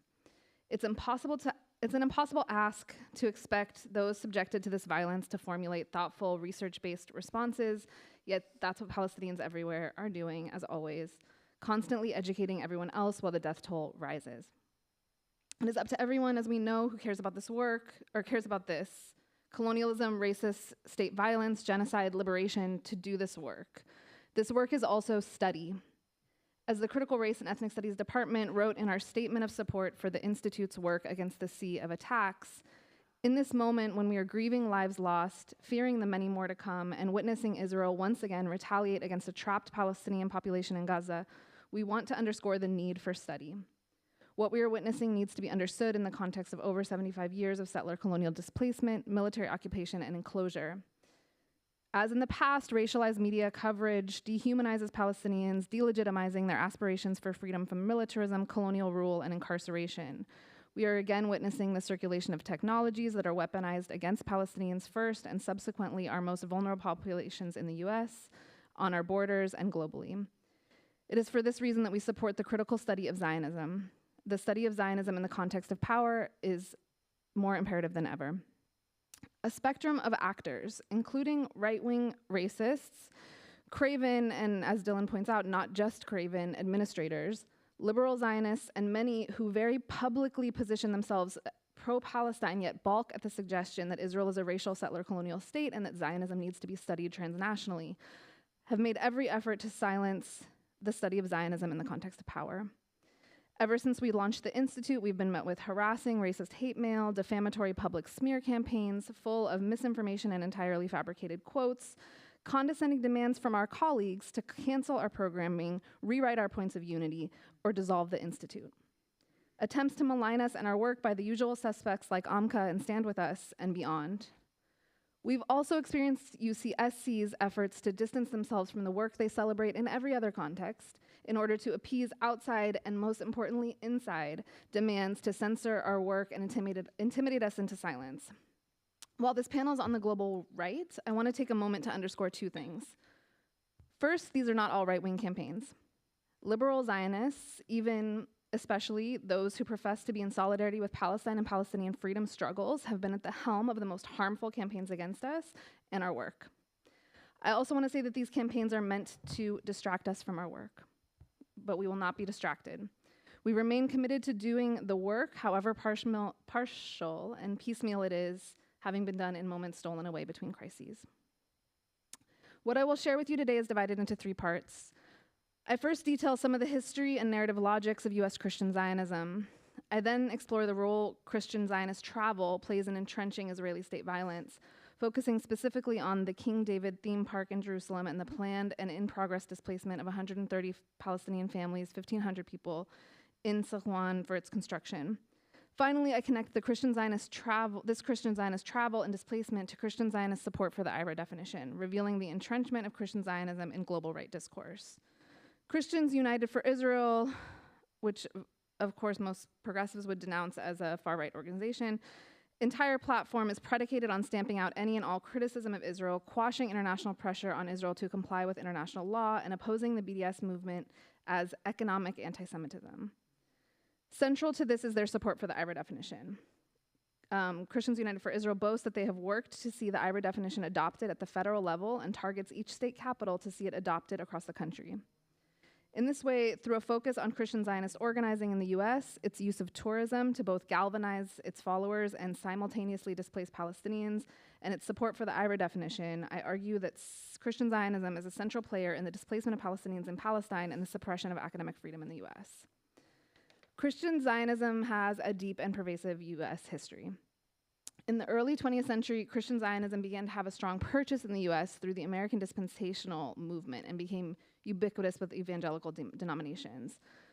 The core theological belief was this: following the work of 19th century Christian dispensationalist Cyrus Ingerson Schofield, Christian dispensationalist premillennialists believe that there will be a rapture in which God will physically remove all of his true believers, alive and dead, from the earth, and they will immediately ascend to heaven. After said rapture, the Antichrist will reign throughout the 7-year period of tribulation, during which all of the biblical prophecies of the book of Revelation will be fulfilled. After the period of tribulation, we will witness the second coming of Christ, who will do battle with his chosen people, Christians and converted Jews, against the Antichrist in Israel. Premillennialist theology also maintains that after the rapture, 144,000 Jews will convert to Christianity, and this conversion will reveal to them the true intentions of the Antichrist. After 7 years of tribulations, Jesus Christ will return and with the help of converted Jews, defeat and imprison Satan and establish a messianic kingdom on earth for a period of 1 millennium. The and premillennialism thus designates the belief that the rapture will take place before the millennium of Christ's rule, which dispensationalism refers to distinct dispensations or periods of history which mark separate moments in the relationship between humans and God. Politically, after the 67 war in tandem with, and of course, with many of the same actors as Falwell's moral majority in the 70s and 80s, evangelical Christian political mobilizing took the shape of what Susan Harding calls a, quote, window of progressive history in the unfolding of end times, wherein Christian premillennialists maintained that, quote, world history is hopelessly regressive, careening pell-mell into Satan's maw, and may seem as if America is plummeting down that same dark tunnel, but not necessarily if Christians act now. For the purposes of such a short paper, I'm gonna have to gloss over 5 decades of Christian Zionist mobilizing that have not only entrenched US discursive and material support for Israeli state violence, but what I will say is that Israel's land grabs in '67 gave Christian Zionists a renewed faith in biblical prophecy, with US evangelicals thrilled that, quote, for the first time in more than 2,000 years, Jerusalem is now completely in the hands of Jews, delivering a renewed faith in the accuracy and validity of the Bible. For decades, the calls for war, the drumbeating for violence, the desire to see Palestinians fully displaced is situated at the intersection of exhilaration at biblical prophecy coming to life through death and the virulent racism of the Christian right. A central tenet of Falwell's moral majority, founded in 1979, was the unequivocal support for Israel, and by 1983 he began his first of many friendship tours to Israel, which included meetings with top government officials, tours of Israeli battlefields, and defense installations. On Grace Halsell's narration of 2 of these tours in 1983 and 1985, she wrote that for every hour they heard of Christ's teachings, they heard 30 hours of Israeli political and military achievement.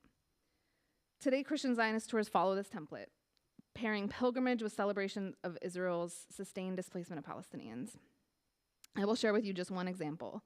Currently, there is a biblical theme park run by settlers that is planned for Silwan in the eastern part of occupied Jerusalem. It comprises a cable car, a 7-story Jewish cultural center on Wadi Hilwa land, and shopping centers and homes for settlers. This park, even if in its incomplete iteration as an archaeological park, attracts hundreds of thousands of tourists per year. Arabic street names have, of course, been turned into Hebrew. Streets have collapsed under Palestinians' homes because of the tunnels dug underneath them for tourist paths. One reporter writes, "It wasn't until the parking lot caved in that locals were able to look into the hole below and discover what the state had been excavating for many years without disclosing to residents. A first-century pilgrim's path leading from the pool of Siloam to the old city directly beneath their homes." The settler group Elad, funded by the late Sheldon Adelson, runs these excavations and with state support has worked to exile Palestinian families from their homes since the early 90s. Adelson, too, was one of the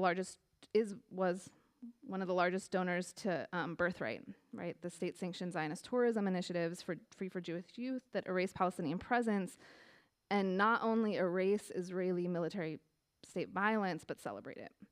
And a regular stop on Birthright trips is the City of David Park. In June 21, amidst Israel's last bombing campaign on Gaza, Leila Sakur described the demolition orders given to residents in Salon across 100 properties, 1,550 people, with plans to repopulate the entire neighborhood with 25,000 settlers. As always, residents were told to demolish their homes or pay a fine of $6,000. She writes, "The plan for the replacement of Al Bustan is Gan Hamlek Park, billed as a new biblical theme park for the city of Jerusalem, which is to be linked to the pre-existing City of David National Park. The development plan includes archaeological excavations culminating in the restoration of the park, the planting of a blooming garden, a touristic zone complete with restaurants, galleries, and museums, as well as a residential neighborhood for settlers." She notes in particular that the narrative peddled to tourists through this architecture is one of continuity. She writes, from the visitor center to tours of the land, international tourists are presented with a history that is exclusively biblical, erasing a long Palestinian heritage and contemporary urban life, and implying a shame that the Holy Land is being used and possessed by non-Jews, which of course replicates Herzl, right, in Neuland, both projecting a narrative of linear continuity and museumizing the area, making it even easier to imagine a land without a people. In this way, tourism is never a thing apart from colonial state violence.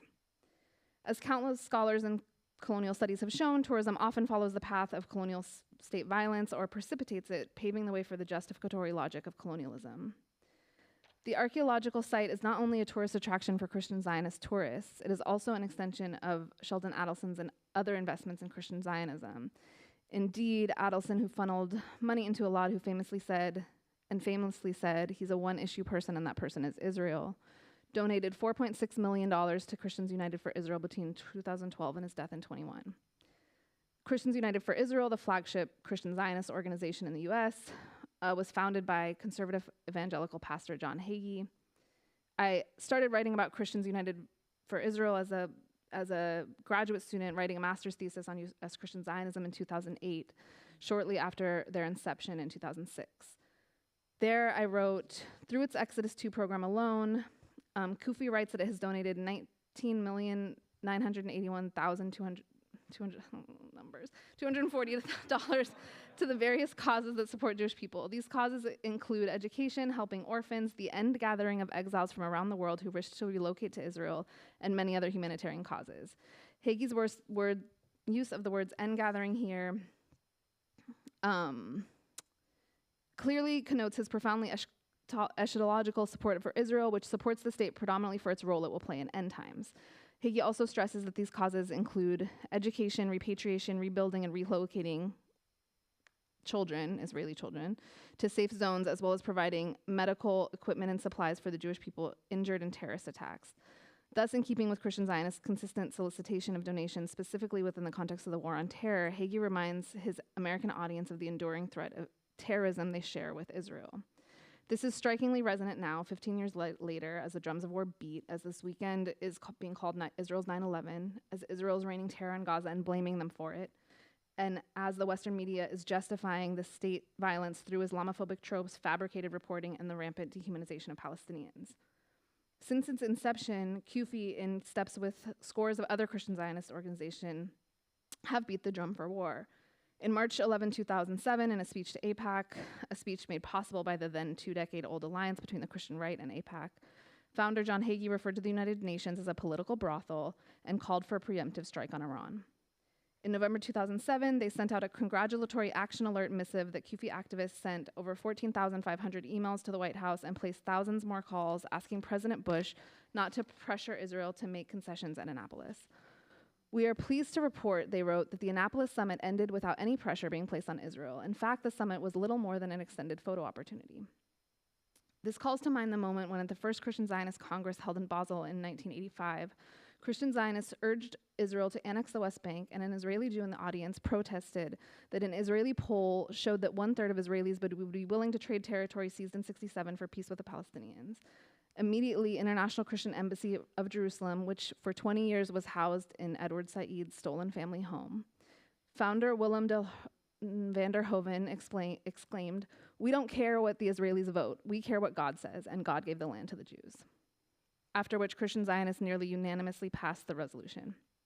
Here again is Christian Zionists' adamant opposition to any concession of occupied lands to Palestinians and their readiness to overwrite national and international policy in favor of their interpretation of divine providence and in order to facilitate the second coming of Christ.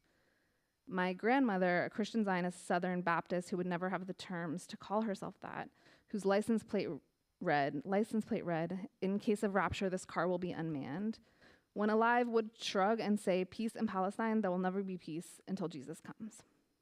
These are not ineffectual actors to shrug off and roll our eyes at.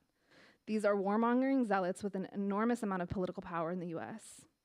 In the words of our conference co-organizer Cheryl Nessel from Independent Jewish Voices, we ignore Christians United for Israel at our peril.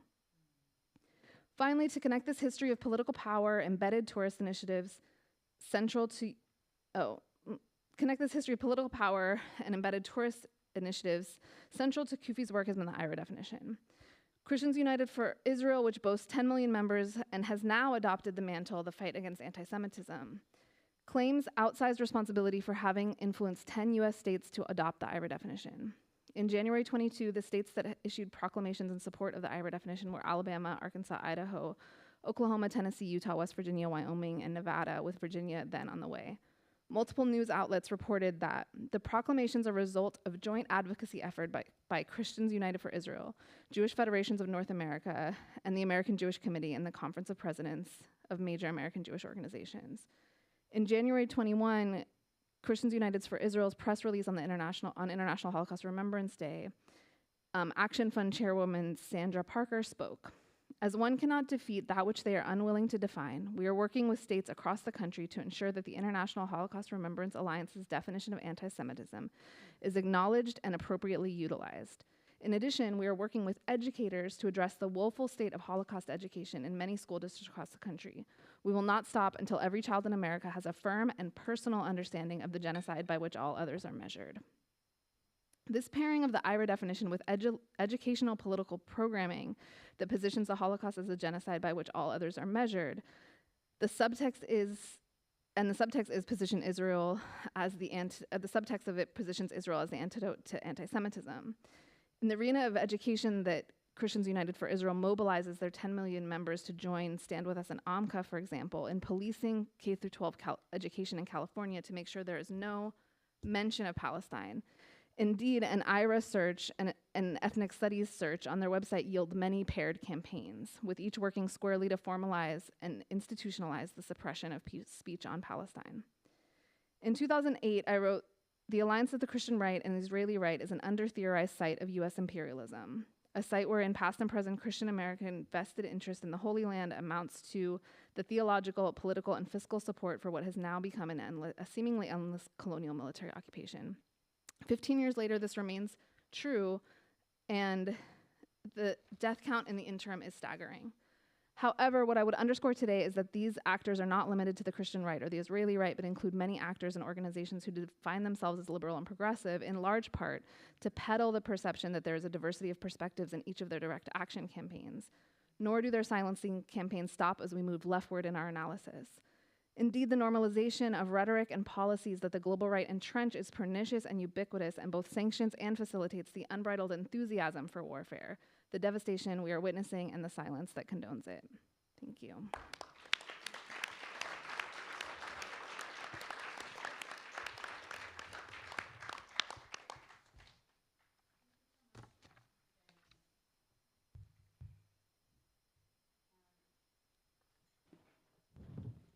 Okay. Thank you again, Jenny. We are going to have our last presentation on this panel by Humadar. Humadar's paternal family was ethnically cleansed from Kashmir in 1948, and her maternal family exiled from Kashmir after accepting Islam during the Dogra regime, fought for independence from the British. Dar lectures in the Critical Studies program at California College of the Arts. Dar's work is focused on the intersections and co-formations of race, religion, class, caste, gender, sexuality, and resistance politics of South Asia and its diasporas, centered on intellectual and political activism for social justice, especially in Indian-occupied Kashmir. Her published works include cinematic strategies for a pornotropic Kashmir and some counter-archives. Can a Muslim be an Indian and not a traitor or a terrorist? A rescue project initiated by the oppressors, and multiple pieces in several edited volumes focused on South Asia. She is a founding member of the UC Berkeley Center for Race and Gender and Townsend Center Working Group on Muslim Identities and Cultures, and also organized the feminist conference titled Boundaries in Question on the theme of women and war. And Humadar will talk on the Israeli model and Indian occupied. No. This is.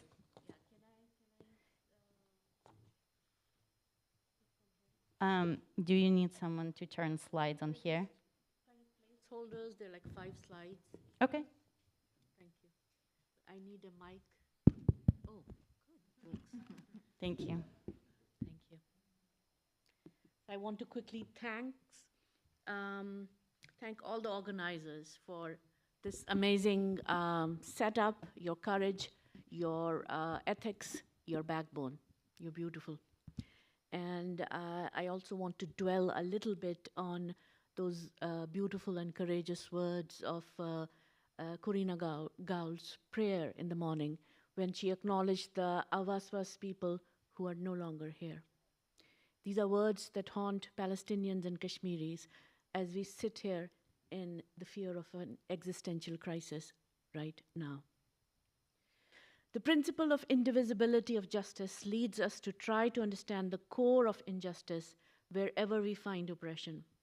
However incommensurable each situation may be, this learning is crucial to comprehend the intersections, co-formations, divergences, and connections across context, and above all, the various modalities of power, precisely in a bid to dismantle all oppressions.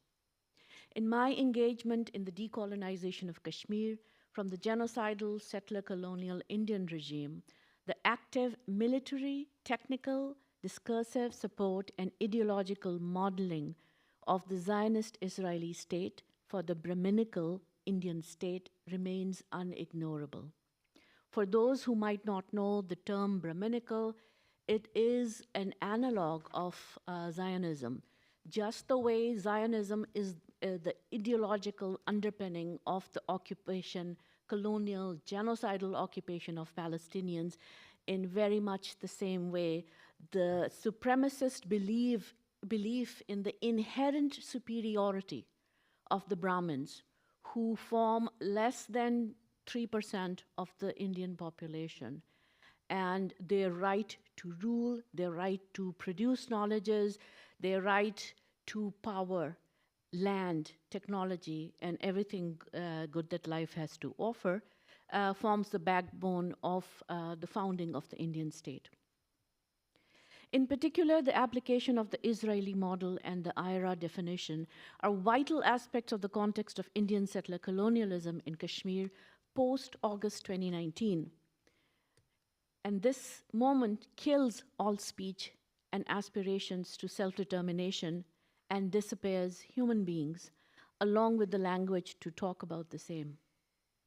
In this paper, I undertake a preliminary historicizing of the shocking disappearance of almost 10,000, or 9,765 to be exact. And we know these data is almost always underreported. 9,765 Kashmiri Muslim girls and women have disappeared from 2019 to 2021. How many in this room knew about that? One? Rabab knew about that. Within 3 years of the formal and illegal annexation of Muslim majority, mostly rural Kashmir by India on August 5th, 2019. This was followed by the longest communications blockade, cutting off of all internet, all telephone services, carried out by any allegedly democratic country in the world, leave alone the mother of all democracies, as India has recently been hyperbolically designating itself. Internet was restored in Kashmir Valley to 4G network only after 18 months. Imagine if we don't have internet for our cell phones for 18 minutes. We had that little, problem after our first panel presentation, and we had to kind of put things on hold. Although 2G speed from the 90s eras, who remembers how long it took for a photograph to download on our email? From the 90s era was started after 7 months with severe limitations, entailing debilitating consequences for the medical and the non-combatant population. I had civilian here, but Dylan, I'll take your cue. It's really a non-combatant population. During the first uncertain year of COVID pandemic, people literally died because doctors did not have information. They couldn't download the PDF files of the information that was coming, new information that was coming in almost every day. For the following 4 consecutive years, India leads the world in internet shutdowns. About 80% of these are imposed on Kashmiris. While at least 4 million Indians have been given resident status in occupied Jammu and Kashmir, where the total population was 13 million in the last reported census of 2011. So there was another census in 2021. The result for Kashmir have yet to be announced. This ethnic flooding, so almost 25% new people, Indians, mostly soldiers who have fought and genocided Kashmiris, have been given residency status in our homeland. This ethnic flooding follows the genocide of at least 750,000 Muslims in 1947, mostly from the province of Jammu, 250,000 of whom were killed, and 30,000 Muslim women abducted and raped. One of my distant aunts was amongst these abducted women. She was recovered after 6 years with 3 kids from the abductor. So what was happening while at least 15 million, and the projected population of Kashmiris in right now is about 16 million. So what was happening while at least 15 million Kashmiris were gagged in the most militarized occupation of the world? And how do 9,765 Kashmiri Muslim women disappear? This is almost 300% higher than the data of 3,300 disappeared girls and women from Kashmir in the previous 3 years, 2016 to 2019. Within 24 hours of the illegal annexation on August 5th, 2019, and Kashmir's blockade, social media was abuzz with Indians celebrating their colonial triumph loudly and feverishly. The loudest and most feverish amongst them were Indian men, prematurely celebrating their capture of light-skinned Kashmiri women. Within 5 days, even the BJP chief minister of a North Indian state, Haryana, CM Khattar, joined in the Indian joke about bringing Kashmiri women to Haryana to quote-unquote improve the abysmal sex ratio of an infamously misogynist state where girl fetuses are aborted. This fascination with Kashmiri Muslim women predates the current Indian democratic empire. In my earlier work on courtesans of British India at the turn of the 19th century, I kept finding references to how the Tawaiffs, or the courtesans, from the princely state of Kashmir were considered the most prized sex workers by North Indians. Recent research indicates that the Dogra Brahminical regime from 1846 to 1947, who had purchased Kashmir from the British as a reward for their betrayal of the Punjabi Sikh rulers, drew 15 to 25% of their state revenue from taxes on Kashmiri Muslim sex workers and from sex trafficking. I'd like to pause here a bit because this is mind-boggling information. How did this come about? The Sikh, this is a historical photograph from, I think, 1860s. Yeah. The Sikh and Dogra colonizers levied exorbitant, life-disabling taxes upon Kashmiri Muslims and Kashmiri Muslims alone, and stole land from them, effectively reducing them to penury. By 1930s, the rate of literacy amongst Kashmiri Muslim was less than 2%, which was less than the rate of literacy of Dalits, the erstwhile untouchable caste in India. And literacy here stands as a substitute for the social, economic well-being of any demography. So we were doing worse than the Dalits in India. During the vicious famine of 1832, Sikhs reduced the taxes on Kashmiri Muslims to 50% from their usual 80% of all the produce of their land, so that the Kashmiri Muslims wouldn't die en masse, leaving a problem of labor shortage. The Dogra Gulab Singh bought Kashmir from the British Empire and paid an annual sum to them, which the Dogras collected from the taxes extracted from the Kashmiri Muslims themselves. In some ways analogous to the white slave owners making huge amounts of profit from slave trade, from the free labor of the enslaved peoples, and then using that money to fund more slave trade. Kashmiri Brahmins were exempt from such extortionist taxes and actually were employed as the tax collectors. Mridu Rai's book of 2010, she used to teach at Yale, her PhD is from Columbia, and there's Khalid Bashir, a Kashmiri historian, and they provide a lot of detail on that period.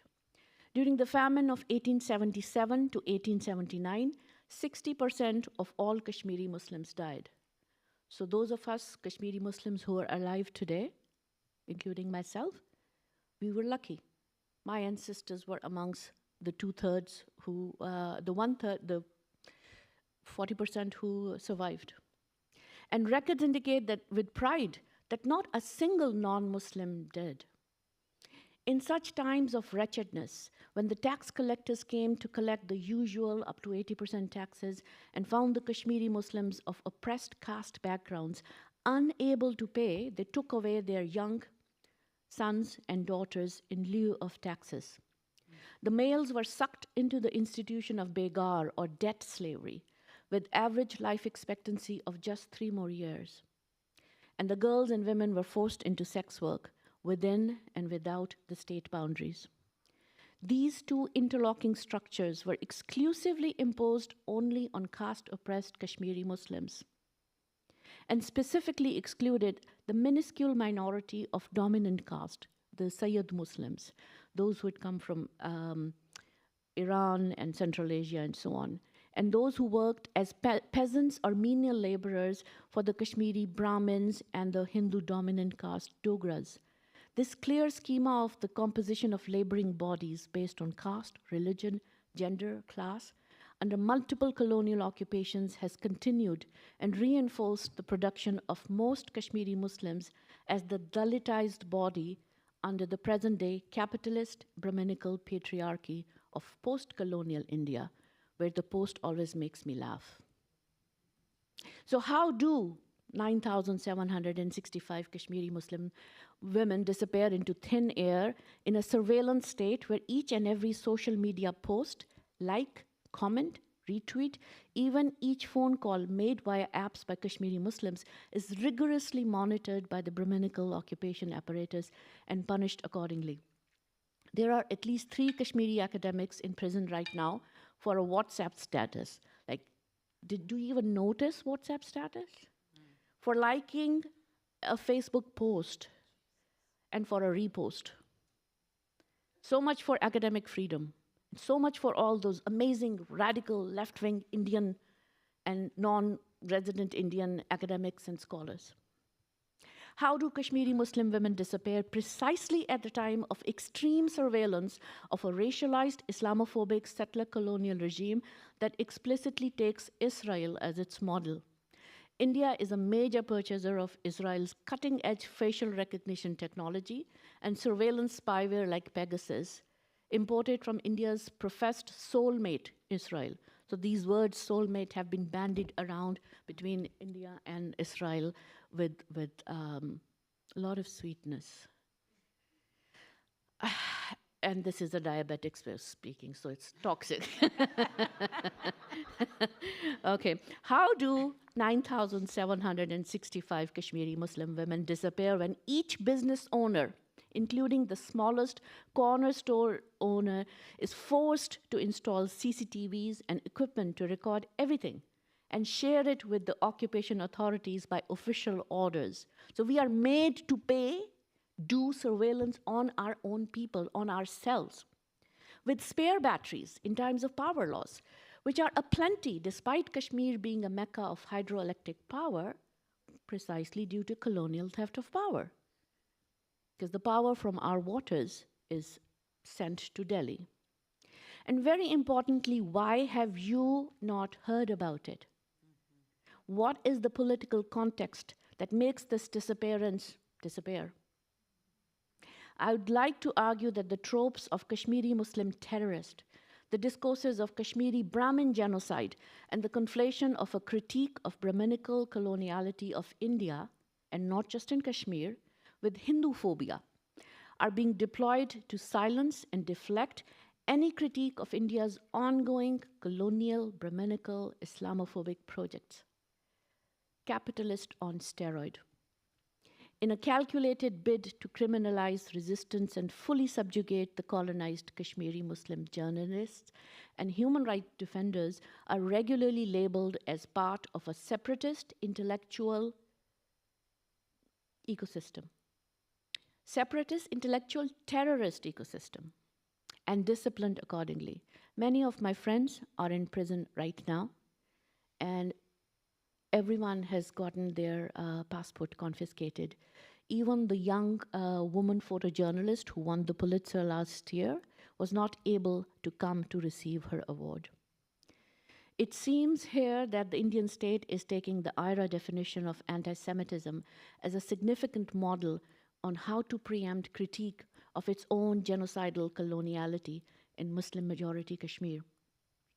And the state-sponsored Bollywood film, The Kashmir Files, if you could have the last slide. Kashmir Files, that was released in 2022, which was even critiqued by Nadav Lapid, the Israeli filmmaker, as a vulgar propaganda film, is a particularly egregious example of this phenomenon. Even when it was played, it's one of the biggest blockbuster Indian films ever. And when it was playing all over in India or in the US, most places the audience would rise up and make demands for raping all Muslim women and killing all Kashmiri animals, and these are beasts on 2 legs and so on. And so the language that Israel uses for Palestinians is so familiar, it's so dark, it's exactly the same. Examples from the US include the major funding from Silicon Valley of the fascist Hindutva movement in India and the demolition of hundreds of mosques, starting with that of the iconic Babri Masjid in 1992. Silicon Valley, our Silicon Valley. Another example is the California history textbook controversy, where the right-wing Hindu groups had a case against California for talking about caste with a little bit more honesty. And their case was that, well, caste system is just like class system, which it is not. And they would say, well, and we didn't do that badly with gender either. The women did not have a right to divorce, they couldn't get married again, had to shave off their head if they became widows, but they could still keep their jewelry if they were still married. And another case is that of Saiba Verma, professor at UC San Diego, who made a complaint, ironically, of racial discrimination against other faculty members, one of whom is from the most oppressed caste, Dalit, and a Shia Muslim Pakistani, the only such person at UC San Diego, for the courage to point out the deeply unethical flaws in Verma's research methodology, which led to the disaffiliation of Verma from the critical gender studies program and critical ethnic studies program. So Verma's father was a RAW agent. RAW is akin to Mossad, it's this intelligence agency in India, and he was a very high-ranking agent, the third in command to report to Modi in the cabinet secretariat, and he was posted in Kashmir during the high time when the genocide was being planned and was being carried out, where rapes of entire villages in Kashmir were carried out. And she went into the most vulnerable population of Kashmir, the only public psychiatric hospital to do research amongst the patients, without telling them her antecedents. And for pointing out those deeply unethical methodologies, and she teaches, by the way, decolonial methodologies. So when I hear the word decolonialism, I also shiver a little bit, because some of our innocent students are getting, I don't know what crap in places like that. And so here the law, and there were other people as well who got this slap of the complaint. Of course, it was vacuous and it was taken away, but the long drawn process was the intended punishment. And I argue that the accelerated and selective application of the Israeli model and the IRA definition are vital aspects of this context of settler colonialism that kills all speech and aspirations to self-determination and disappears human beings and disappear Facebook accounts. My original Facebook account of 10 years holding was permanently disabled. I get emails from Twitter Legal every couple of weeks telling me certain number of my tweets might transgress Indian laws. And I've always asked them, so what other countries' laws do I need to obey? Will it be Myanmar? Will it be North Korea? Like I'm not an Indian citizen. I don't live there. Why are you applying? And my account is withheld in India. It's withheld in Indian occupied Kashmir, and it's shadow banned. So effective gagging, even if I'm a US citizen right now. And so one of the points I wanted to make even about the title of our panel was that it's not just the right wing. And it has been made by some other people on our panel as well.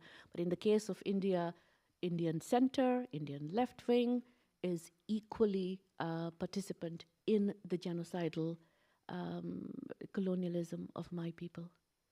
And our blood is on your hands. Thank you.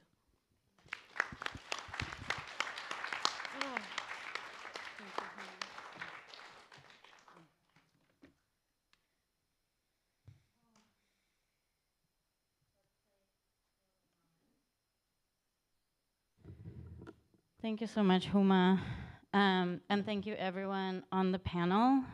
I really appreciate the robust articulations of both the IRA's connection to the global right, but also the global, or we're just, okay, Rabab, you can speak from your seat.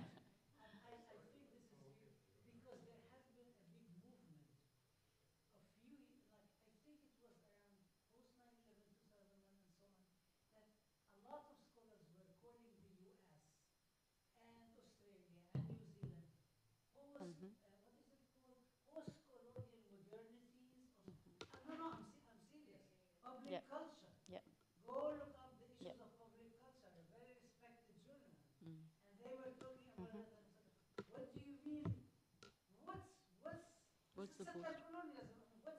I mean, this is it is part of the post, and so maybe now the Zionist scholars are catching on to Mm. that and reviving it. You know, Mhm. people always go back to the old books and dig out what's going on, and so it's.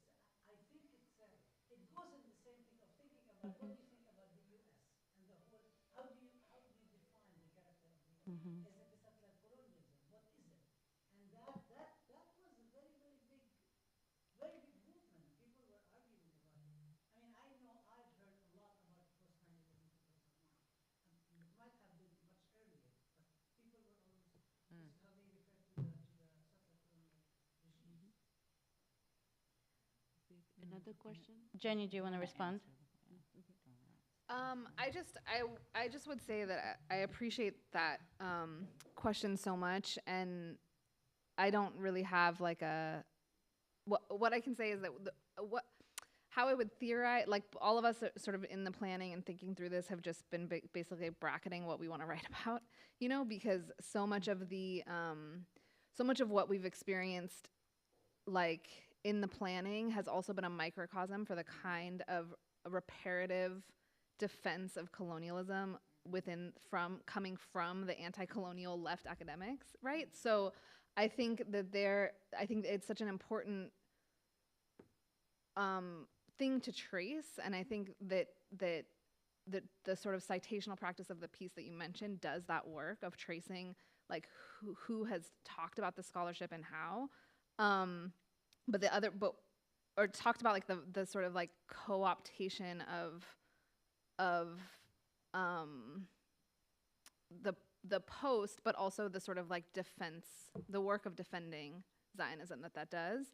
But what I also just can't sort of stop thinking about, and it's been so much a part of our conversations in organizing, is just the way that the disciplining of our speech has been paired with these kinds of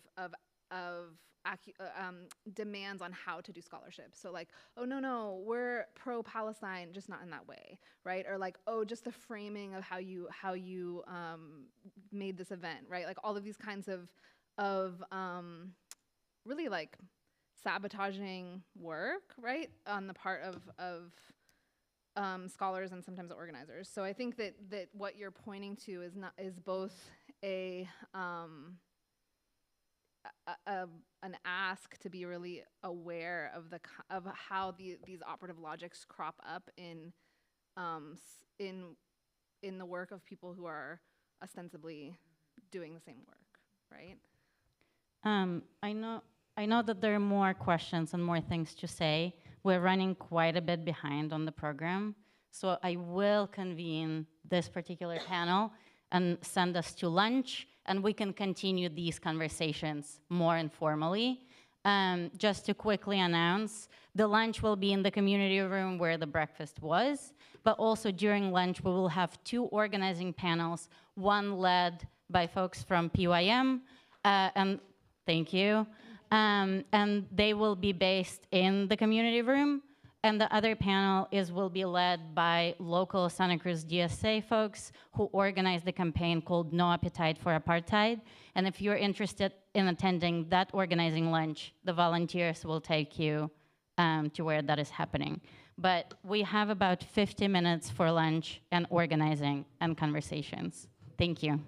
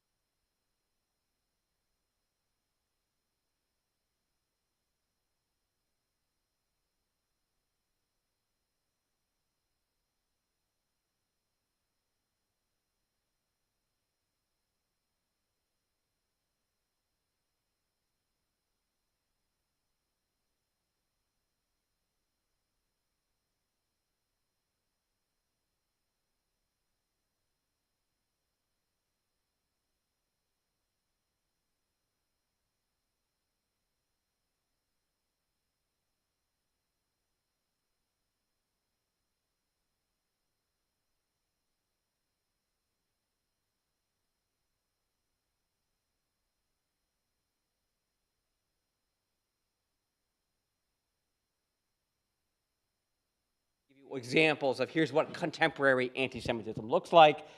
7 of the 11 examples they give involve the state of Israel, including claiming that the existence of the state of Israel is a racist endeavor. So that's the fairly, conventional, institutional, and legal history of the IRA. I actually want to go several decades. And I'm going to read for you a selection from a book called The Real Anti-Semitism in America by Nathan Perlmutter, who Amaya introduced you all to this morning, where he co-authored with his wife Ruth Ann Perlmutter. I'll warn you, it's quite racist, but I think it's important to understand the context of the set of forces that brought us first this new anti-Semitism and then IRA. And they write, stand with me on the corner of 42nd Street and First Avenue in New York City, in front of the United Nations. Let us watch the diplomats on their way to work. Turbaned men, women in saris, tall black men and short swarthy men, blonde Europeans and yellow Orientals, all well-groomed, educated, cosmopolitan, diplomats. Surely there isn't one among them who is a Klansman. Surely there isn't one who would, under night's cover, furtively sneak onto a Jew's lawn, daub a swastika on his door. But who threatens Jewish interests more ominously? The diplomats who regularly affirm that Zionism is racism, or the juveniles with the paint cans? Now, this is a formulation specifically targeted at the United Nations, but I find it useful because it so bluntly illustrates a rhetorical and ideological shift that laid the groundwork for what will eventually become IRA. And essentially, there are two elements here, at least 2 elements I think worth flagging. The first is the work this definition does to identify anti-Semitism not only as identical to anti-Zionism, but to suggest that anti-Zionism is actually more dangerous than traditional anti-Semitism. More dangerous than anti-Semitism aimed at Jewish people individually or collectively is the anti-Zionism aimed at the Israeli settler colonial project. The second thing this particular definition does is it identifies this new redefined anti-Semitism as emanating from an internationalist left rather than from a nationalist right and groups like the Ku Klux Klan or the American Nazi parties. So not only is anti-Semitism being redefined to explicitly include the nation of Israel, but it is self-consciously suggesting that left-wing attacks on Zionism are more dangerous than traditional right-wing anti-Semitism aimed at Jewish people. And I think it's worth exploring a little bit sort of where this comes from, right? Where does what eventually becomes called the new anti-Semitism in the late 60s, early 70s come from? You can go back, you can find, obviously, attempts to establish Zionism as a core component of Jewish identity have a long history, a long and contested history, as we heard this morning. But I think you see specifically in the late 60s this increasingly institutionalized formation that not only identifies anti-Zionism with anti-Semitism, but also specifically locates it on the left. So the Austrian intellectual John Amari publishes this essay in 1969 called Virtuous Anti-Semitism, in which he argues that today's anti-Israelism and anti-Zionism and the anti-Semitism of yesteryear find themselves in absolute agreement. And he goes on to firmly locate this in the left specifically.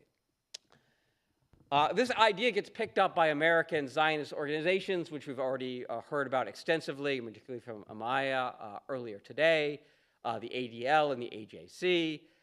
David A. Rose, who's an important figure in the ADL, gives a speech in 1971 in which he suggests that one of the real opponents here are domestic extremist groups, as he labels them in the United States. And he says these extremists not only pose a serious threat to Israel's survival, but their campaign is, in his words, in its broadest sense, anti-Jewish.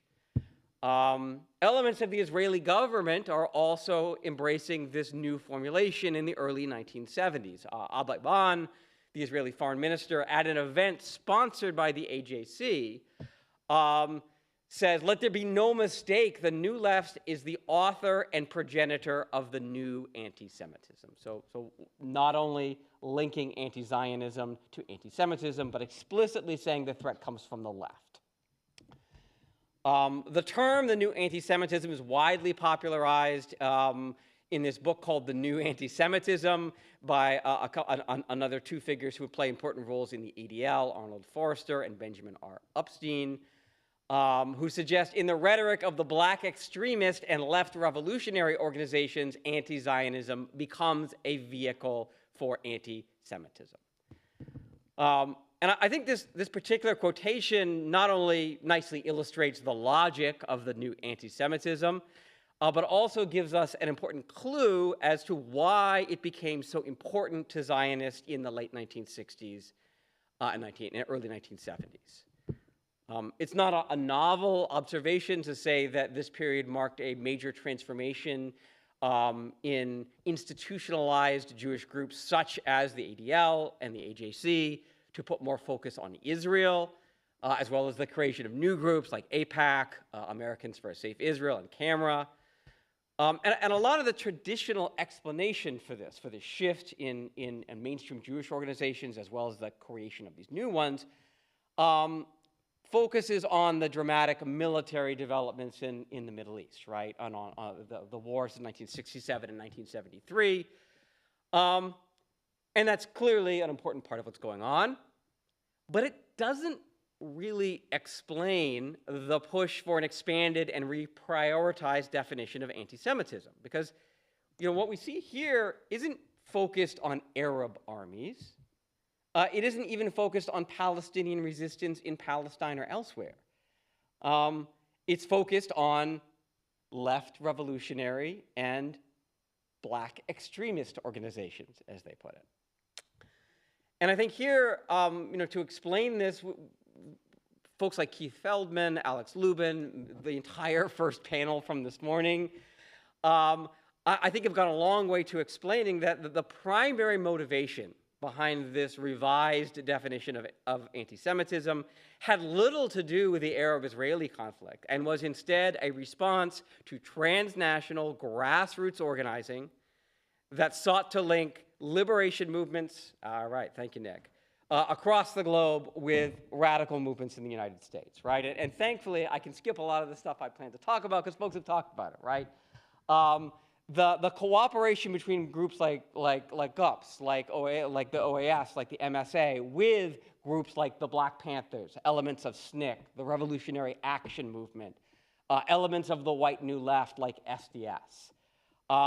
This is the context in which we need to understand the rise of the new anti-Semitism, and this focus specifically on the left. And I want to end and make sure that we have time for the rest of our panelists. We've already lost our Q&A time.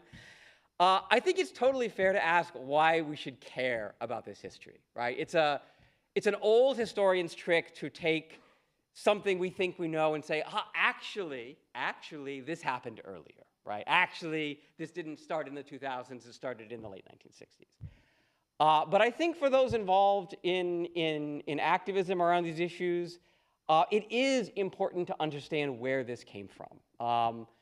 And I think tying into something that Amaya said this morning, that when you actually look at the history, both of the new anti-Semitism and IRA, these did not arise organically from Jewish communities in the United States or elsewhere.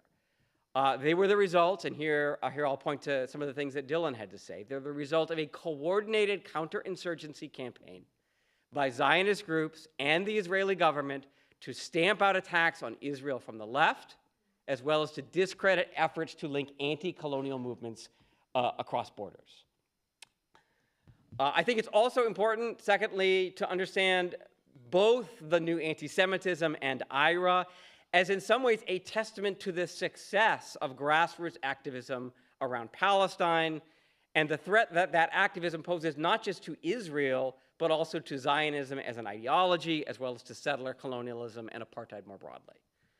And I don't want to overplay the role of solidarity groups and solidarity networks. This is a struggle that began in Palestine It will end in Palestine that is liberated from the river to the sea.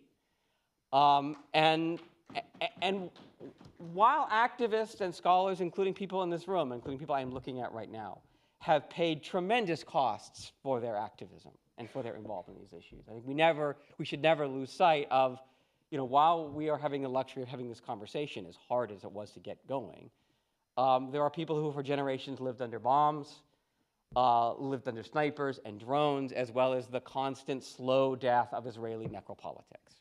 So I don't want to overplay the solidarity aspect of this, but I think it's telling that even in the late 1960s, at a time when the military conflict with Arab nations was still very much live, even in the late 1960s, Zionist organizations and the Israeli government are already focused on what they now call delegitimization efforts. They're already focused on this transnational grassroots organizing. They understood it as a threat then, and it is not a surprise that IRA comes to light in the early 21st century, just as you see a revised attempt, a renewed attempt to build the networks up that were dismantled by CONTELPRO and by state repression in the late 1960s and early 70s.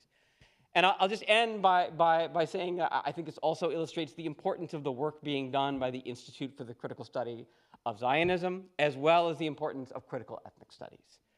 I don't want to exclusively give these formations, these intellectual formations, the role in combating both IRA and Israeli settler colonialism, but I think, as Amaya noted for us today, without an organized critical Zionist study, the terrain is left to be defined by Zionists.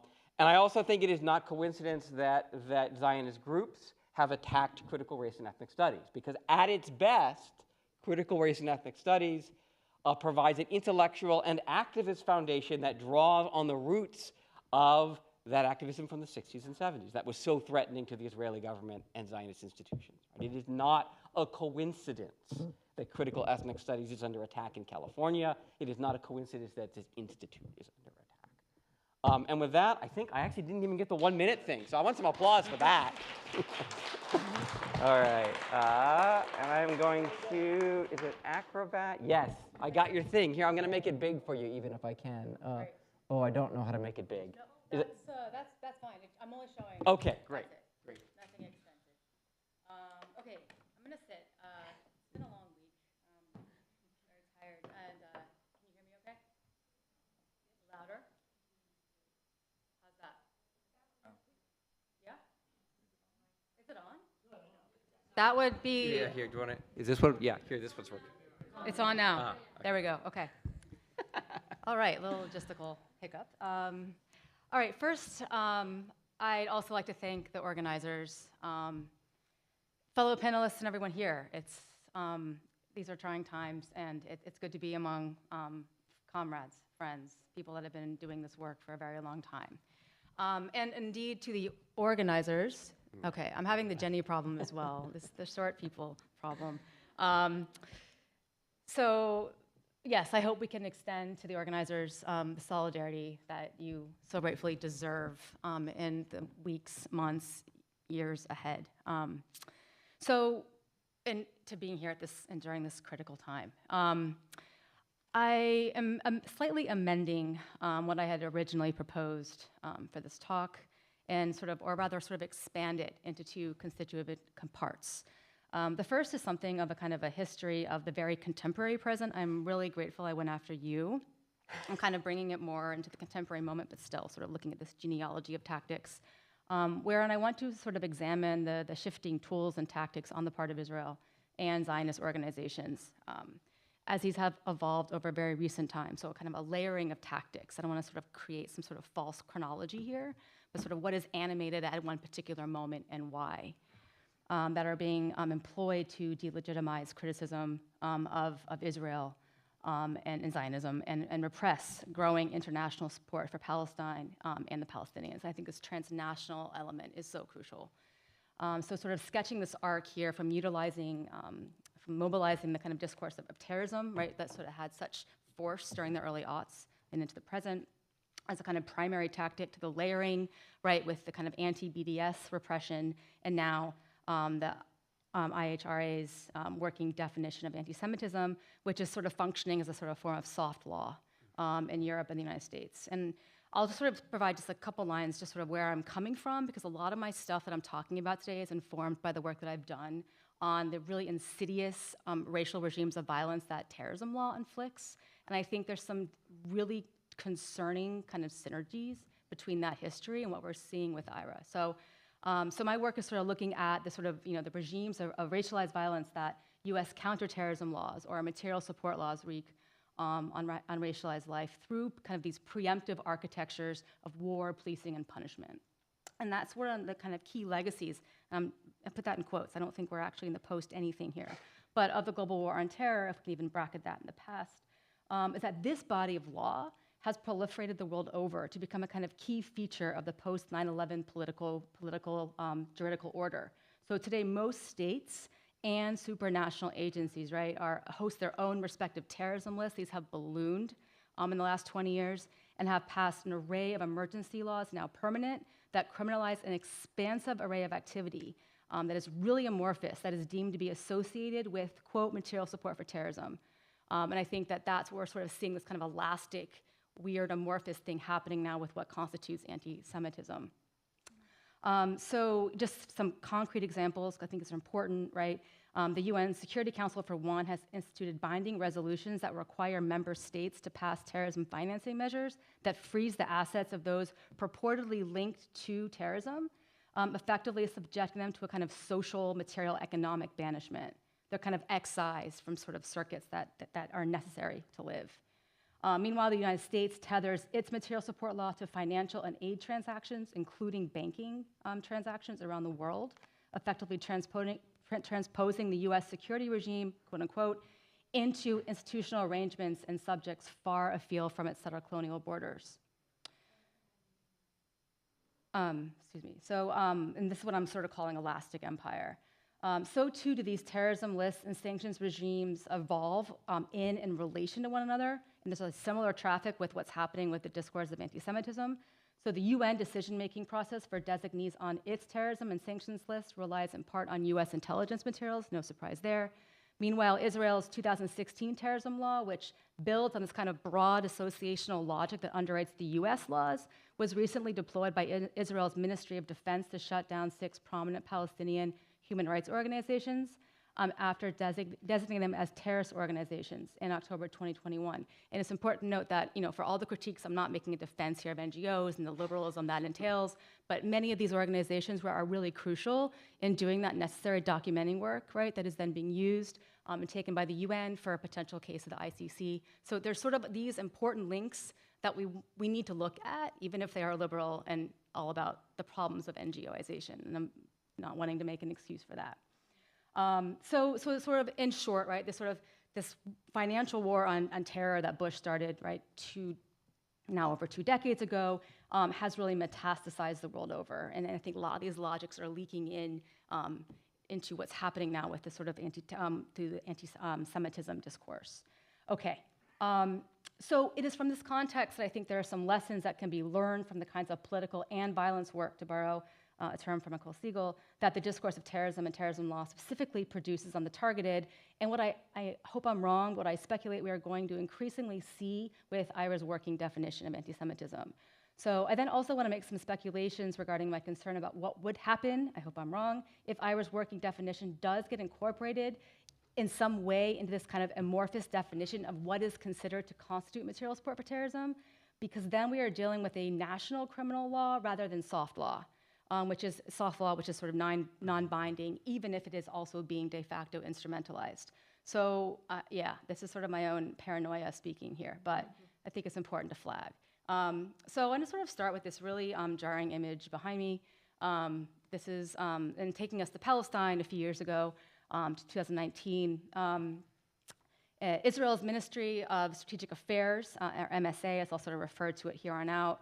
This is a ministry that was established in 2015 to coordinate efforts to counter delegitimization, right, of Israel. That is the key hot word right now among the Zionist lobby, Israel, et cetera, and to counter this specifically within international fora, and that is so crucial here.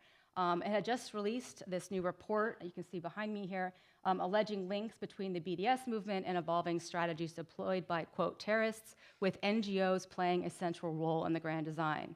So, leaving, little to the imagination here, this report titled Terrorists in Suits, the ties between NGOs promoting BDS and terrorist organizations, which, as you can see here, features a kind of split image cover, donning a half clean-shaven suit-wearing NGO worker, and a half kufiya-wrapped gun-flaunting terrorist, a hybrid terrorist executive. And this report, purports to have uncovered previously unexposed links between terror groups and NGOs promoting BDS.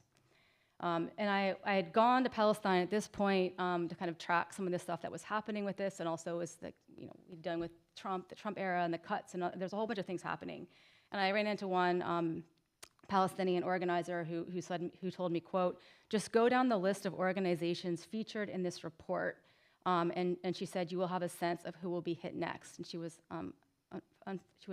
correct. Many of those were among the 6 that were targeted a few years later. So this report constituted part of a kind of evolving a tactic, right, on the part of Israel and Zionist organizations to, quote, delegitimize the delegitimization. This is as Netanyahu put it, right? Essentially, the MSA alleged that, quote, terrorists view NGOs as a useful and strategic institutional infrastructure through which to advance their, quote, ideological goal, the elimination of the state of Israel, end quote. So this report, it further argues, constitutes this is pulling from it again, an evolutionary development in the tactics and the terror organizations against the state of Israel, end quote. So that's all a quote from that. The report claimed to have covered over 100 links between terror groups and Palestinian organizations supporting BDS, including 30 alleged terrorists who occupy senior positions in 13 of the identified BDS organizations. The MSA report was one among an evolving array of tactics and strategies levied on the part of Israel to delegitimize and defund Palestinian institutions effective in leveraging the Palestinian struggle into the international arena. And those sort of international links are here the direct target, right, I would argue.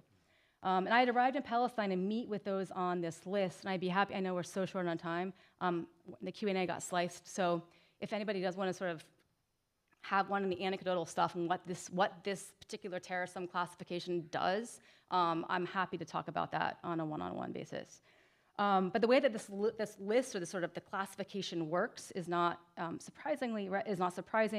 It is indeed does insidious work, right? And so effectively what happens is, if you're placed on this list of this classification, and I say this in the very liberal imperial sense, actually, and there doesn't need to be any quote evidence, right, for anything. It's just literally designating, right? It is like a sort of a deeming of.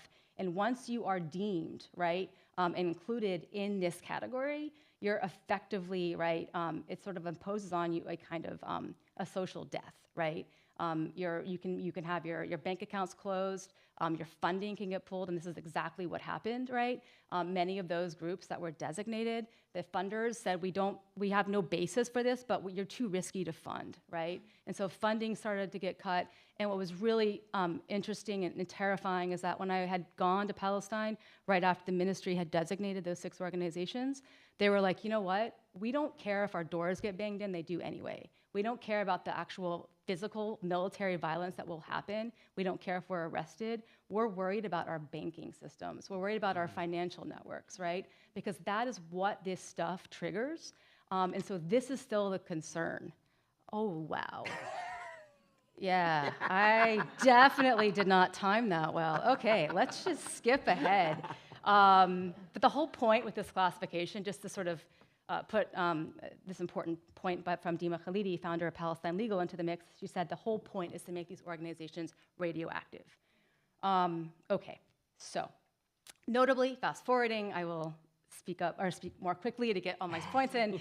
Notably, the MSA, producer of this report, among many others, was disbanded in 2021, and its mission and mandate to counter Israel's delegitimization was repurposed at the beginning of 2023 under the Ministry of Diaspora Affairs and Combating Anti-Semitism. So kind of, right, an insertion now of this sort of new heightened, of the new kind of preferred tactic of the moment.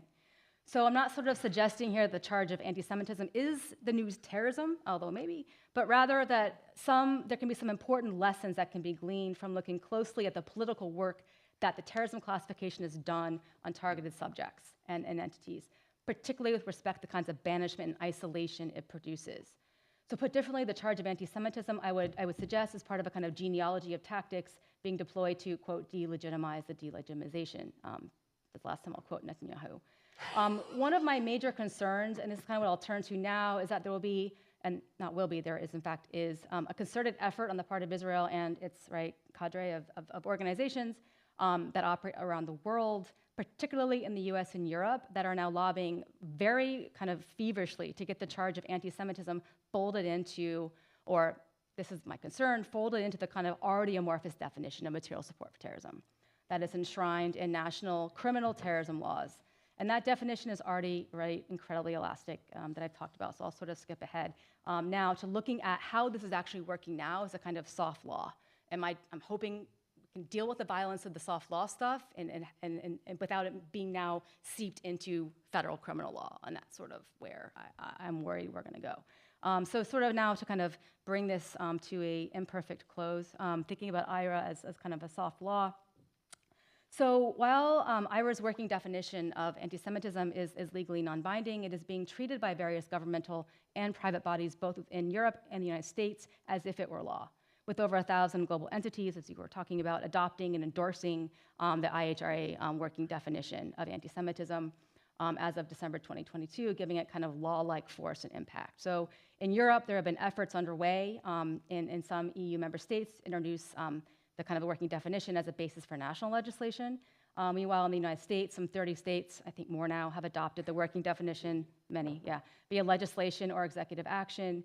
And of course, the Biden administration has confirmed its embrace of the IRA working definition as one of multiple definitions in the White House National Security to Combat Anti-Semitism released in May.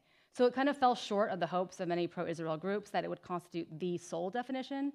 But the White House did underscore that IRA, while it said it doesn't constitute law per se, and they make this whole sort of gymnastics thing, say it does not supersede existing laws or constitute binding guidance.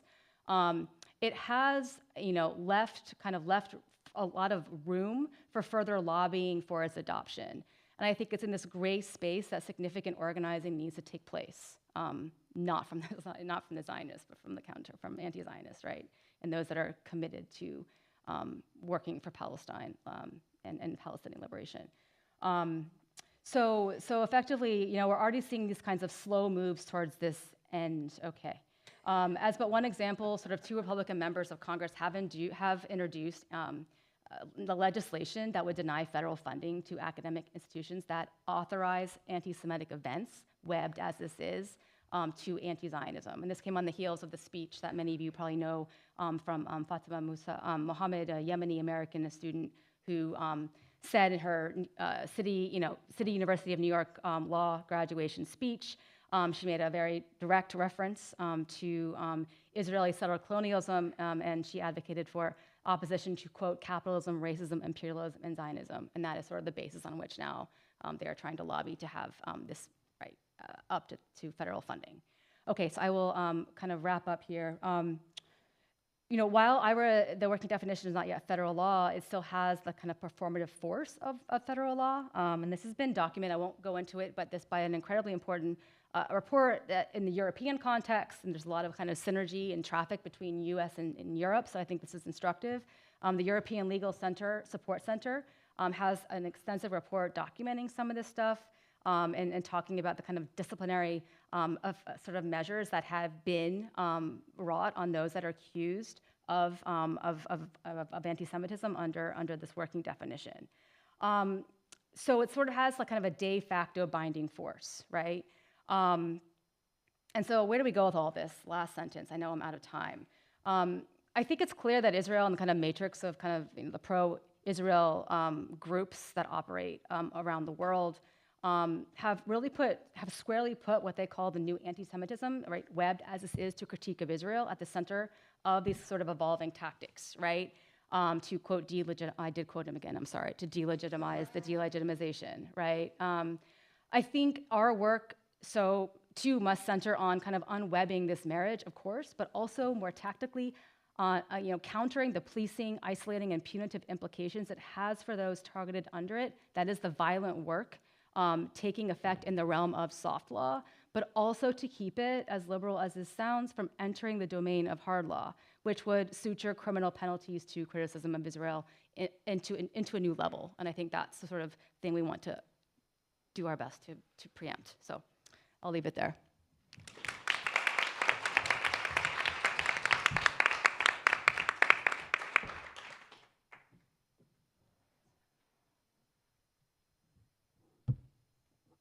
Thank you. Huge thanks and big love to the organizers. Also have no idea how to switch this back. I think I can do it for you. Oh, sorry for that No image worries. stuck on the screen. It's a Google slide. Okay, and then, how do we go back to the? Yeah, we need to go back to the page with the links on it. It might be a tab that's open. Oh, I opened all these. Okay, so I'll be open. This? No. I'm gonna get off No. the stage. I'd love to chat with you with the materials part for terrorism stuff. We got hit with that. So, which one is it? This? The middle one right here.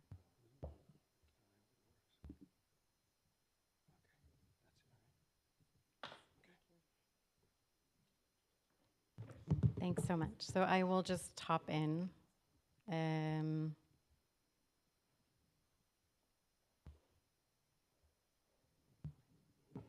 With the double computer action.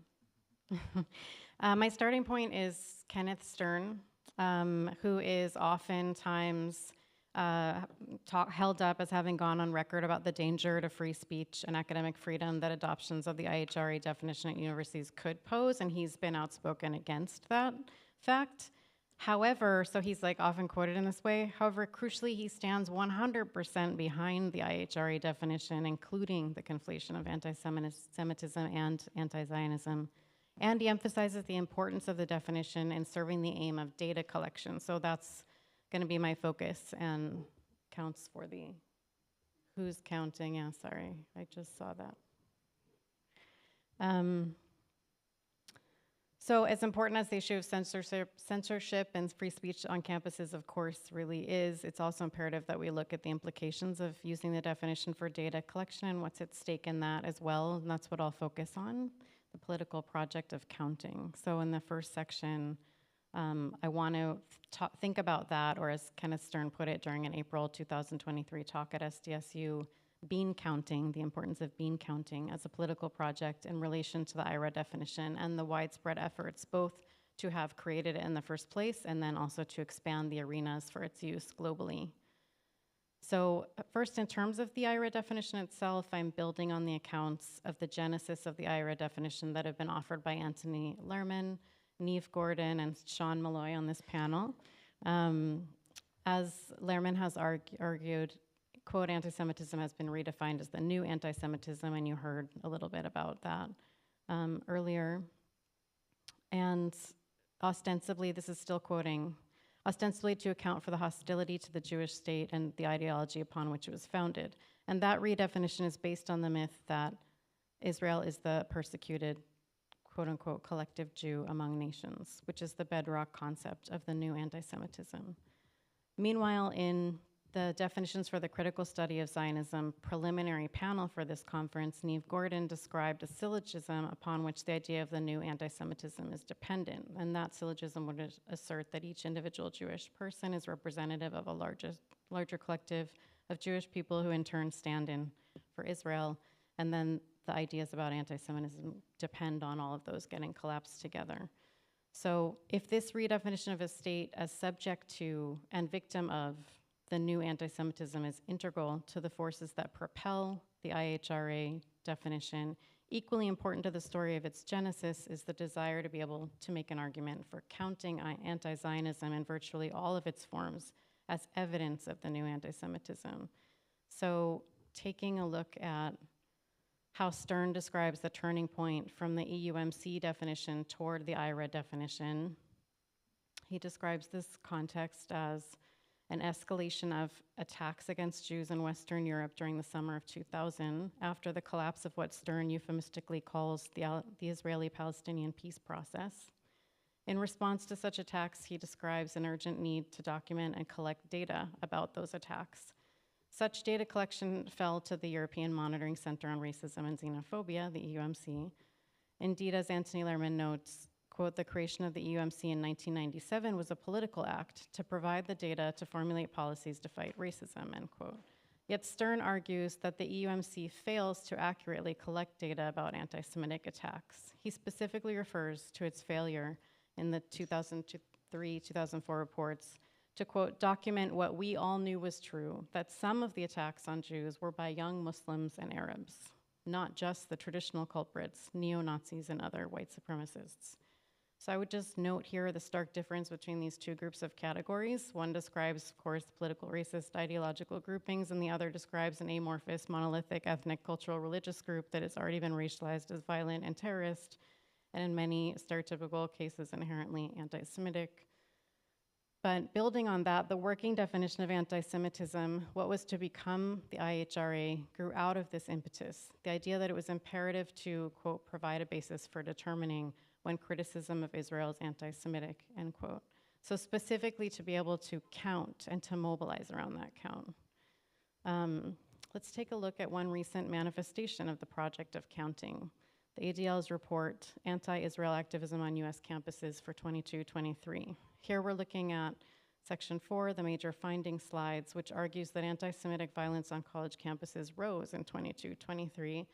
And there's the quote of the tally, 665 campus anti-Israel incidents, 0 instances of physical assault, 9 instances of vandalism, 24 instances of harassment, 303 events, 326 protests or actions, and 3 BDS resolutions. Many, but not all, may be characterized as anti-Semitic. So the counting of these is clearly really important, and the fight around the data piece is also crucial.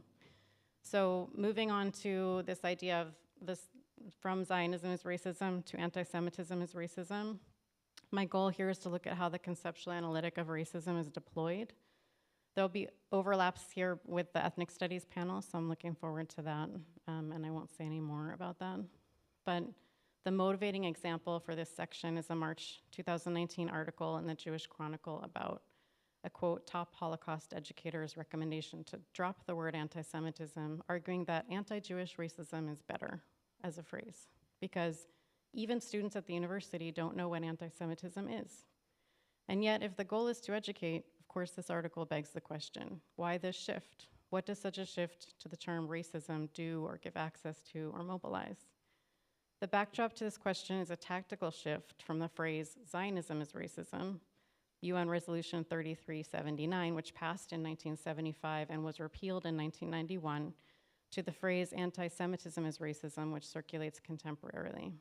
The former statement condemns colonialism, imperialism, nationalism, and other forms of state violence, including apartheid, and it situates Zionism as manifested in Israel within these formations, namely that of settler colonialism.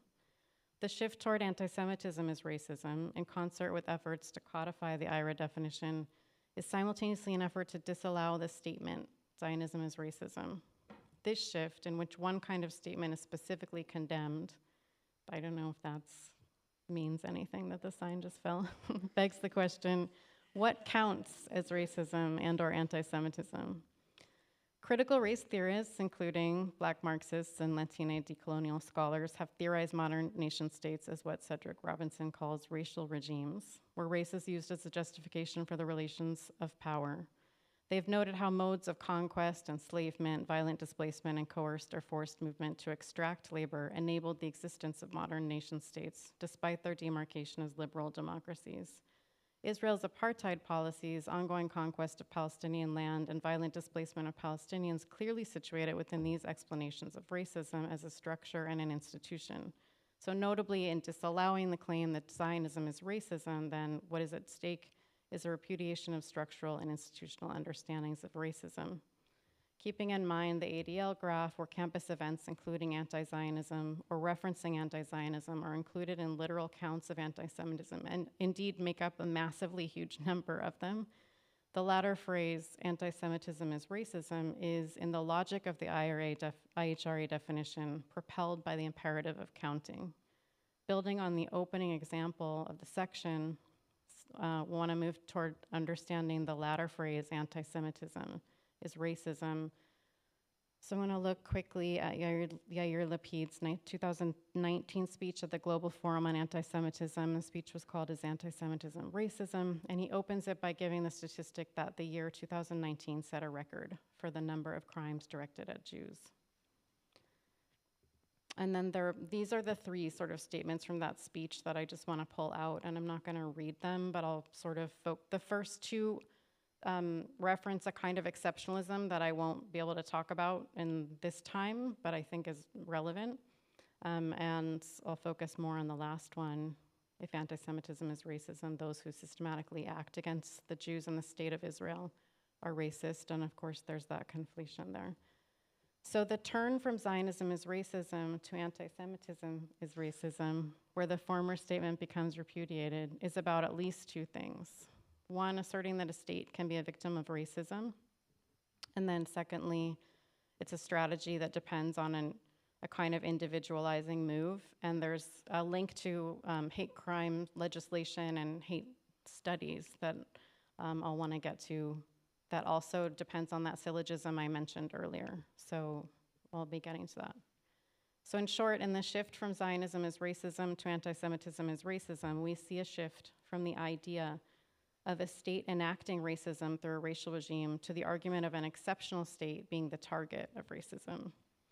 Because the concept of race in the larger framework of racial capitalism is embedded in and grows out of the project of conquest, where we could understand conquest as dispossession plus accumulation and extraction, I want to argue that we understand the imperative to count and to think about what counts as a mode of accumulation / extraction. So here I'm thinking too of co-optations of the DEI diversity frameworks where, as Eve Tuck and Kay Wang Yang note, quote, inclusion becomes a form of enclosure, end quote. And I'm also thinking of the ways that diversity frameworks are about, as Nick Mitchell writes, quote, transforming difference into an asset primed for accumulation, end quote. And as such, both they're operating to dilute ethnic studies tenets. So sort of rounding out with the implications of counting, back to Kenneth Stern. And this is a comment about the UN World Conference Against Racism, Racial Discrimination, Xenophobia, and Related Intolerance in Durban, which, as you all, I'm sure, know, where the statement Zionism is racism was circulating in the US, withdrew in response to that. So Kenneth Stern says, its mission was to counter, it being the conference, was to counter racial hatred and bias, but instead it energetically promoted hatred of only one country, Israel. There was also clear hatred of Jews. Building on the last section, so thinking about how a state came to be conceptualized as a victim of racism, here I wanted to take on the individualized conception of racism in relation to the project of counting. So in particular, I wanted to highlight the semantic turn from racism to hatred. That's my bold, if you can tell that hatred is bolded there. In Stern's formulation of what happened at Durban. So the shift is not just a change in wording, of course, but also in framework, from racism as a social institutional structure to hate as an individual abstract emotion. Hate the fucking feelings that Dylan mentioned earlier, maybe. Hate studies as a field emerges in the early 2000s in tandem with efforts to write and codify what would become the IHRA definition. Kenneth Stern is the director of the Bard Center for the Study of Hate, and he describes the need for the field by grounding it in the motivating example of anti-Semitism, where anti-Zionism is clearly included. For Stern, quote, racism, sexism, anti-Semitism, homophobia, etc., are all manifestations of hate. They emerge from it. And so I'm just interested in that, the way that, it just, this kind of like, he also opens his book by talking about psychologizing ways of thinking about like, why do we hate? Or he doesn't say, why do they hate us? But it's kind of like along those same lines, you know? So there's a lot more to say about hate studies as a field and like the argument I'm trying to make there about individual conceptions of racism versus the structural, but in the interest of time, I'll move on. And so I wanted to end by mentioning the US National Strategy to Counter Anti-Semitism, which was just mentioned, released by the Biden administration in May of this year. We could say a lot about it, and perhaps that we will have a chance to at some point. But I end with the example because it comes full circle back to the ADL stats with which we began. The Biden administration, the Biden statement on anti-Semitism is likely the result of a campaign that gained momentum during the May 2021 attacks and bombing on Gaza. And I don't know if you all remember, but the ADL published this extremely widely cited report that described an uptick in anti-Semitic events. And it's a report that Mari Cohen has argued depend on counting anti-Zionism in the numbers, and we've just seen like pretty concrete evidence of the ways in which that plays out. But just like the extent to which this study was cited to sort of prove that that's what was happening in combination with the fact that a letter was signed on by a number of, what was the phrase that Emea used? Main prominent Jewish organizations, or I forgot. But there were a group of, the number of 5 organizations that wrote this letter in May of 2021, an open letter to President Biden about the uptick. And it is very similar to the national strategy that just came out now 2 years later. So in essence, just like really wanting us to think about the implications of this project of counting and how that is really tied to the way that the IRIT definition is being used, and what it will mobilize and what it already has mobilized. Yeah, so I will just end there. Thank you.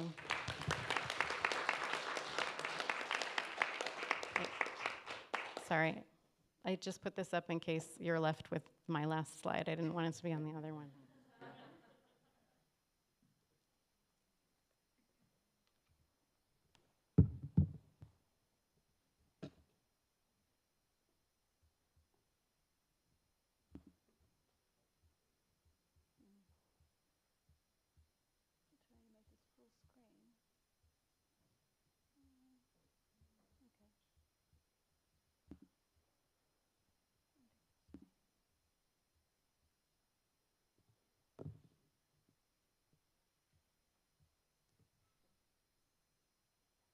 Okay, well, it's hard to go last, and I'll try to be on time, so I'm just checking the time. Let me begin by acknowledging the Awaswas people, whose land we are on today, also the Gadigal-Wangal people, whose land I live and work on. And I also want to set that in the context. I think Rababi said this: how is it to go from one settler colony to the other? Well, obviously, I was born on the occupied land of Palestinian people, that dispossession of Palestinians for which my family is responsible for. And I do indeed live in another settler colony that I'm trying desperately to leave, so, let me know. So the context of this paper is a chapter that I haven't yet written in the book that I am currently writing, which is taking me quite a long time, which is ostensibly on the war on critical race theory. And I look at that as a lens for exploring the current racial regime. And you already evoked Cedric Robinson's work. So obviously I'm using his concept, but also trying to use his methodological framework to do that work. So I take, just very briefly, let me say my approach to it, because I think it's important. I take this so-called war on critical race theory, or war on woke, as it's also become, as a strategy of counterinsurgency, to evoke Dylan's words this morning, that targets Black, Indigenous, and other radical movements against racism and colonialism, for abolition and land back, and so on, through the attack on knowledge and study, and which harnesses the neoliberal academic industrial complex that has already been today exposed as implicated completely in militarist and ideological repression of colonized and marginalized populations around the globe, to do its bidding of subversion, through subversion of the language of academic freedom. So we can already see, hopefully right at the beginning, how the IHRA definition sits within this archipelago of repression, and in my view, it needs to be placed in constant conversation with the multiple forms taken by racial colonial capitalism and patriarchal white sovereignty. And I suppose what I bring to this conference, if anything, is a bit of a transnational or international dimension that looks beyond the borders of the US, where this fuckery is also happening. So I was already thinking about using the framework of racial regimes, but then I heard this podcast with Robin Kelly, and he said this thing here which really resonated with what I was doing. So this whole notion, it's part of a larger quote in which he says, anti-wokeness is the perfect example of the functioning of the racial regime. Now, I don't want to go into it too much because I don't want to take up too much time, and I think people are aware of this work. But I am taking from Forgeries of Memory and Meaning, the book in which Robinson elaborates on racial regimes. And the part of it that I'm interested in is this notion of racial regimes as being noticeable in being fought back against. And he calls them unstable truth systems that may collapse, as he puts it, under their weight of their own artifices, practices, and apparatuses. But that's why they're constantly being kind of rebuilt. So the important point for me is that they're made to appear they're made to appear natural, but obviously they do possess a history that is discernible, and their mechanisms of assembly need to be kind of exposed, is what Robinson is saying. So my interest is in tracking and exposing the recursive recalibration of racial regimes, as well as noting their points of weakness, right? So that's just the background. Hopefully I haven't taken up too much time with doing that. So let me get on to what I'm interested in discussing here, which is thinking through the roles of Zionist claims of Jewish indigeneity in Palestine in this recalibration of the racial regime. And I'm interested in how this works in conjunction with indigenous politics in settler colonial contexts, such as so-called Australia, where I am based. Now, obviously, there's a long history of settler claims to indigeneity. So here's one example on the screen. This is the leader of the fascist One Nation Party in Australia, a woman called Pauline Hanson, who in this video is telling indigenous teenagers that she is indigenous because, quote, I am native to the land, I was born here. And incidentally, this is the other part of my interest, obviously, is that Hanson was responsible for passing a motion in the Senate against the teaching of critical race theory. And only if we did have critical race theory in Australia, that would be good, but we don't have it. So there's obviously both a right wing and a so-called progressive version of Jewish claims to indigeneity in Palestine, but both of them, I argue, formulate a racialized interpretation of Jewishness that denies colonialism and converges with nativism. And this exemplifies, I think, the ways in which racial regimes rely on an amalgamation of cultural, nationalist, and biracial motifs, creating illusions of historical and/or scientific certainty where, in fact, there is only chaos, which is something else that Cedric Robinson talks about. While the right obviously wholeheartedly embraces the contradictoriness of its arguments, the confusion within the liberal or progressive stance on the relationship of race, colonialism, and indigeneity makes it available to those who want to cement a commitment to Zionism within institutionalized anti-racism like the IHRA. So like I think it was Maya said this morning, we need to be also very attentive to what the libs are doing because they're probably more dangerous than the global far right. So as you'll know, and let me not spend too long on this, there are long-standing Jewish claims to indigeneity that lay claim to comparisons with other indigenous peoples. Obviously, this has been, there's a lot of critical work that's been done on this by historians who've really kind of exposed the completely mythological nature of all of this. But we do see this kind of, hopefully you can see the pictures, this kind of nonsense that you obviously see. And the right-wing position is exemplified by in many ways that we're seeing play out in front of our eyes today, but, recent examples that you'll be familiar with, Tzipi Hotovely, who's the, Israeli ambassador to London, who bases her claim that, quote, this land is ours, all of it is ours, we did not come here to apologize for that. She bases that on the Midrash, and she expresses Israel's determination to claim sovereignty over the whole of historic Palestine. More recently, you had Ben Gvir saying he and his family had more right to live freely in Judea and Samaria than Palestinians have to move freely around the West Bank. And we've already heard about the sort of the colonial, Eurocentric, and racist roots of Zionism, and obviously these Jewish claims to indigeneity have always mobilized a racialized conception of Jewishness, which relies on appeals to genetics, as Nadia Abul-Hajj, among others, have shown. And also I've put there a little kind of wink at my next project, which is looking at Arthur Rupin, as a kind of, let's say, as exemplifying racial colonial capitalism in one personage. So I'm just putting it out there. Israel obviously is involved in attacks on diaspora Jewry who are critical or skeptical of the occupation, so not necessarily only explicit anti-Zionists, by endorsing this separation into good, i.e. Zionist, and bad, i.e. non- or anti-Zionist Jews.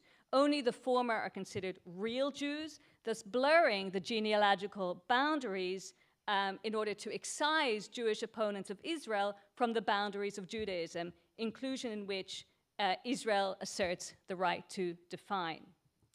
So more in terms of the right-wing evocation of this, well, progressive Jewish claims to shared affinity with indigenous people cannot escape the fact that allegiance to Zionism more explicitly than ever before means open alignment with racist nativism, white supremacism, which are expressed often in fascist theories such as the Great Replacement theory, very popular among European white supremacists.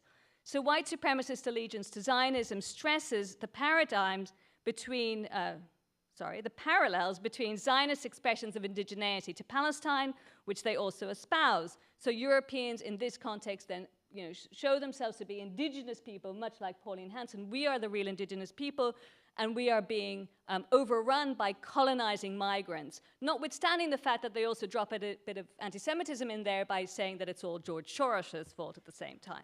So just an example, this is particularly interesting because this is David Starkey, who is actually a historian of the Tudor era from the UK, who spoke at the 2023 National Conservatism Conference in London in May 2023. Of course, that's the organization established by the Israeli Zionist Yoam Hazony. And during that time, you can see then the kind of the dovetailing with anti-blackness also. And I apologize for this in advance, but David Starkey gave a speech in which he explicitly went up against Black Lives Matter, saying, quote, "The determination is to replace the Holocaust with slavery.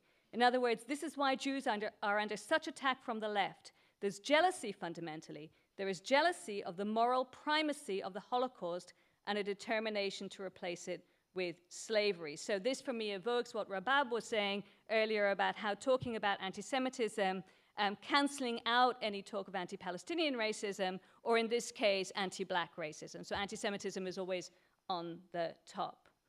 So where's the link to critical race theory? Well, obviously there are Jewish opponents to critical race theory who are committed to Zionism and who claim that critical race theory holds different standards for Jews and other racial and ethnic minorities on the grounds of what they believe is CRT's inherent anti-Zionism. They claim that CRT posits a binary oppressor-oppressed view, which they associate with, quote, a habit of descending to anti-Semitism, as Jews do not, quote, fit neatly in either category because they are anti-Semitically associated with having privilege. Now, this, they propose, leads to a simplification of the Israeli-Palestinian conflict because Israel is wrongly, in their view, cast in the role of the oppressor. This is from this fellow, David Bernstein, whose book is on the slide. So both Zionist Jews in the diaspora and Israel as a Jewish state become victimized by a form of reverse racism in this vision. So the inseparability of Jewish identity from Zionism in this view means that these Jewish opponents of CRT endorse Jewish claims of indigeneity. However, their rejection of CRT on the basis that it is said to reduce Jews and others' moral worth, as they put it, to their racial characteristics, contradicts the reliance of the indigeneity claim on genetics. So the Jews as indigenous position is actually contradicted by the demand that they also have for a post-racial liberal individual identity for Jews. However, these contradictions don't actually imply incompatibility. Rather, what I think they show is the fact that the racial regime does not require coherence, right? These two things can go together. Okay, so I just want to briefly, I hope I have enough time to talk about this. So shifting to Australia very briefly. Today, as we speak, people are voting on this Indigenous voice to Parliament, and maybe afterwards you can ask me more about what it is, since we don't have that much time. So centrist or progressive proponents of claims to Jewish indigeneity also are on the side of Indigenous voice to Parliament in Australia. And today, this referendum is going to decide on recognising Aboriginal and Torres Strait Islander people as the first peoples of Australia by enshrining an Indigenous advisory voice in the Constitution. Now, obviously, this has been massively critiqued by many Indigenous people. Some are for, some are against. Here you have the Gumbaynggirr historian and Aboriginal Tent Embassy founder, Gary Foley, saying the whole exercise, this is not him saying it now, this is him when he was young, but it's a good picture. He says today, the whole exercise is just yet another effort to put a bit of lipstick on a pig. It's yet another device to divert the people from the real issues of self-determination, economic and political independence, which have been the consistent Aboriginal political demand since the beginning of Aboriginal activism. So that's one side. But the other side, which is the mainstream no campaign against the Indigenous voice to Parliament, has often dovetailed with your classical anti-Semitism. So you have this kind of conspiratorial anti-Semitism being mobilized, also this idea that it's a globalist plot, all of that is in there. And ahead of today's protest for Palestine, which is also happening in Sydney, the leader of the Racist No campaign, who's also the leader of the opposition in the parliament, has said that anyone found protesting on behalf of Palestinians and who's on a visa should be deported. Now, this is the part I want to talk about and finish up with. So, where are the Jews in all of this, right? So there are Jews who support the Yes campaign, and they have appealed to these Jewish claims to indigeneity indigeneity in Palestine in order to make their case, and have appealed specifically to an affinity between Jews and Aboriginal and Torres Strait Islanders on their shared Indigenous status. So one of the principal actors in the Yes campaign is this fellow called Mark Liebler, who's the little guy with the glasses in the middle. He's a tax lawyer. My partner told me I was being anti-Semitic about him, but anyway, sorry. Referring to Indigenous people, he has described, quote, our two peoples as sharing a land-based identity, historical and spiritual.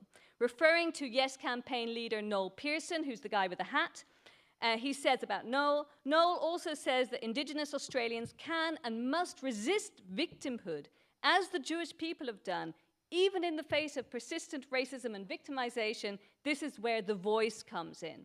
Now, so what I find interesting is that here Liebler is seeking the confirmation of Jewish identity via the appeal to his friend Noel Pearson, Bagaramgu and Gugu Yalanji leader of the Yes campaign, a long-time conservative Aboriginal leader.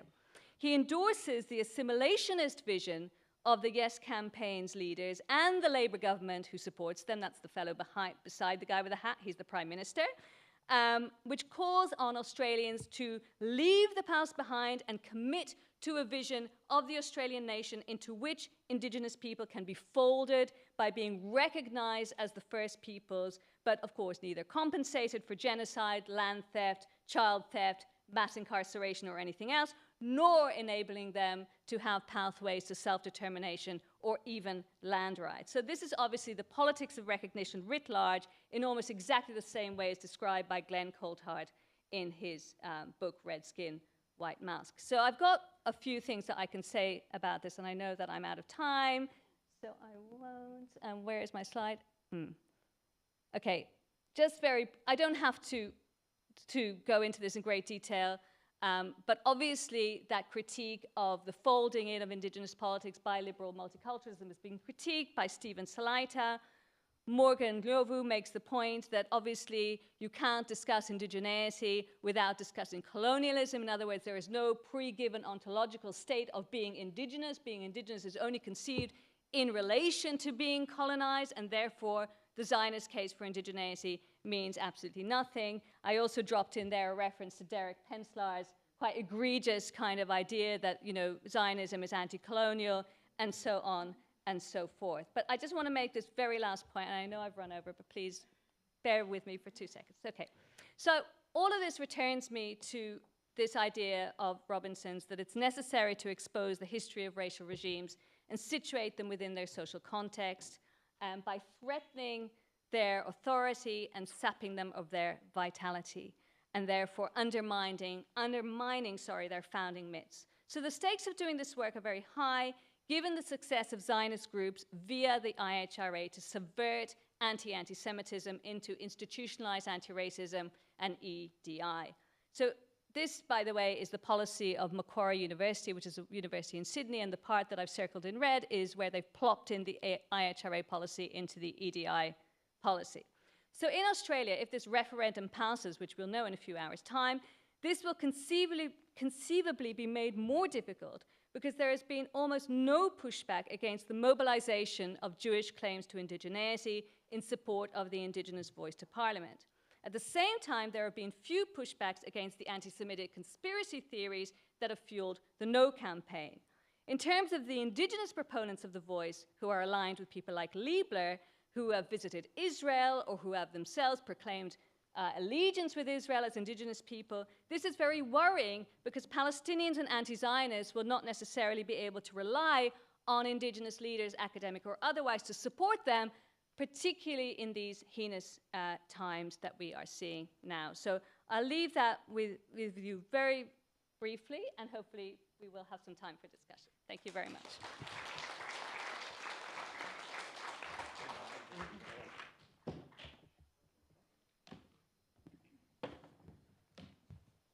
There'll be no break for the next panel. So unfortunately, yes, we have to move on to the next panel, but one last hand for our panelists. Thank you.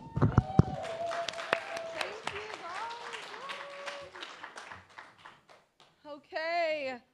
Thanks, good people, for hanging with us all day long. We're going to power through the break, so in the next 10 seconds, I encourage you to take a deep breath, move, stand up, do what you got to do, and we're going to get rolling.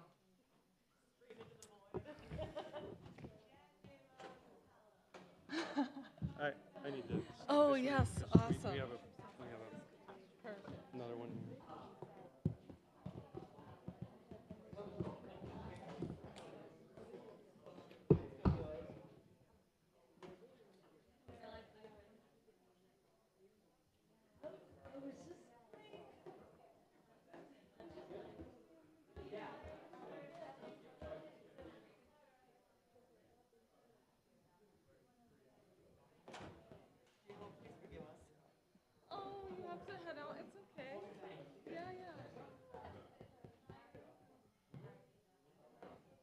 Christine?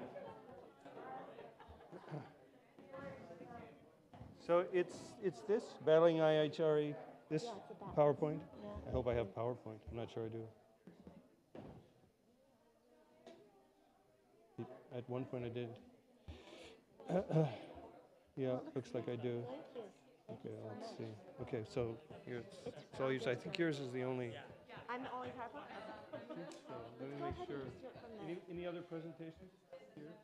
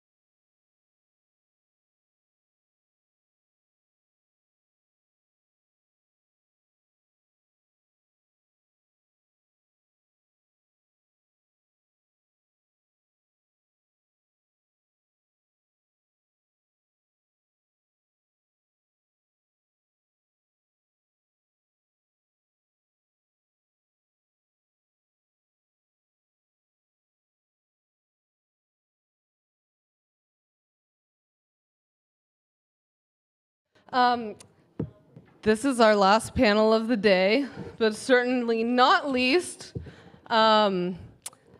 This panel is on Palestine and ethnic studies, a very, very relevant conversation in our time.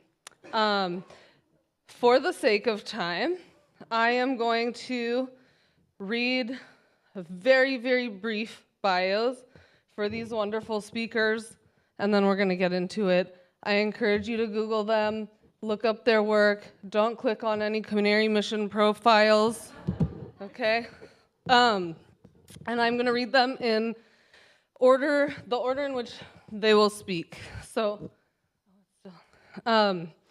we first are going to hear from Omar Zaza, who is a writer and organizer of Lebanese and Palestinian descent, and an assistant professor of Arab Muslim ethnicities and diasporas, the Ahmed Studies program at San Francisco State University.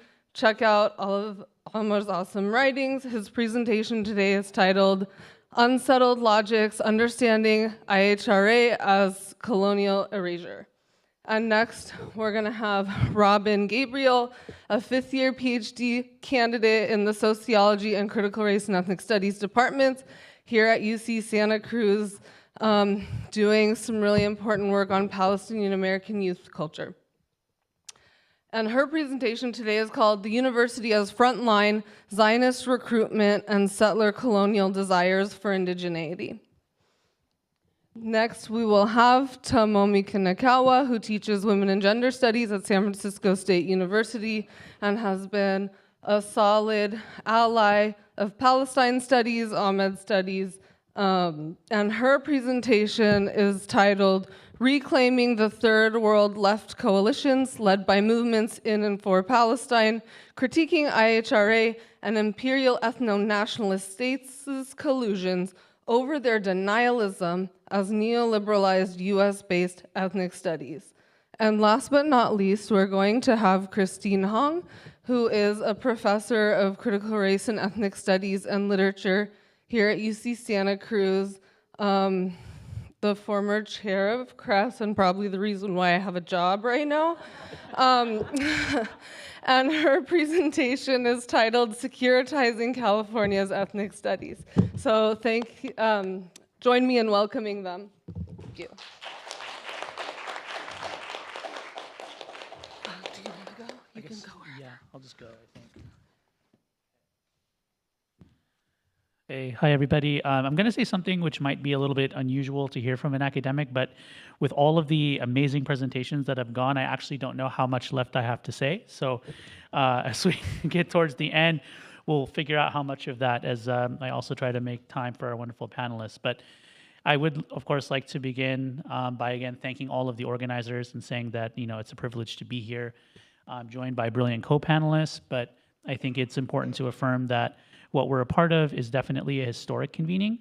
This conference and the Institute are reflective of precisely the role that scholar activists for Palestine need to be taking up in this moment, continuing to normalize in a good way, and develop an intellectual archive and referable precedent for work that critically engages the Palestinian liberation struggle within a context that does not take colonial epistemologies or hegemonic standards for granted.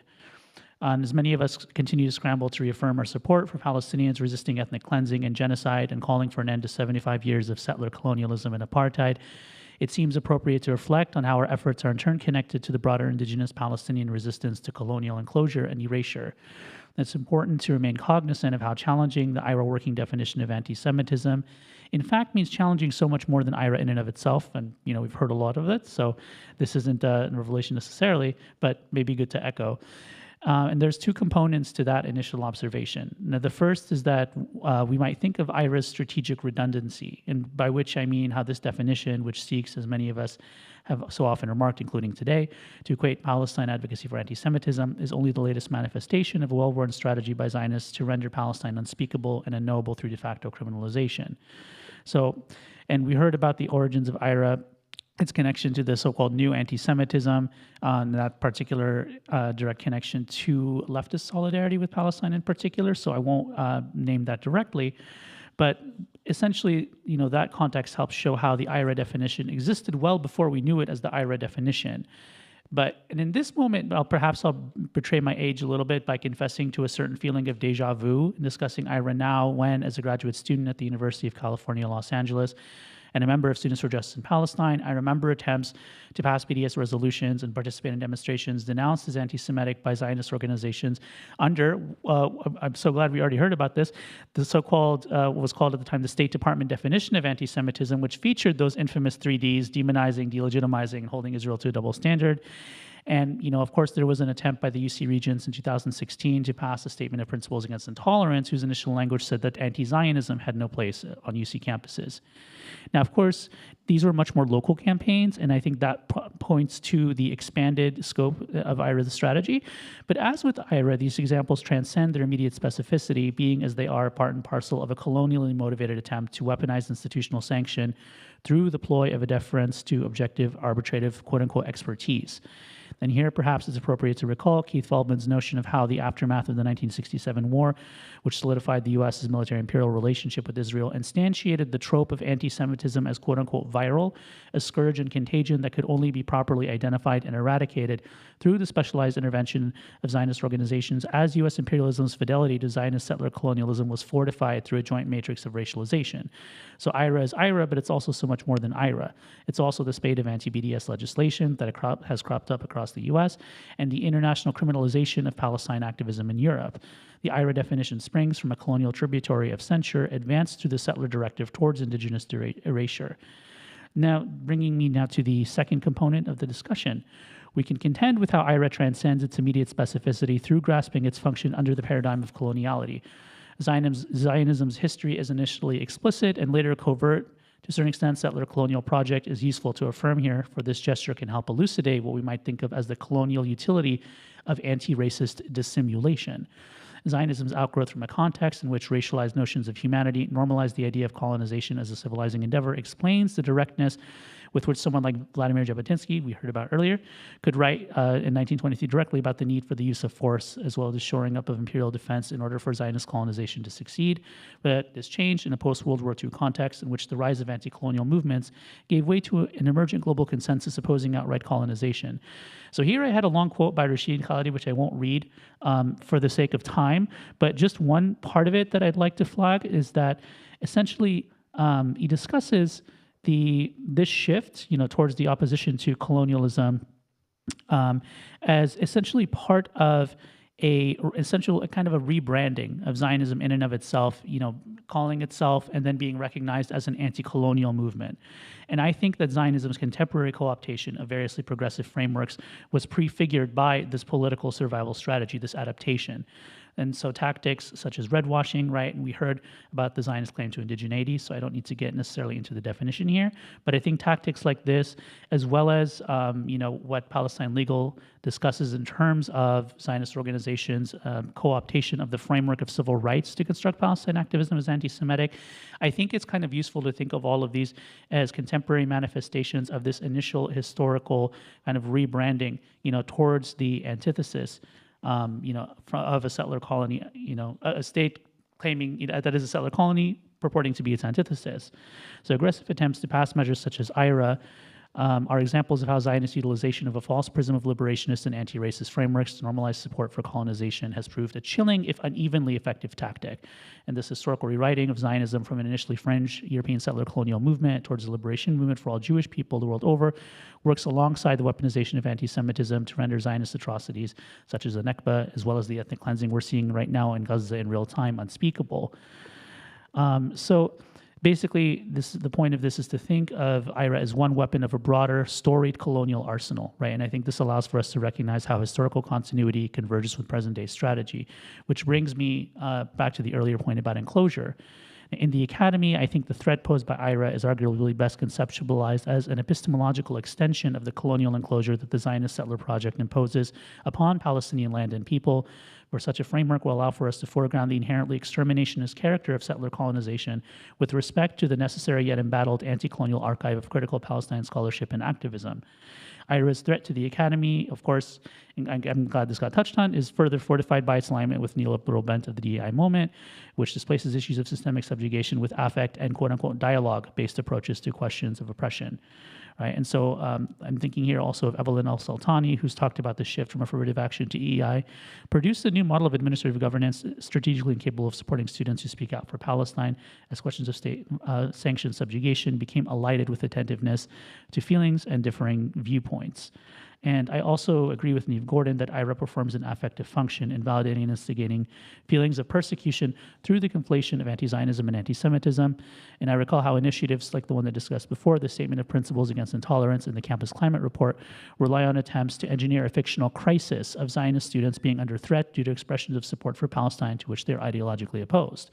And never mind the context that we all know, I won't list it out in full, but the doxing, the harassment, the firing, so on and so forth that people face for speaking up for Palestine, as well as the actual structural marginalization and erasure of students of color who were consistently ignored in initiatives such as this, right? The crisis is Zionist students, having their views, basically not respected in an attempt to kind of engineer this top-down way of pushing that forward.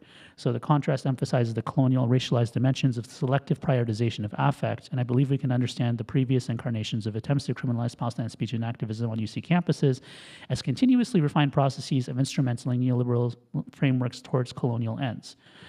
So to kind of conclude on the point of ethnic studies, I think if we accept the premise that IRA, its predecessors, and rationale are ultimately, are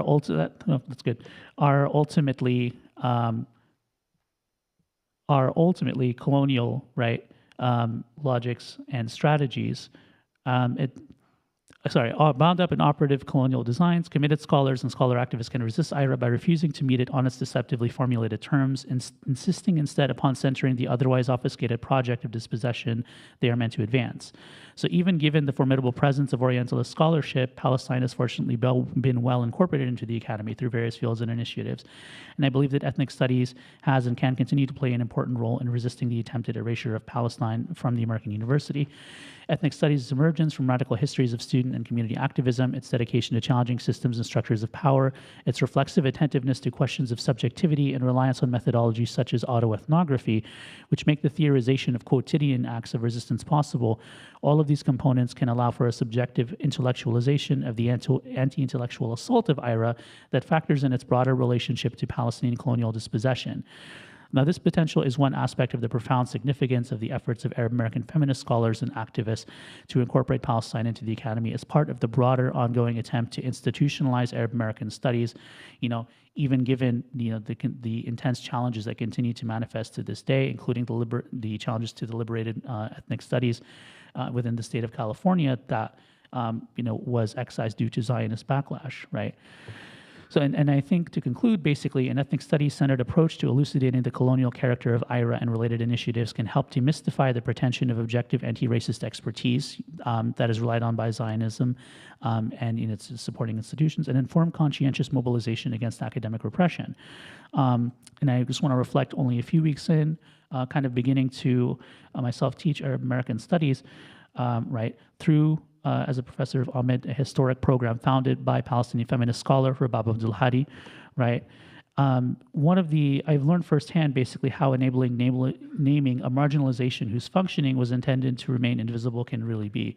So partly it's fighting, what is a colonial logic of weaponizing anti-racism, but at the same time, resisting the invisibilization of what are active projects of racialization, settler colonization, and dispossession. And I think that's something that's really, it's not unique to, but it operates in a particular way with respect to Arab American studies and the study of Palestine. And so I think that that's one of the key strengths that we can find within the ethnic studies epistemology in combating the challenges of the present moment. Thank you.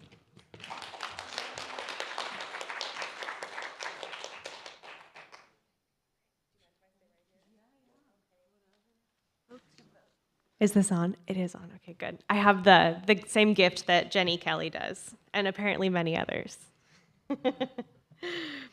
All right, I'll try to keep this as brief as possible. I want to say, Alana, your discussion of indigeneity means that I don't have to mention a few of these paragraphs here. So we're just going to keep going on, and that was wonderful, and you explained it much better than I was going to. So I'll go ahead and get started.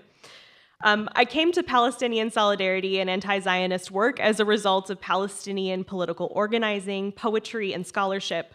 I was exposed to this amazing body of work by Palestinian friends and colleagues and inspired to act based on a combination of their experiences and what I witnessed in occupied Palestine as a temporary resident. How I ended up living in Palestine in the first place, however, is less straightforward and is the topic of my talk today. Ultimately, my journey to Palestine began when I started undergrad in the early 2010s. Having never explored what it meant to be ancestrally Jewish, I was connected with a preeminent Jewish campus organization, Hillel, which, as Dylan Rodriguez mentioned earlier, is a thing in and of itself. By its description, Hillel serves, quote, all kinds of Jewish students, no matter who they are or how they express their Judaism, which is interesting. The notion of Jewishness that they provided, however, led me to believe that the only way to authentically explore my identity is something we'll unpack in a minute, was to spend time in a place that they called Israel, where I ultimately moved after I graduated and lived for a year to earn a master's degree. While my recruitment to the state of Israel represents a failure on many levels, from personal to structural, it was the absence of anti-Zionist Jewish alternatives on my campus, in addition to the infrastructural support given to the Hillel, that ultimately led me to believe that Zionism was a necessary part of Jewishness. This fact is in no small part a result of Zionist organizing with the support of the US settler states. These cannot be understood outside of the context of reverberations and official and unofficial adoptions of the IRA definition of anti-Semitism. As those of us gathered here are very aware, under this definition, Jewishness is not only ancestral, cultural, or religious, but it's actually state-based. The framing contends that Israel is the indigenous homeland of a singular Jewish people, and that to be against Israel is to be against Jews. Before I go on, I want to be clear about my language of recruitment, which highlights the structural and systemic components of the Zionist movement and its various strategies for interpolating those with Jewish ancestry into the Zionist project, This is achieved through enormous organizational coordination, particularly on college campuses, which I will discuss in more detail in a minute. Although recruitment is not always permanent, it is part of the massive campaign to create linkages for Jewish people to Israel and to ensure their support abroad against campaigns for Palestinian rights.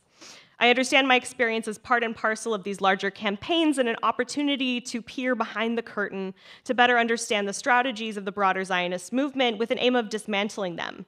I hope to elucidate the ways liberal notions of identity are weaponized by organizations such as Hillel and Stand With Us, and many others which they use in order to paper over Israeli settler colonialism, align Jewish peoples with grievance and innocence under the pretense of minority positionality, combat the successes of Palestinian BDS organizing, and ultimately recruit more Jewish settlers to Palestine.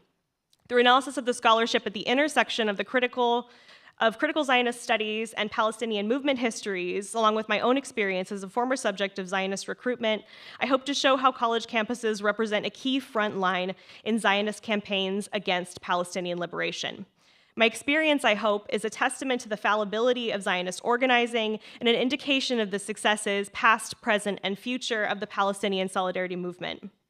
To think through the concept of identity and how it has been co-opted by Zionists to authenticate claims to the land of Palestine, I call on the work of critical ethnic studies scholars Eve Tuck, Sam Spady, and Kay Wayne Yang, bless you, who caution against its co-optation by state institutions. Similarly to the settler states of the US and Canada, identity is strategically harnessed by the Zionist movement to create an illusion of progressiveness and innocence. For Zionists, the land of Palestine is understood to be the sole and rightful ancestral homeland of the Jewish peoples. As the infamous quote goes, a land without people for a people without land. This functions not only to erase Palestinians and deny their rightful claims to the land, but it obfuscates the existence of Palestinian Jews, the lack of ancestral relation of those recruited to Israel, and the fact that there were several other possible global sites for Zionist settlement besides Palestine.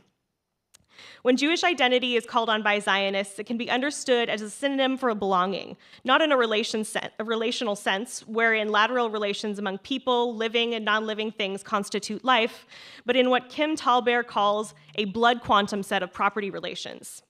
In terms of forging connections between my own experience of recruitment and the larger strategies of Zionist organizing, I want to discuss how these discourses were and are continually used as a means to interpolate Jewish college students into the Zionist project. As a humanities and social studies student, I was made aware, as a result of the intellectual and pedagogical labor of my professors, of my position as a settler within the so-called United States. While this latent awareness speaks volumes to the successes of the United States settler colonial project in concealing the fact of its existence, it also precipitated for me questions of where, if anywhere, I might be from. I shared these questions with my mentor at Hillel, who did not miss a beat in telling me that I, as a Jewish person, was, in fact, indigenous to a place she called Israel. Although I felt I was missing a big puzzle piece, namely the one that's several thousand miles long between Eastern Europe, where my family is actually from, and Palestine. Lost my page, sorry. I took her insistence as a sign that I needed to educate myself on what it actually meant to be Jewish. Ironically, what I actually did was move from being a settler in the so-called United States to being a settler in so-called Israel. In hindsight, I realized that this conversation also served to alleviate the guilt that I felt as a recently made aware settler in the US, and an opportunity for me to see myself within minority discourse as something more than a perpetrator of colonial violence. It also empowered me to avoid sitting with being a settler in the US, undercutting my capacity to think through accountability work. In this sense, identity and indigeneity also serve to place Jewish people within minority positionality. Thank you, which simultaneously aligns them with innocence, how can I be a settler if I'm indigenous, and grievance, can I not protect myself from those who threaten my existence? As race and empire scholar Dean Serenilio argues, positivist discussions over who and who is not a settler dissolve into arguments where one cites their oppression like a badge of honor to shield themselves against having to contend with self-critique. I am talking about the Holocaust. I have some quotes in here that I'm going to skip over. Mohammed El-Kurd's most recent piece on Mondoweiss is fantastic. You should definitely read it. To go back to what I gestured to at the introduction, I chose to go to Israel out of a desire for quote-unquote self-discovery, but there was also another competing desire to explore Palestinian indigenous life writing, which I became interested in as a result of indigenous studies coursework. When I told my professor, an indigenous woman from Turtle Island, about my interest in doing an MA program in so-called Israel, she encouraged me to use my position and access as a Jewish person to study indigenous Palestinian resistance. While in hindsight, I have mixed feelings on her support of my choice to join the grad program, I do feel her sentiments reflected my views on social change at the time, that it could occur within existing colonial structures. While this experience changed the trajectory of my life and brought me to this important work, I'm reminded of scholar Jennifer Lynn Kelly's provocation to consider how witnessing in Palestine is used as an alibi for reading, listening to, and believing Palestinians themselves. Simply put, I did not need to go to Palestine to believe what was being done by Zionists and what is being done by Zionists. So none of the aforementioned strategies that I talked about up to this point make sense if it's not for recognizing the enormous successes of the BDS movement. Interestingly enough, the original calls for BDS, the official calls for BDS, happened around the same time that the IRA definition also emerged under a different name, of course.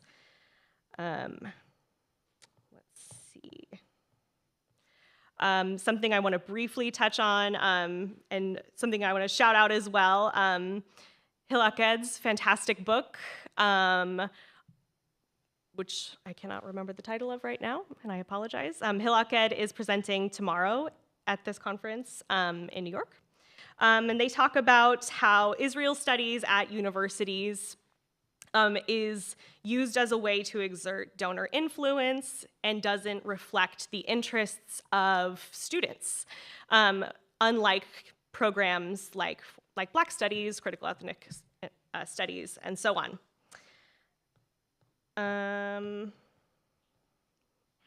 I'm gonna just wrap up a little bit here. So Hillel and other adjacent organizations comprise a massive apparatus of Zionist stakeholders who, in addition to lawfare and normalization campaigns, attempt to recruit Jewish students to apartheid Israel through so-called birthright trips, graduate programs, and study abroads, and professional training and development. Importantly, these programs tap into the anxieties of young adults who, under conditions of increasingly global inequality, have contemporarily unprecedented lack of access to the resources necessary to get ahead. As my time is limited, I want to focus on one particular organization that fulfills this mission, which is connected through Hillel, called Masa, or Journey Israel. Tellingly, this organization was also founded in 2004 during the Second Intifada, and is set up to connect Jewish students and young Jewish adults to Israel, sort of a hearts and minds campaign.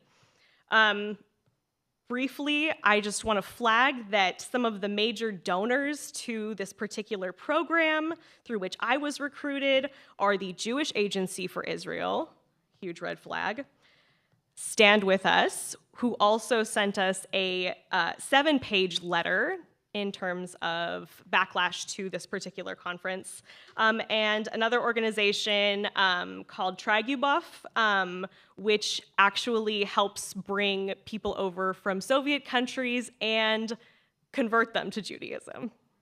Interesting. That's about all the time I have. I want to thank you all for your attention.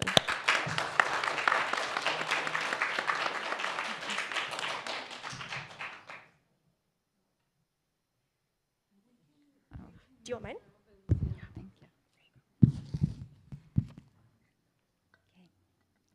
So my presentation is a little bit different from the title, and I present just a very small portion of my ongoing work, and I focus on my experience at SFSU, and so my presentation is a very small portion of what Dr. Abdulhadi has already presented, and I think I'd like to focus on the issue of the collusion by administrators of color, and I'd like to put it in the larger historical context, and so forth. So and see what that.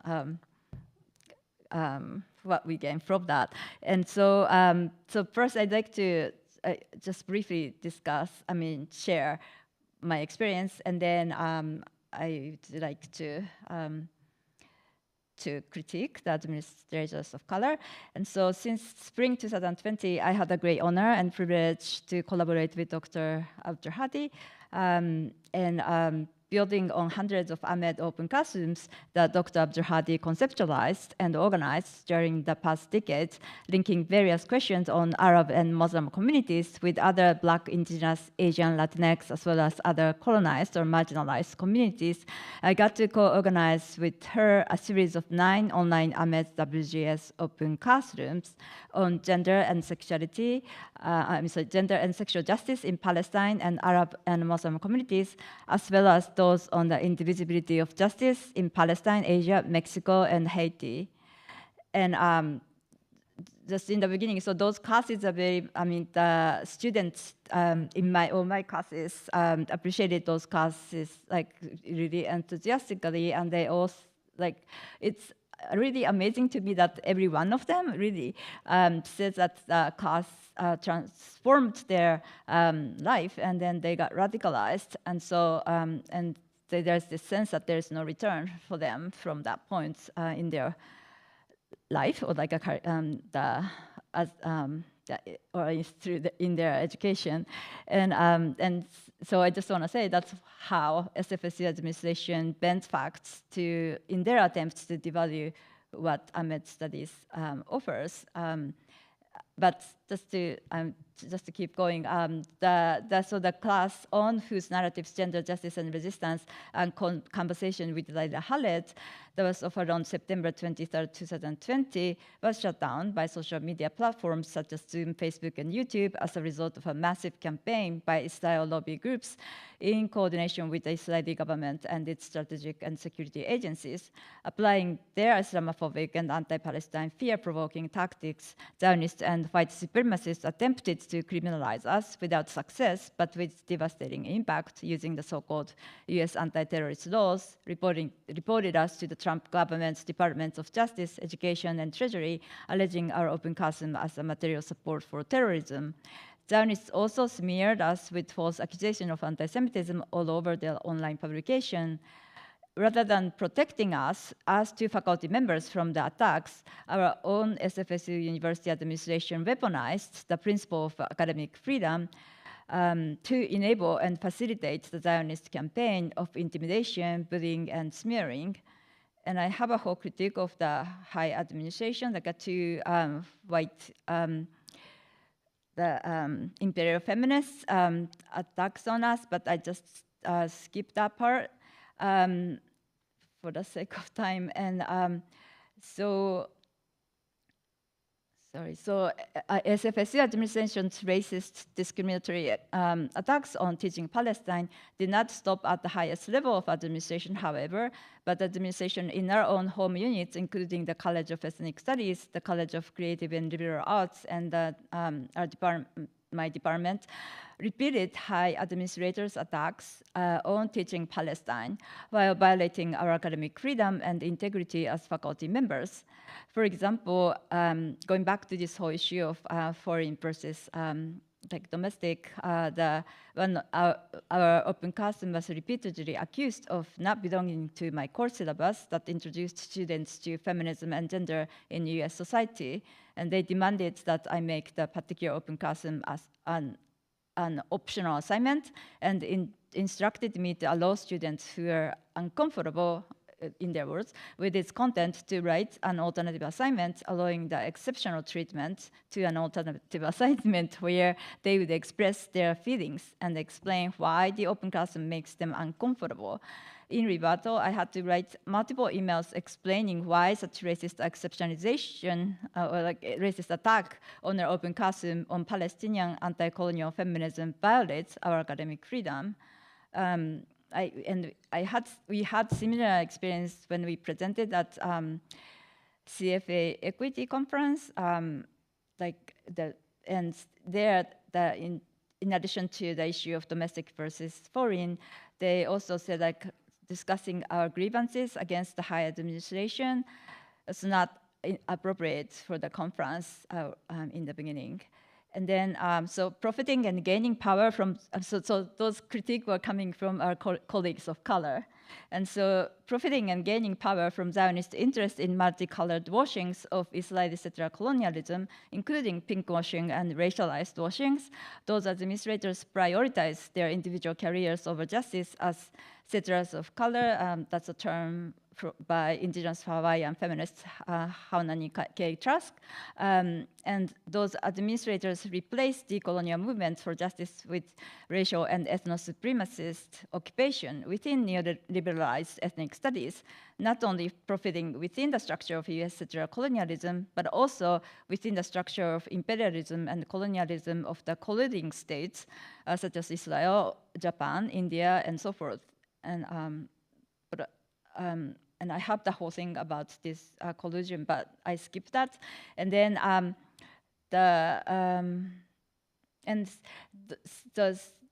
those administrators in ethnic studies and so forth include privileged East Asians and privileged South Asians who have diasporic or ongoing direct ties with ethno-nationalist states that I mentioned already. So thank you. So although this Zionist multicolored washings involve multiple communities, I have been studying more on East Asian American, communities, and that there is an almost absence of critique of Asian and Asian American administrators' collusion with Zionism, and rather there is a thick sense of self-imposed suppression over any kind of internal critique from within Asian communities, and invoking their sense of victimhood to white supremacy. Some of our colleagues even use ethno-nationalist language of cis-heteropatriarchal Asian family to excuse those Asian or Asian American administrators and ultimately to justify their attacks on teaching Palestine on their campus, as well as their Islamophobia and anti-Arab, anti-Palestine racism. And so from major textbooks to online, like a Densho or many sites, there is a lack of historical critique of our organization's collusion and the yellow washing. And although there are some, like Dr. Candice Fujikane's work and so forth, that those need to be more, I mean, on the foundation of them, those we need to expand the history.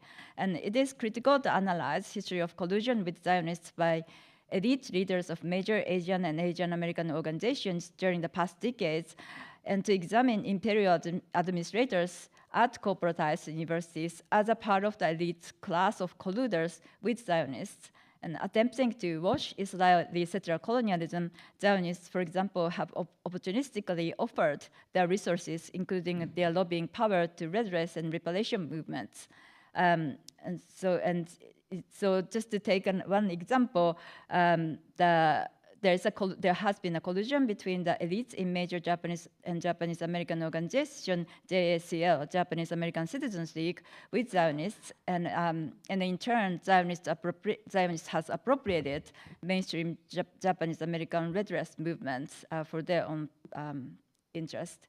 And so their collusion since the 1970s led to more recently misuse of anti-Asian hate and anti-Semitism, like in their gathering for remembering the Jewish Heritage Month and API Month, and co-sponsored by JSCL and also ADL and so forth.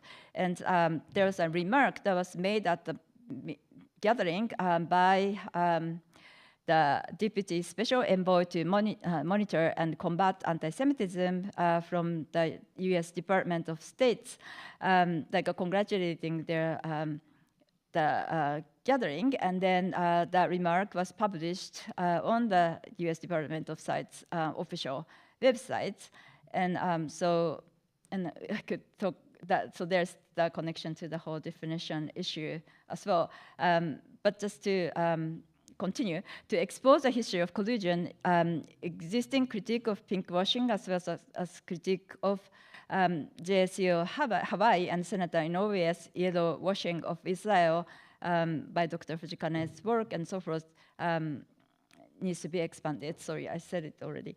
So in their websites and online archives, both JSC and JSCL, they present their official historical account in which both organizations contend that JSC, along with ADL, helped JSCL pass a Japanese American redress, while JSCL in turn support Zionist racist campaign to equate anti-Zionism with anti-Semitism. And I have more detailed history, but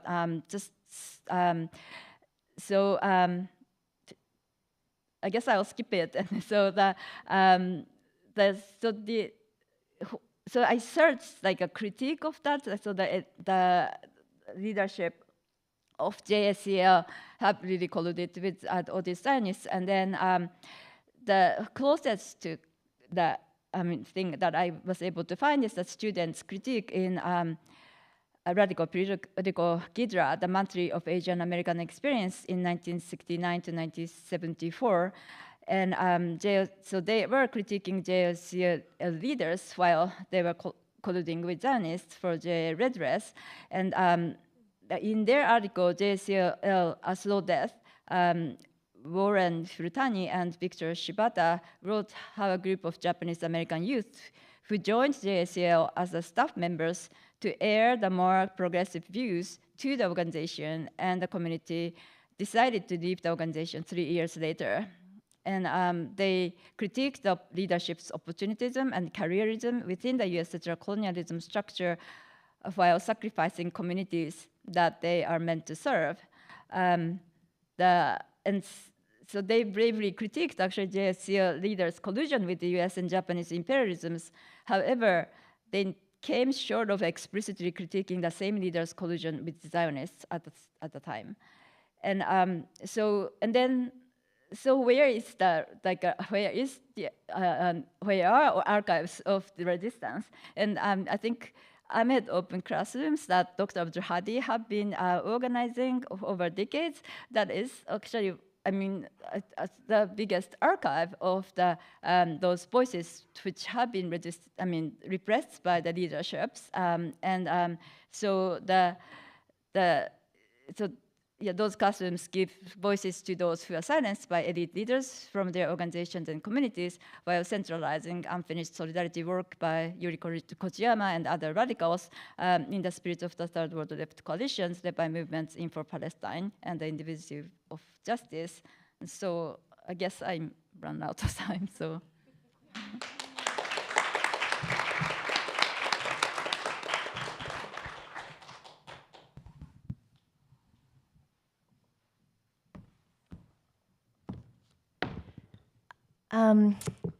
So I just wanted to thank everyone for staying until the very end. And this has been an incredibly long process getting here. It has been a tremendous amount of work. And I really thank you all for bearing with us until this moment.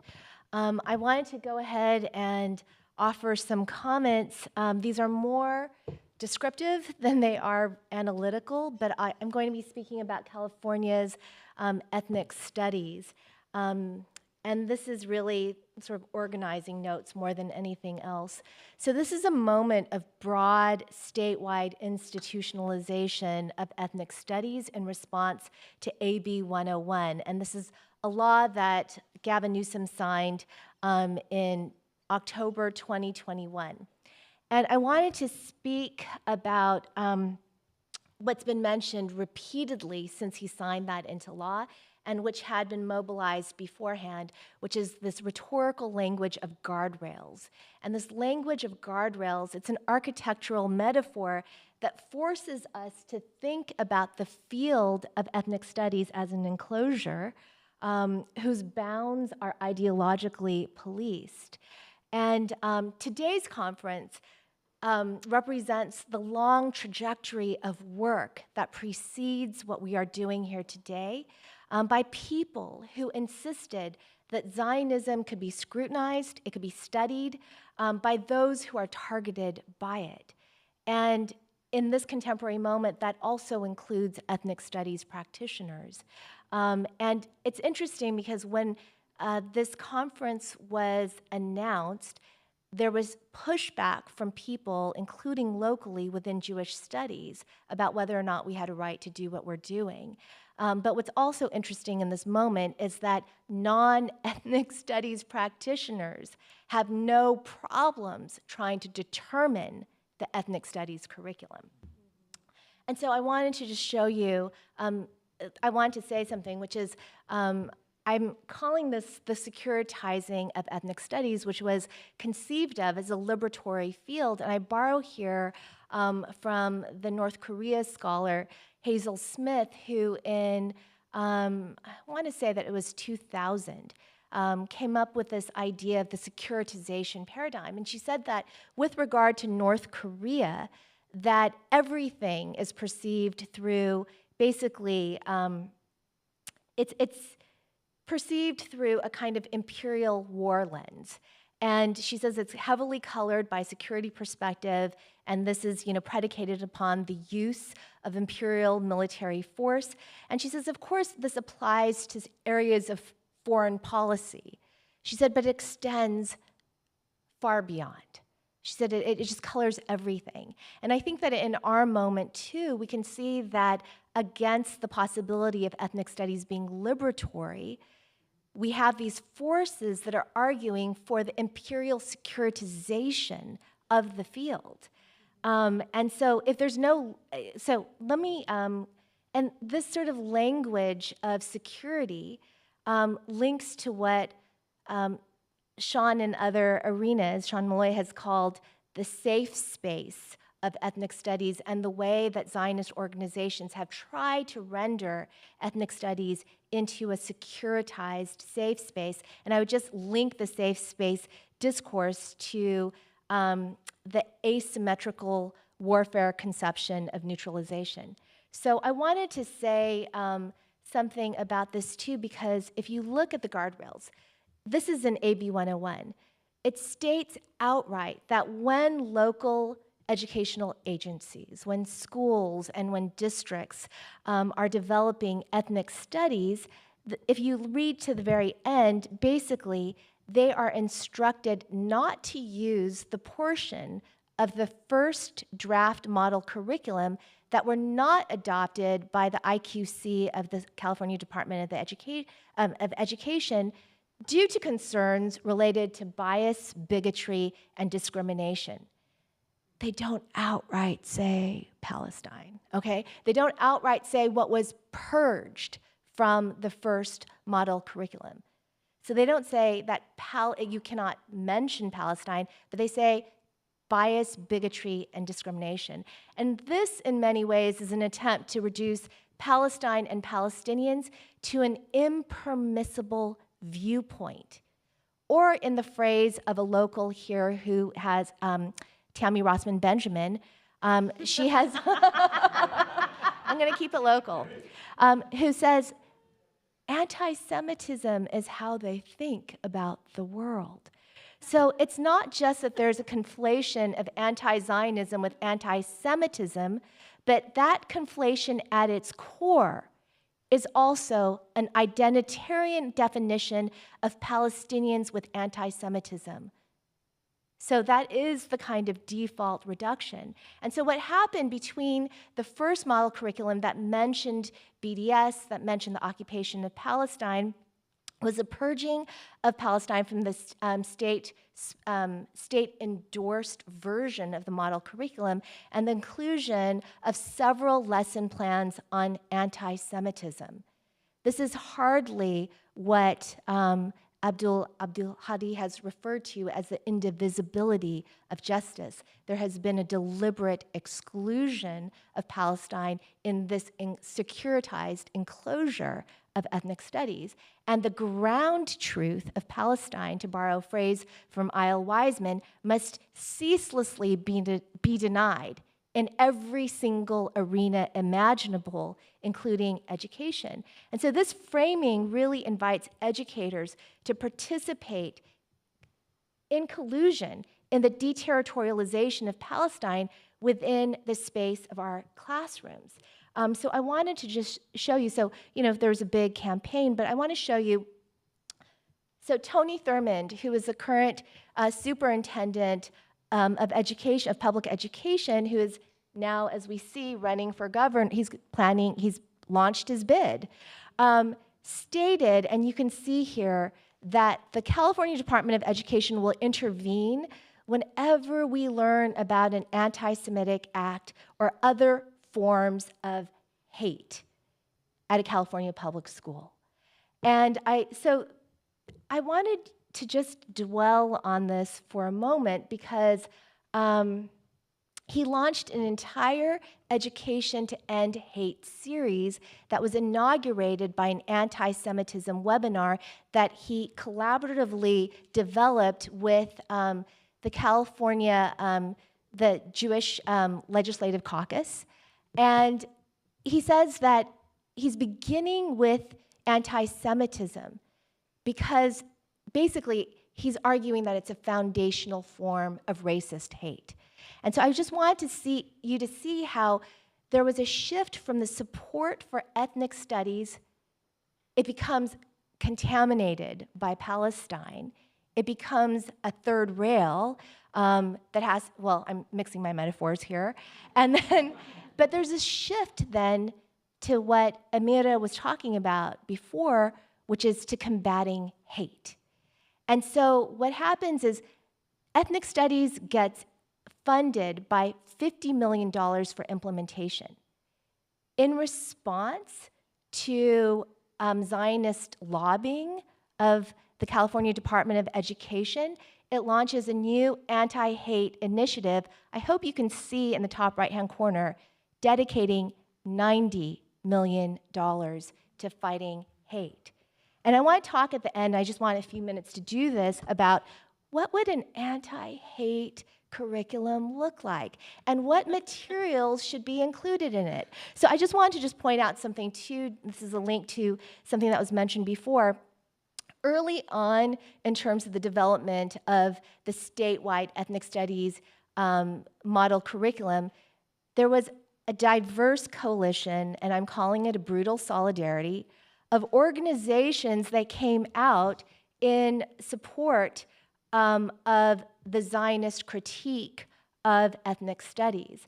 And you can see here that this included many different groups. It included the, BJP Hindutva sort of diaspora. It included Korean evangelicals. It included Venezuelan escapees, and it was basically this sort of coalition of repressive ethno-nationalisms that were coming forward, that were understanding that ethnic studies is ethnicity studies when in fact it's never been ethnicity studies. And so there's a failure. This is worse than multicultural education, okay? I mean, I want you just to get a sense of that.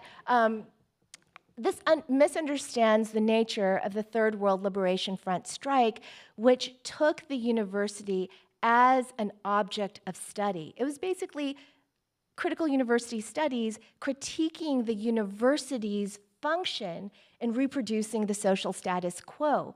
So in this sense, understanding the university is not a neutral arena, but it's a site of struggle, organizing, contestation, and understanding that it's fundamentally in collusion, it's central to the military-industrial complex, it's central to the national security state, it's central to the US imperial war machine. And so you could see here that from some of the writings around TWLF, that there's this critique that, okay, we're sort of hoodwinked into believing that the mass education system is about democracy. Frantz Fanon said it's not about democracy, it's about bewilderment, right? And, but instead, what does it do? It fulfills the needs of the war-oriented capitalist economy. You could see in this archival photo that we demand the ROTC off campus. This is at SF State, right? It's a fundamental understanding that students who are in the belly of the beast play a role, an inside role. There's an inside-outside critique embedded in the idea of the third world, and an attempt on the part of a core of anti-imperialist student protesters who are organizing for these third world colleges not to align themselves with the US war machine during a time of genocidal US interventionist war in Vietnam, but to remap these received dominant geopolitics by asserting their membership as part of a global decolonizing majority. They refuse the logic of being a national minority, right? And so I wanted to just say that in terms of doing work at the UC level, and can I just have a few minutes and then I will end. I was part of a 20-person work group that was assembled from across the UC system to pull together course criteria for ethnic studies. Immediately, the crosshairs of this Zionist war machine moved from the state to all of us who were participating in this process. 6 of us were writers of the course criteria, and this was supposed to be 4 to 5 meetings per year as a service assignment. It sounds doable, right? It included people who were lecturers. It also included students. And instead, it turned into 30 hours per week of organizing because of the intensity of the repression, the harassing that we were facing. This included lecturers not getting their contracts renewed. It included people losing funding. It included classes getting infiltrated. It included hate mail. It included threats. And all of this was when we were appointed by the UC to do this work. Okay, so I wanted just for you to have a sense of this. But even while we were oftentimes blocked from being at the table to talk about ethnic studies and to develop it, even though we actually revised these course criteria 5 times, Zionist screeds against ethnic studies perversely were considered by the system-wide committee that was deliberating on this new Area H in ethnic studies. So our course criteria had terms like indigeneity. These were, in a paranoid fashion, read as an encrypted reference to Palestinian. The argument was made that we had to include the term Jewish in course criteria that don't even break down the subfields of ethnic studies, but that would be necessary to securitize ethnic studies. It would be necessary. So I want to just say too, so I'm just going to close, but I want to say something because how often do we have an opportunity to talk about the kinds of impediments that we have faced locally and indeed that we faced in the run-up to this. And so in closing, I want to say that I have spent the last almost 14 years of my life organizing for ethnic studies at UC Santa Cruz. And part of the story of our struggle for ethnic studies at Santa Cruz has been having to deal with organizations like AMCA and figures like Tammy Rossman Benjamin. It's not just that there's anti-ethnic studies that are out and about. This moment of ethnic studies expansion is a moment of danger.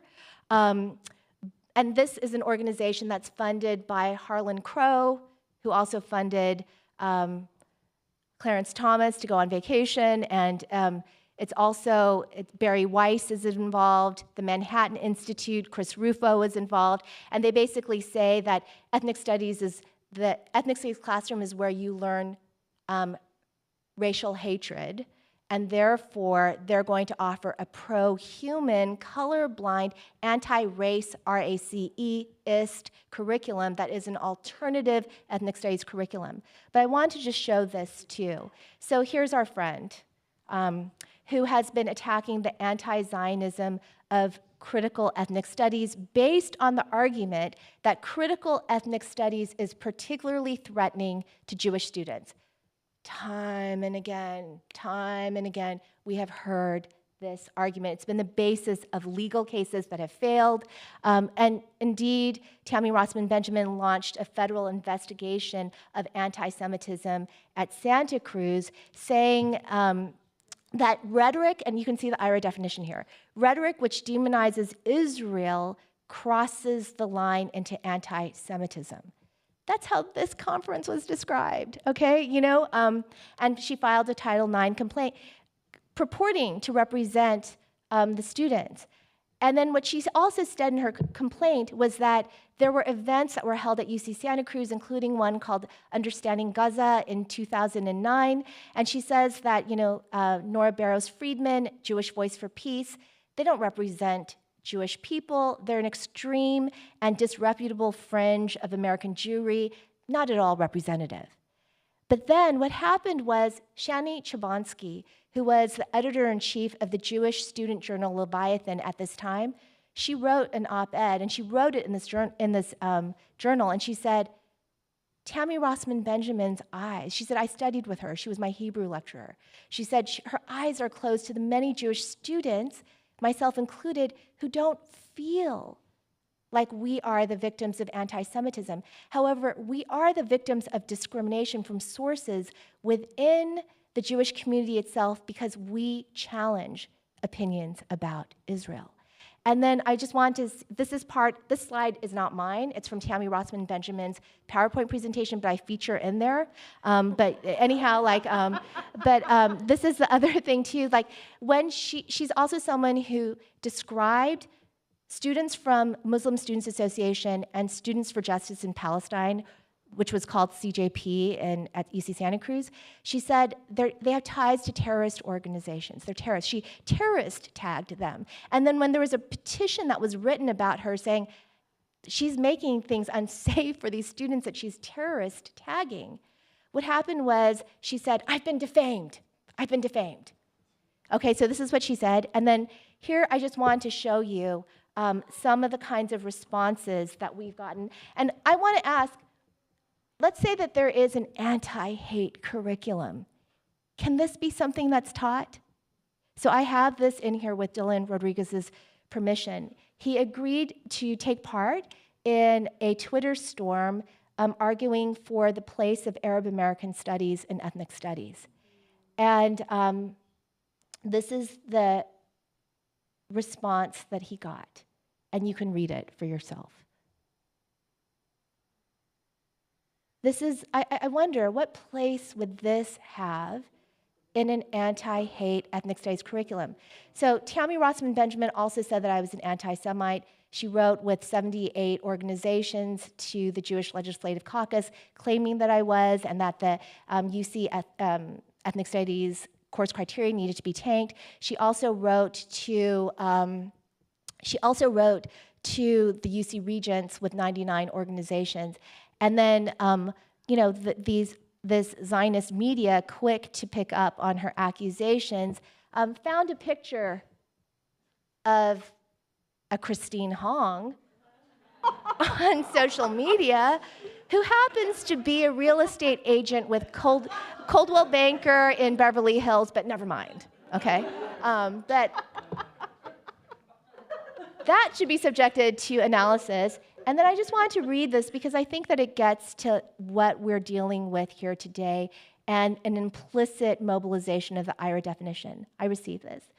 Christine, Zionism is the Jewish people's indigenous movement for justice, escape from anti-Semitism and self-determination. It's the world's most successful liberation movement. Anti-Zionism is anti-Semitism by definition. Anti-Semites like you and other Jew haters that you surround yourself with hate that. You and your type don't get to tell Jews what Zionism is. More critically, work on your inherent anti-Semitism. Hate is a mental illness. As an Asian, you should know this. Most Asian Americans are decent people who aren't anti-Semites. Unclear what happened to you. Okay. All right.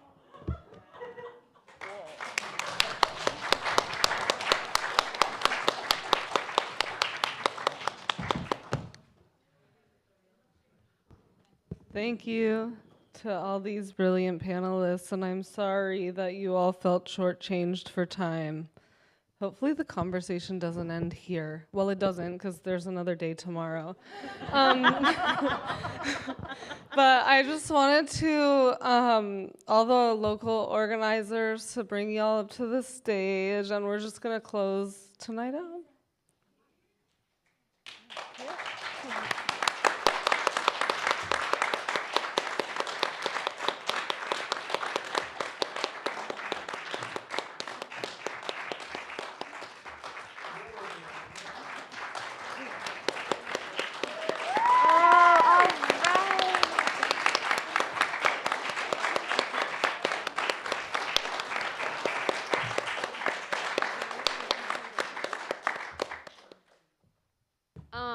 We just want to really thank everyone for showing up, to reiterate that it has been so important for us to be here in conversation, in community, as the clearly the beginning and not at all the end of a conversation that is going to continue tomorrow. So we wanted to remind everyone of the live stream for the New York version tomorrow. We also want to remind everyone about noon at the Ferry Building tomorrow, the March for Gaza. We also want to thank is it San Jose? No, Well, that's Sunday. Sunday. Tomorrow's at the Embarcadero. Oh, tomorrow's at the Embarcadero. Okay. Sundays. This is San Jose. Tomorrow, San Francisco. This is Sunday in San Jose. Yeah. So we want to thank the RCNV for refusing to shut down our conversation under extreme pressure.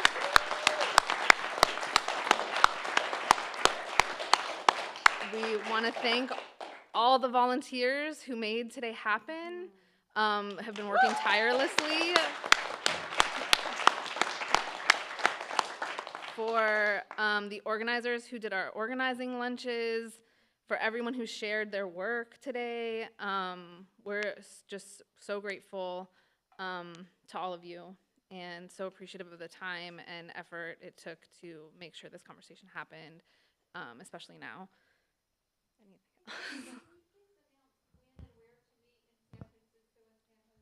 Yes. Tomorrow, so San Jose is October 15th. at 1, and it's At Santana Row. Santana Row.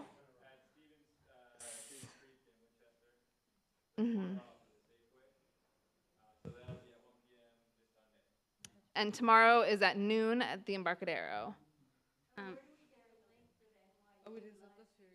It is at the ferry building. It's at the ferry building near the Embarcadero. We can put resources up as well. The live stream you should get because you registered. So you should have that. Is that correct? Yes. Yes. It will. No, come. you should. It It's will. part of the program. Oh, yeah. You have the program and the password in your registration email, and that gives you the link to the online all the streaming for tomorrow. And we also want to thank Haymarket for streaming and, Yes. and taking care of the streaming for us. And just everyone who's been doing the tech, Yeah. Yes. You know, we also want to say that there's so much more to come. So this is an institute that's dedicated to the critical study of Zionism, and we want to do critical study with all of you. And in multiple forms, we will be doing that. And we also wanted to say, too, you know, Sean was saying this earlier, having this here is really, really momentous, and it leaves, it's both been extraordinarily hard here, extraordinarily hard, but it also represents a really amazing occasion. And we are in the Scott Kennedy Memorial Hall. Scott Kennedy was someone who was absolutely crystal clear in terms of his solidarity with Palestine. And there will be conversations that will be happening locally, and we welcome working with everyone. And I think that there's just an incredible sort of feeling. Something has broken through with this conference. But I have to say that we struggled with our university every single step of the way, but that was not the case in terms of the Resource Center for Nonviolence. And it wasn't, so many different organizations came forward to support us locally. We can't even begin to express how moved we are. Just thank you, everyone. We look forward to organizing with all of you. And the last thing, too, is that these papers, this isn't the end of these papers either. We will be publishing a whole collection of the papers from the conference, so the conversation will continue in that way, too. Okay, we have just 2 more remarks.